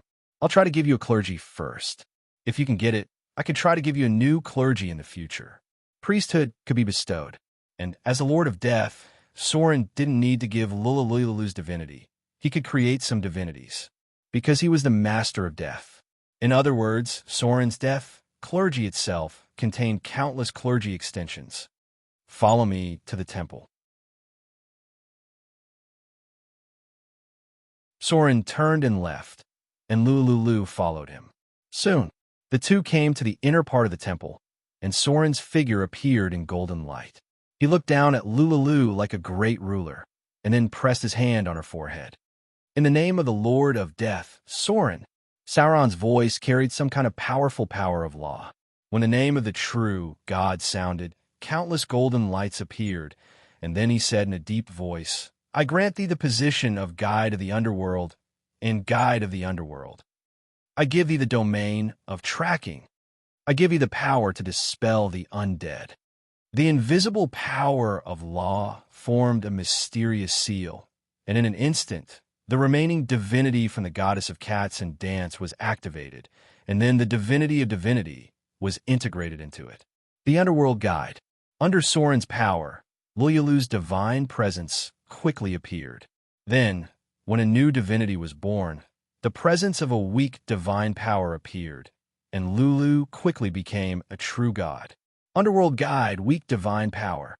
Soren gave Lulu the domain of tracking, and at the same time gave her the power to dispel the undead.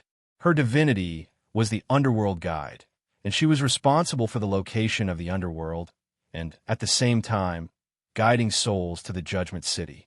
A weak divinity was quickly born. After becoming a true god, Lulu's intelligence improved a lot, and she immediately understood her duty, and then knelt down in front of Soren. She was Soren's subordinate god. As a weak divinity, in addition to the divinity given by Soren, she also had the divinity of cat and dance. These divinities came from the cat goddess and the dance goddess. Because of the compatibility, she didn't get the divinities of hedonism, large-scale joyous celebrations, and sensual pleasure. Although these divinities were weak and limited, it was enough for Lulu to become a god. A divine mark appeared. It then disappeared into Lulu's body. This was Soren's mark, and from today onwards, she could freely enter and exit the underworld, and she could also build her divine kingdom in the underworld. After everything was done, Soren also learned about Lulu's divinity, domain, and abilities. Cat Goddess, Lulu, Underworld Guide, Level, Weak Divine Power. Other names: Guide of the Underworld, Cat Maiden. Holy Emblem, None Living Domain, Underworld Alignment, Chaotic Neutral. Lulu is actually from the Chaotic faction. Soren was shocked. Divinity, Underworld Guide, Cat, Dance Believers, Nun Priest Alignment, Lawful Neutral, Lawful Evil, Chaotic Neutral, Chaotic Good, Neutral Good Domain, Chaotic Seduction, Tracking, Trickery Favorite Weapon, Giant Cat Claw. Lulu was actually from the Chaotic faction. Soren's mouth twitched, but he wasn't surprised because this cat girl did have the potential to be from the Chaotic faction.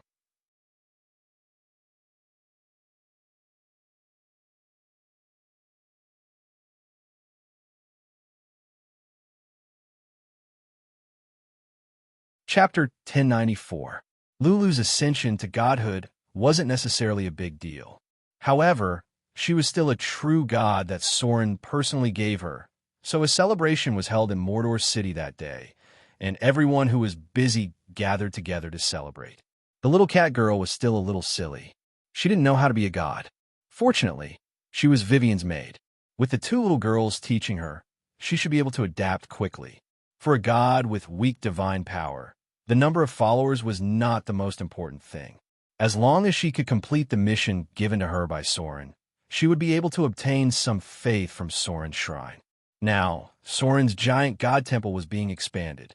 This was a huge expenditure of wealth. It was estimated that the entire giant god temple would need about 30 million Kindler coins to complete. It would take about 1/5 of Motor City. The city hall would not be able to fork out this amount of money. Fortunately, Soren had a lot of money to begin with, and he also had wealth from other realms. Based on the preliminary calculation, the giant god temple would only be completed at the end of the Avatar crisis. Even with the help of wizards and priests, as well as the mobilization of a large number of golems, the initial completion of the giant god temple would still take about half a year. The layout of the entire Holy Temple district was reorganized. The completed temple area included Soren's giant temple, Vivian's and Lillian's great temples, Lulu's and Saruman's core temples, and the Maiden of Pain's subordinate temples. Furthermore, a portion of the space had to be set aside as backup. At present, the amount of work in Mordor City was huge. First, it was Sauron's temple, Vivian's and Lillian's temples, and then the fifth phase of Mordor City's transformation project, as well as large-scale farmland reclamation. After gaining the friendship of the goddess of agriculture, Mordor City's expansion speed increased again. However, this time it was mainly an expansion in agriculture. The growth of the population could never be separated from food. In the future, Sauron planned to build Mordor into a giant city with a population of more than 1 million, so part of the farmland must be reclaimed in advance. Even with the help of magic, the initial cultivation of the land would only yield some gains. If they wanted a real harvest, they would have to turn it into a mature land. Mordor City Grand Library. Dinahora was wearing a standard witch robe and a pointed hat. She walked out with a large book in her arms. She was a mature woman in her 30s, with a beautiful face and a voluptuous body. As an intermediate grade, which who had advanced at such a young age, Dinahora had spent most of her time and energy on the research of arcane magic. As a result, her physique was rather delicate. But it didn't matter, because the witches had enough means to help her complete some physical work. There was a small clay golem waiting outside the door of the library. It quickly came over and took the book in her hand, and at the same time, it carried some materials on its back. Dinahora clapped her hands and said softly, "Raffle. All right, we can go back now." The clay golem said in a dull voice, "Yes, master." The assistant golems of the witches all possessed a certain level of intelligence, roughly equivalent to that of a 12-year-old human. This was the clay golem that Dinahora exchanged with her own contribution points. Compared with ordinary citizens, they had certain privileges and could exchange for many things that ordinary people could not touch at all. She cherished this clay golem very much, not only because it was worth an amazing 300 contribution points, but also because it was her very important assistant. Golems could complete tasks such as cleaning, carrying, fighting, and so on. Some dangerous experiments could also be done by them. Dinahora, at this moment, another young witch ran over with a face full of joy when she saw her. It was a delicate half-elf witch. From her race, it could be judged that she was a new witch because most of the middle-grade and high-grade witches in Mordor City were human, and they came from near the Northern Tower. Dinahora looked at the other party and smiled. It was one of her friends, Dinahora, a half-elf from Autumnfall. "Thank you for your notes." The young half-elf witch handed a note to Dinahora and said gratefully, "I was just about to return this note to you. Thank you so much. Without your help, I would never have mastered the stone to mud spell so quickly." Dinahora smiled when she heard the words. She touched the other party's cheek and said, "That's because you worked hard enough. Have you already learned this stone to mud spell? In that case, you should be able to take the reclamation task of the City Hall. The contribution points rewarded for this task are much higher than others." The City Hall was reclaiming new farmland. Not only farmland, but also the third phase of the greening construction task, which required a large number of witches and drool. The effect of the stone to mud spell was very simple. It turned rocks into soft mud. After all, Mordor City was an island, and the scope of the rock layer was still very large. The tasks issued by the City Hall were carried out according to the area. As long as the witches mastered the stone to mud spell, they could take a range of areas as the task. They would turn the land into soft mud in batches, and finally the City Hall would receive the reward after receiving it. Next was the drool's job. Because the soil was alkaline and acidic, these needed to be balanced by the drool. The final land would be the initial cultivated land, which needed to be cultivated carefully and slowly turned into fertile land. This method of reclaiming farmland was much faster than the mortals in the past. Just as Lady Gloria had said, the true essence of arcane magic wasn't just for fighting. It could change one's life and ultimately benefit everyone. Yes, the young half-elf witch nodded and said, I've already taken the task of 1 square kilometer. I think I can finish it next month if I'm fast. Witches were usually a bit of a homebody. The two friends had not seen each other for a while and had a lot to talk about, so they went back together. Suddenly, Dina seemed to have thought of something and said softly, "That's right.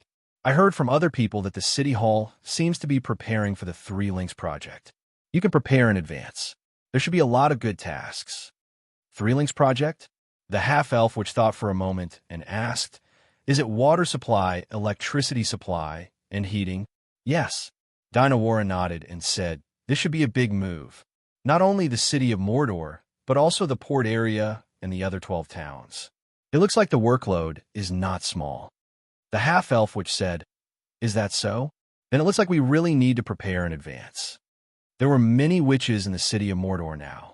The witches had to rely on themselves to obtain resources and knowledge, and the most important of them was to exchange contribution points. Taking the construction task of the City Hall was one of the safest and most efficient ways. As for the combat task, the Academy witches were probably not good enough. Not everyone could adapt to the bloody battlefield. About 3 or 4 out of 10 witches could become combat witches. Most of the other witches were from the Academy. They could fight, but they were not good at it. Basically, there were more people in the Academy's wizard organization, while the combat wizard organization had fewer people. The probability of them being eliminated was very high. This was a shameful waste for Soren because those who had the talent to become a wizard could be very useful even if they were not good at fighting.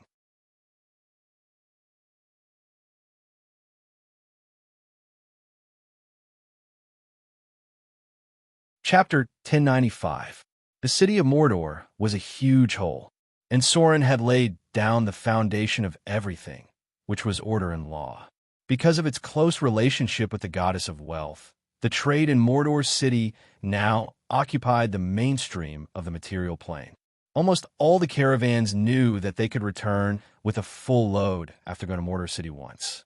And because of the close alliance with the goddess of agriculture, there were now a large number of drool in Mordor city. Some of them came to assist in the construction work, while the others came to learn. Saruman already had a small drool organization under his command. At the same time, many drool who advocated the balance between humans and nature came to Mordor city to learn from it. According to the layout of the city, they considered how to reduce the damage to the natural environment caused by population reproduction. At least for now, although Mordor city was the most populated city in the material plane, the surrounding natural environment had not been damaged much, and it was not as dirty and messy as other cities. Soren flattened most of the virgin forest, but he also rebuilt a large area of forest parks. Countless trees and flowers were planted and arranged in an artificial way, which not only maintained the balance of the island of Mordor, but also made the environment more beautiful. Only the legendary drool could feel that there was a huge magic circle under these forest parks. They absorbed the power of nature to balance the earth, water, wind, and fire. When necessary, they could also provide energy for the magic lock. The material plane ushered in a short buffer time. But everyone knew that everything was not over because the devils had obtained a large number of souls from the underworld. As long as they digested these souls, the final battle of the Avatar crisis would come. It took time for souls to transform. It was conceivable that the devils, whose strength had greatly increased, would inevitably attack the material plane. At the same time, in the center of Mordor city, Soren also received new information. How the Lady of Silvermoon and the Lady of Night started? He put down the information in his hand and murmured, "It's almost time. Now that the conflict between the two goddesses has intensified, and they have begun to confront each other head-on, the time should be coming soon. The Queen of Spiders has hunted down 2 gods of the Elven Divine System. With her hatred for the Elven Divine System, it is absolutely impossible for her to stop, so the war in the Spider Forest should be breaking out soon." There was another piece of information in this report. Recently, the sound of hymns could be faintly heard from the core area of Glory City. A large number of clergymen had gathered near the temple. There were rumors in the outside world that angels had been seen emerging from the glowing portal. "Angel, Soren rubbed his forehead and muttered to himself, "Is the god of light ready?" The last wave of the Avatar crisis was a battle between Order Evil and Order Good. These were the two most powerful forces in the multiverse. The bottomless abyss had been weakened since the fall of the three giants. Most of the other god systems were not strong enough. Neither the unrestrained wilderness nor the paradise were a threat. The underworld and the Bator Inferno were the strongest forces in the lower planes. But now, the underworld had suffered a great loss. The scorched hell was split into two halves, the undead in the gray moor was heavily injured, and the abyss was in chaos. Asmodeus' power had swelled to the point that he was the strongest in the lower planes. With his ambition, he would definitely fight the god of light head-on. For now, indeed, only the 7 hills of Mountain Paradise could resist the 9 floors of Bator Inferno. It's a pity that the natural god system has declined. The natural god system was supposed to be the strongest, but now the natural god system could not dominate everything at all. The god of light was the only one who could fight in the material plane. Even Soren could not do this. Although the army of Motor City was the best in the material plane, Soren did not think that these mortals could fight against the Blood War Legion. There was almost no chance of winning. There were countless legendary demons among the elites of the Blood War Legion. These mortals would only die if they went up. Unless the gods were willing to summon a large number of oracles from other worlds from their divine kingdoms, there was no chance at all. And among the gods who were willing to sacrifice their divine fate for this battle, only the gods who were in the lawful and good alignment were willing to do so. Wasn't it interesting? Sometimes these loathsome moralists can be very great, because when a real disaster came, only they would rush to the front without hesitation, and they would not care about any gains or losses. As a god in Order Evil alignment, Soren really loved and hated these people. The Lady of Night will never deal with the demons. The Storm Lord is not reliable at all. The Elven god system and the Orc god system can at most protect themselves. The Dwarf god system is not very useful. The Lady of Silver Moon and the Goddess of Magic are probably busy fighting. The God of War may take action, but I'm afraid he won't go all out. This last wave of impact, I'm afraid the material plane can only rely on the God of Light to resist it. Fortunately, he had expected this. The strength of the God of Light has not suffered too much, and many of the Saint Samurai legions are still there.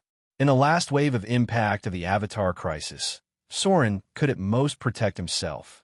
If he resisted it, the whole Motor City would be lost. But this did not prevent Soren from doing something behind the scenes. For example, the layout of the Bottomless Abyss could start.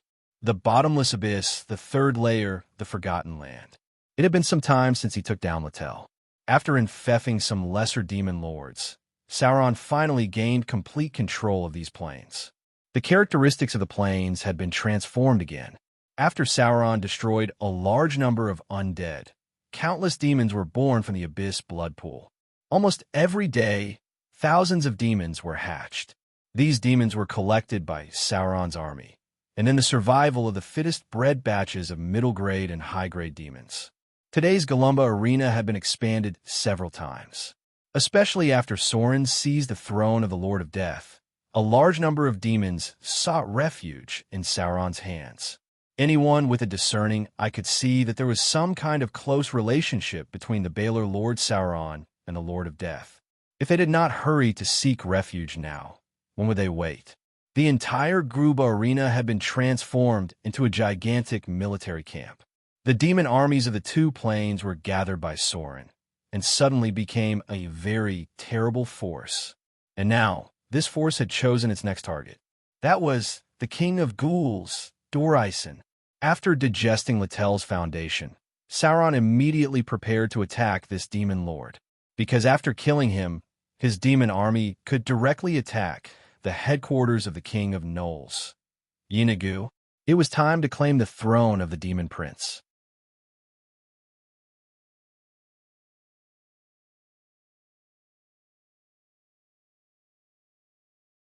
Chapter 1096. Inside the huge magma pool, the burly body of the Baelor Lord was immersed in it, and around him was a group of Baylor guards who were in charge of protecting him, as well as the elite succubus maids who served Sauron. The promotion of demons was much easier than mortals, whether it was demons or devils. Because of the existence of special genes in their bodies, most demons and devils could be promoted quickly by their superiors. But those who could get this promotion were often some lucky ones. Only a certain Abyss Lord who had just risen would promote his subordinates on a large scale. A veteran Abyss Lord already had enough subordinates, so he could only rely on himself to promote.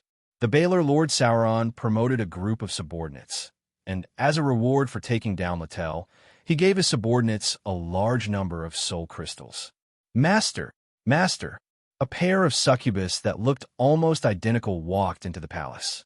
They had incomparably coquettish faces and were only wearing tight-fitting black leather clothes and pants, fully displaying the exaggerated and seductive figures unique to succubi.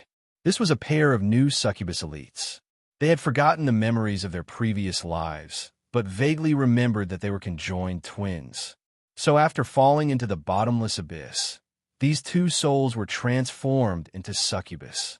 They might be a pair of spellcaster twins in their previous lives because these two succubus had the level of a warlock. This required enough talent and a little opportunity from the previous life. According to Sauron's guess, the two should be born in a warlock family. As for falling into the bottomless abyss, it wasn't strange. Many warlock families in the material plane were very chaotic, especially those who wanted to maintain the purity of their bloodline. There were many taboo things that happened. These two succubus were personally transformed by Rhaenys. As the #1 succubus serving Sauron, Rhaenys was no longer in charge of a small tavern. She was given a large fief by Sauron. The area was roughly equivalent to a southern dukedom in the material plane. But because it was in the bottomless abyss, it naturally didn't have that many people. Rhaenys built her own fortress in the fief, but as a smart high-grade succubus, she knew that everything she had was given to her by Sauron. So unless it was something that she had to deal with, she would try her best to come to the Galumba arena to serve Sauron. In order to prevent other succubus bitches from taking advantage of her absence to replace her position, Rhaenys was very smart to select a pair of succubus twins and send them to Sauron's side to serve him. In this way, she would have enough sources of information around Sauron, and she could also monitor whether there were other succubi trying to take advantage of the situation to replace her. Currently, Rhaenys wasn't in the Galumba arena. Sauron gave out nearly half of the plane's territory, so a group of promoted secondary demon lords were busy building their own territory and recruiting enough demon army. Because the great Baylor Lord Sauron obviously wouldn't stop here, there was a new war waiting for them. In the huge magma pool, Sauron walked out naked. This place was directly connected to the inside of the volcano. At the same time, it opened a passage to the fire elemental plane. It was very suitable for Balrogs to improve their strength here. As a demon lord who ruled nearly 2 levels, Sauron's strength improved very quickly. Now, his attribute template had become name, Sauron, High Demon Lord. Race, Demon. Form, Baylor Grade 7. Large Otherworld Creature, Cross-Plane Evil. Level, Creature Level 32. Attributes, Strength 42, Agility 30, Constitution 38, Intelligence 27, Wisdom 30, Charm 32. Alignment, Lawful Evil. Note, other demons will be slightly hostile to your actions. Health, 181-21812. Demonic Power, 275-063-0000. Domain, Slaughter, Death, Rage, Evil, Control, Flame. Skills, Sneak 485, Deception 425, Negotiation 315, Literacy 370, Intimidation 470, Spell Identification 320, Use Magic Device 320, Listen 315, Detect 325, Search 290. Abilities, Aura of Fear, Body of Flames, Whip of Flames, Burning Explosion, Bind, Demonic Claws +1 Natural Magic Weapon, Demonic Skin +10 Damage Reduction, Demonic Resistance plus 10, all types of resistance. Damage reduction 15, boss. Night vision 120 feet. Immunity to electric, fire, poison, acid, and cold resistance 10 points. Magic resistance 30 points. Telepathy 300 feet. Truth constant. Skills: Destructive Strike, Advanced Dual Wielding, Master of Preemptive Strikes, Multi-Strike, Weapon Mastery. Beheading Sword, Xenogeneic Weapon Mastery. Whip, Super Ferocious Attack, Super Whirlwind Slash, Super Cleave, Instant Cast Spell, Telekinesis. Spell-like abilities: Freely Cast Blasphemy, Freely Cast Soul Assimilation, Freely Cast Telekinesis, Freely Cast Mind Manipulation, Freely Cast Mind Manipulation, Freely Cast Mind Manipulation, Freely Cast Mind Manipulation, Freely Cast Mind Manipulation, Freely Cast Mind Manipulation, Freely Cast Mind Manipulation, Freely Cast Mind Manipulation, Freely Cast Mind Manipulation, and Freely Cast Implosion. As the top Bela Lord, Sauron's strength had reached a bottleneck. In other words, he had now evolved into a mature Baelor. Basically, he had obtained most of the skills that he could master, and all kinds of spells had been upgraded to the maximum. In this case, Sauron did not have much room for improvement. A part of his strength was fed back to his demon incarnation, which gave him the ability to control the death domain. However, because the Baelor form had reached the upper limit, Sauron did not gain any new abilities. Instead, he gained a small increase in all aspects of his attributes. For example, his strength had exceeded the upper limit of the Baelor, and his constitution was comparable to a dragon. His perception and charm had also increased to about 30 points because he was a leader. For now, there was only one way for Sauron to continue improving his strength, and that was to advance into the Baelor's special class, such as the Executioner and Beheader. Sauron already had some ideas about this. As a super-large creature, Sauron was nearly 7 meters tall when he stood up. Fortunately, the decorative wings of the succubus allowed him to fly a little. If not, it would be difficult to put on clothes for him. After putting on his armor with the help of a group of succubus maids, Sauron turned around and walked toward the front of the huge palace. His army was gathering. In the Forgotten Land in Narratel, a steady stream of demon army was gathering near the teleportation gate, because the great demon Lord Sauron was summoning them.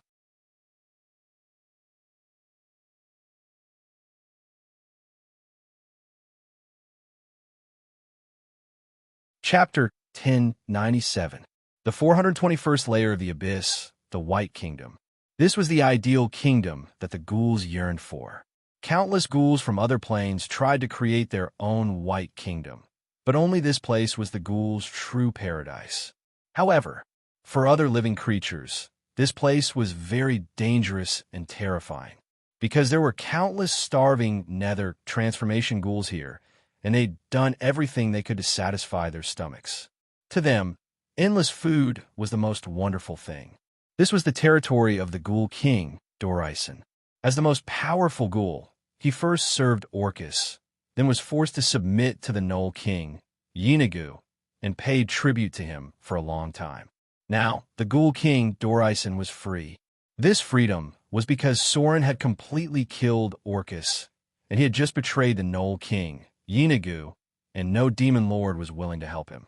As if he had a premonition of Sauron's attack, the Ghoul King, Dorison, called back most of his servants, including the ghouls that were raging in the material plane. He needed these servants to protect his kingdom. The White Kingdom was white. This was not an idiom, but a general reference to the land of the bottomless abyss. Here, the ghouls were the absolute rulers. Any mortals, devils, demons, and demons were potential food for them. The abyssal blood pool here wasn't to nurture demons, but to provide an endless supply of meat for the ghouls. Outside the palace of the Ghoul King, Dorison was a pale wilderness. Countless bones were buried in it. These were the flesh and blood of the ghouls. Most of them were demon bones, and a few were the remains of other creatures. Accompanied by a blood-red light, a door opened. Sauron's burly figure appeared on this piece of land, and behind him was an endless army of demons that were entering. In order to attack this layer completely dominated by ghouls, Sauron gathered a demon army of nearly 300,000. The huge demon army stretched for dozens of miles, and it would take half a day just to enter here. "Master," a demon assassin appeared in front of Sauron and said in a deep voice, "The ghoul king, Dor-Isen, is hiding in his fortress." Sauron gazed into the distance. It was a pale white skeletal fortress built from the bones of countless creatures, including the skeleton of a giant dragon. For thousands of years, the king of ghouls, Dor-Isen, was at the level of a ruler. His core servants were the nether ghouls, and the best of them would evolve into barbarians with violent strength. For thousands of years, countless living beings have been eaten by ghouls. Their remains were buried in the ground beneath their feet. Because there were so many skeletons, the entire country seemed to be white. Ghouls fed on any flesh and blood. There was nothing in the abyss that they did not eat. Even if it was an undead with flesh, they would still take a few bites out of endless hunger. There was a huge army of ghouls here. There were some low-grade ghouls without intelligence in the periphery. They were like wild dogs in the wilderness of the White Kingdom. When some of them advanced to become nether ghouls, they would be brought to the inner parts of the White Kingdom and enslaved by Dor-Isen. They would then be kept in captivity. The main task of this demon lord was to eat and find food. Because he was driven out by endless hunger, in order to get enough food, the ghouls would often attack the Taurens of the Abyss. An adult Tauren of the Abyss was enough for the ghouls to eat for a long time, and to the ghouls, the Taurens' meat was delicious. The endless demon army arrived through teleportation. Under Sauron's command, they advanced towards the White Kingdom. The low-grade ghouls in the periphery did not need Dor-Isen's command. After sensing the smell of flesh and blood, they swarmed over. However, what was different from the past was that the demons they were facing were not newborn demons and were few in number. Now, they were facing a huge army of demons. "Crush them!" The six-armed snake demon leader roared excitedly and led the army to charge towards the ghouls in front of him. Countless ghouls blocked their vision. The law of this plane had been distorted by Dor-Isen, and the demons had become the main source of food. This subconscious made them gather crazily. The battle broke out. Tens of thousands of low-grade demons rushed towards the ghouls in front of them and quickly killed them or were killed by them. Countless corpses were left in the wilderness of the White Kingdom. Sauron's demon leader advanced step by step. Soon, hundreds of thousands of ghouls were destroyed, until they encountered some huge grayish-white ghouls. Nether ghouls. Dor-Isen's main army was also the backbone of the ghouls. As they gradually approached the White Kingdom, everything in front of them turned gray-white.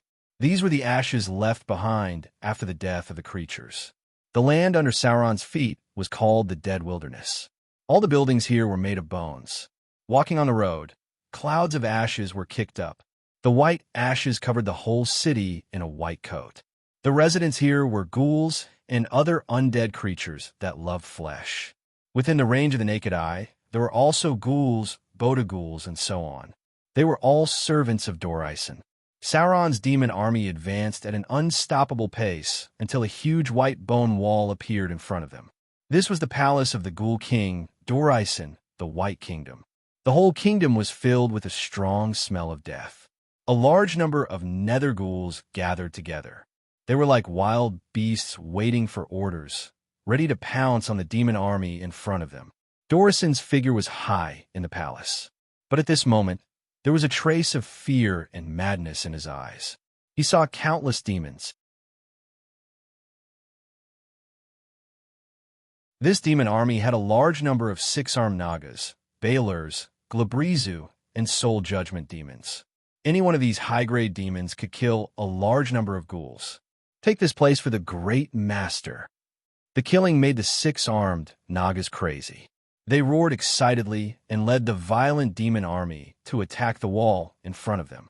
The towering white bone wall could not stop the demons' footsteps. Countless demons that could fly and climb quickly rushed into it. The benefits made these demons crazy because they knew that after conquering this kingdom, Sauron would infect some secondary demon lords, and these demon lords would be selected from those with outstanding military achievements. Dozens of legendary demons turned their eyes to the Ghoul King, Dorison. If they could kill the enemy leader, there would be a place for them among the new secondary demon lords. You're tuning in to the Romance Rendezvous YouTube channel. We're so grateful for your support, and don't forget to subscribe to join us on this incredible journey through captivating stories. Your generosity through donations truly makes a world of difference, as it's the primary source of revenue that allows me to expand and enhance this channel for you. Thank you from the bottom of my heart for being a part of this adventure.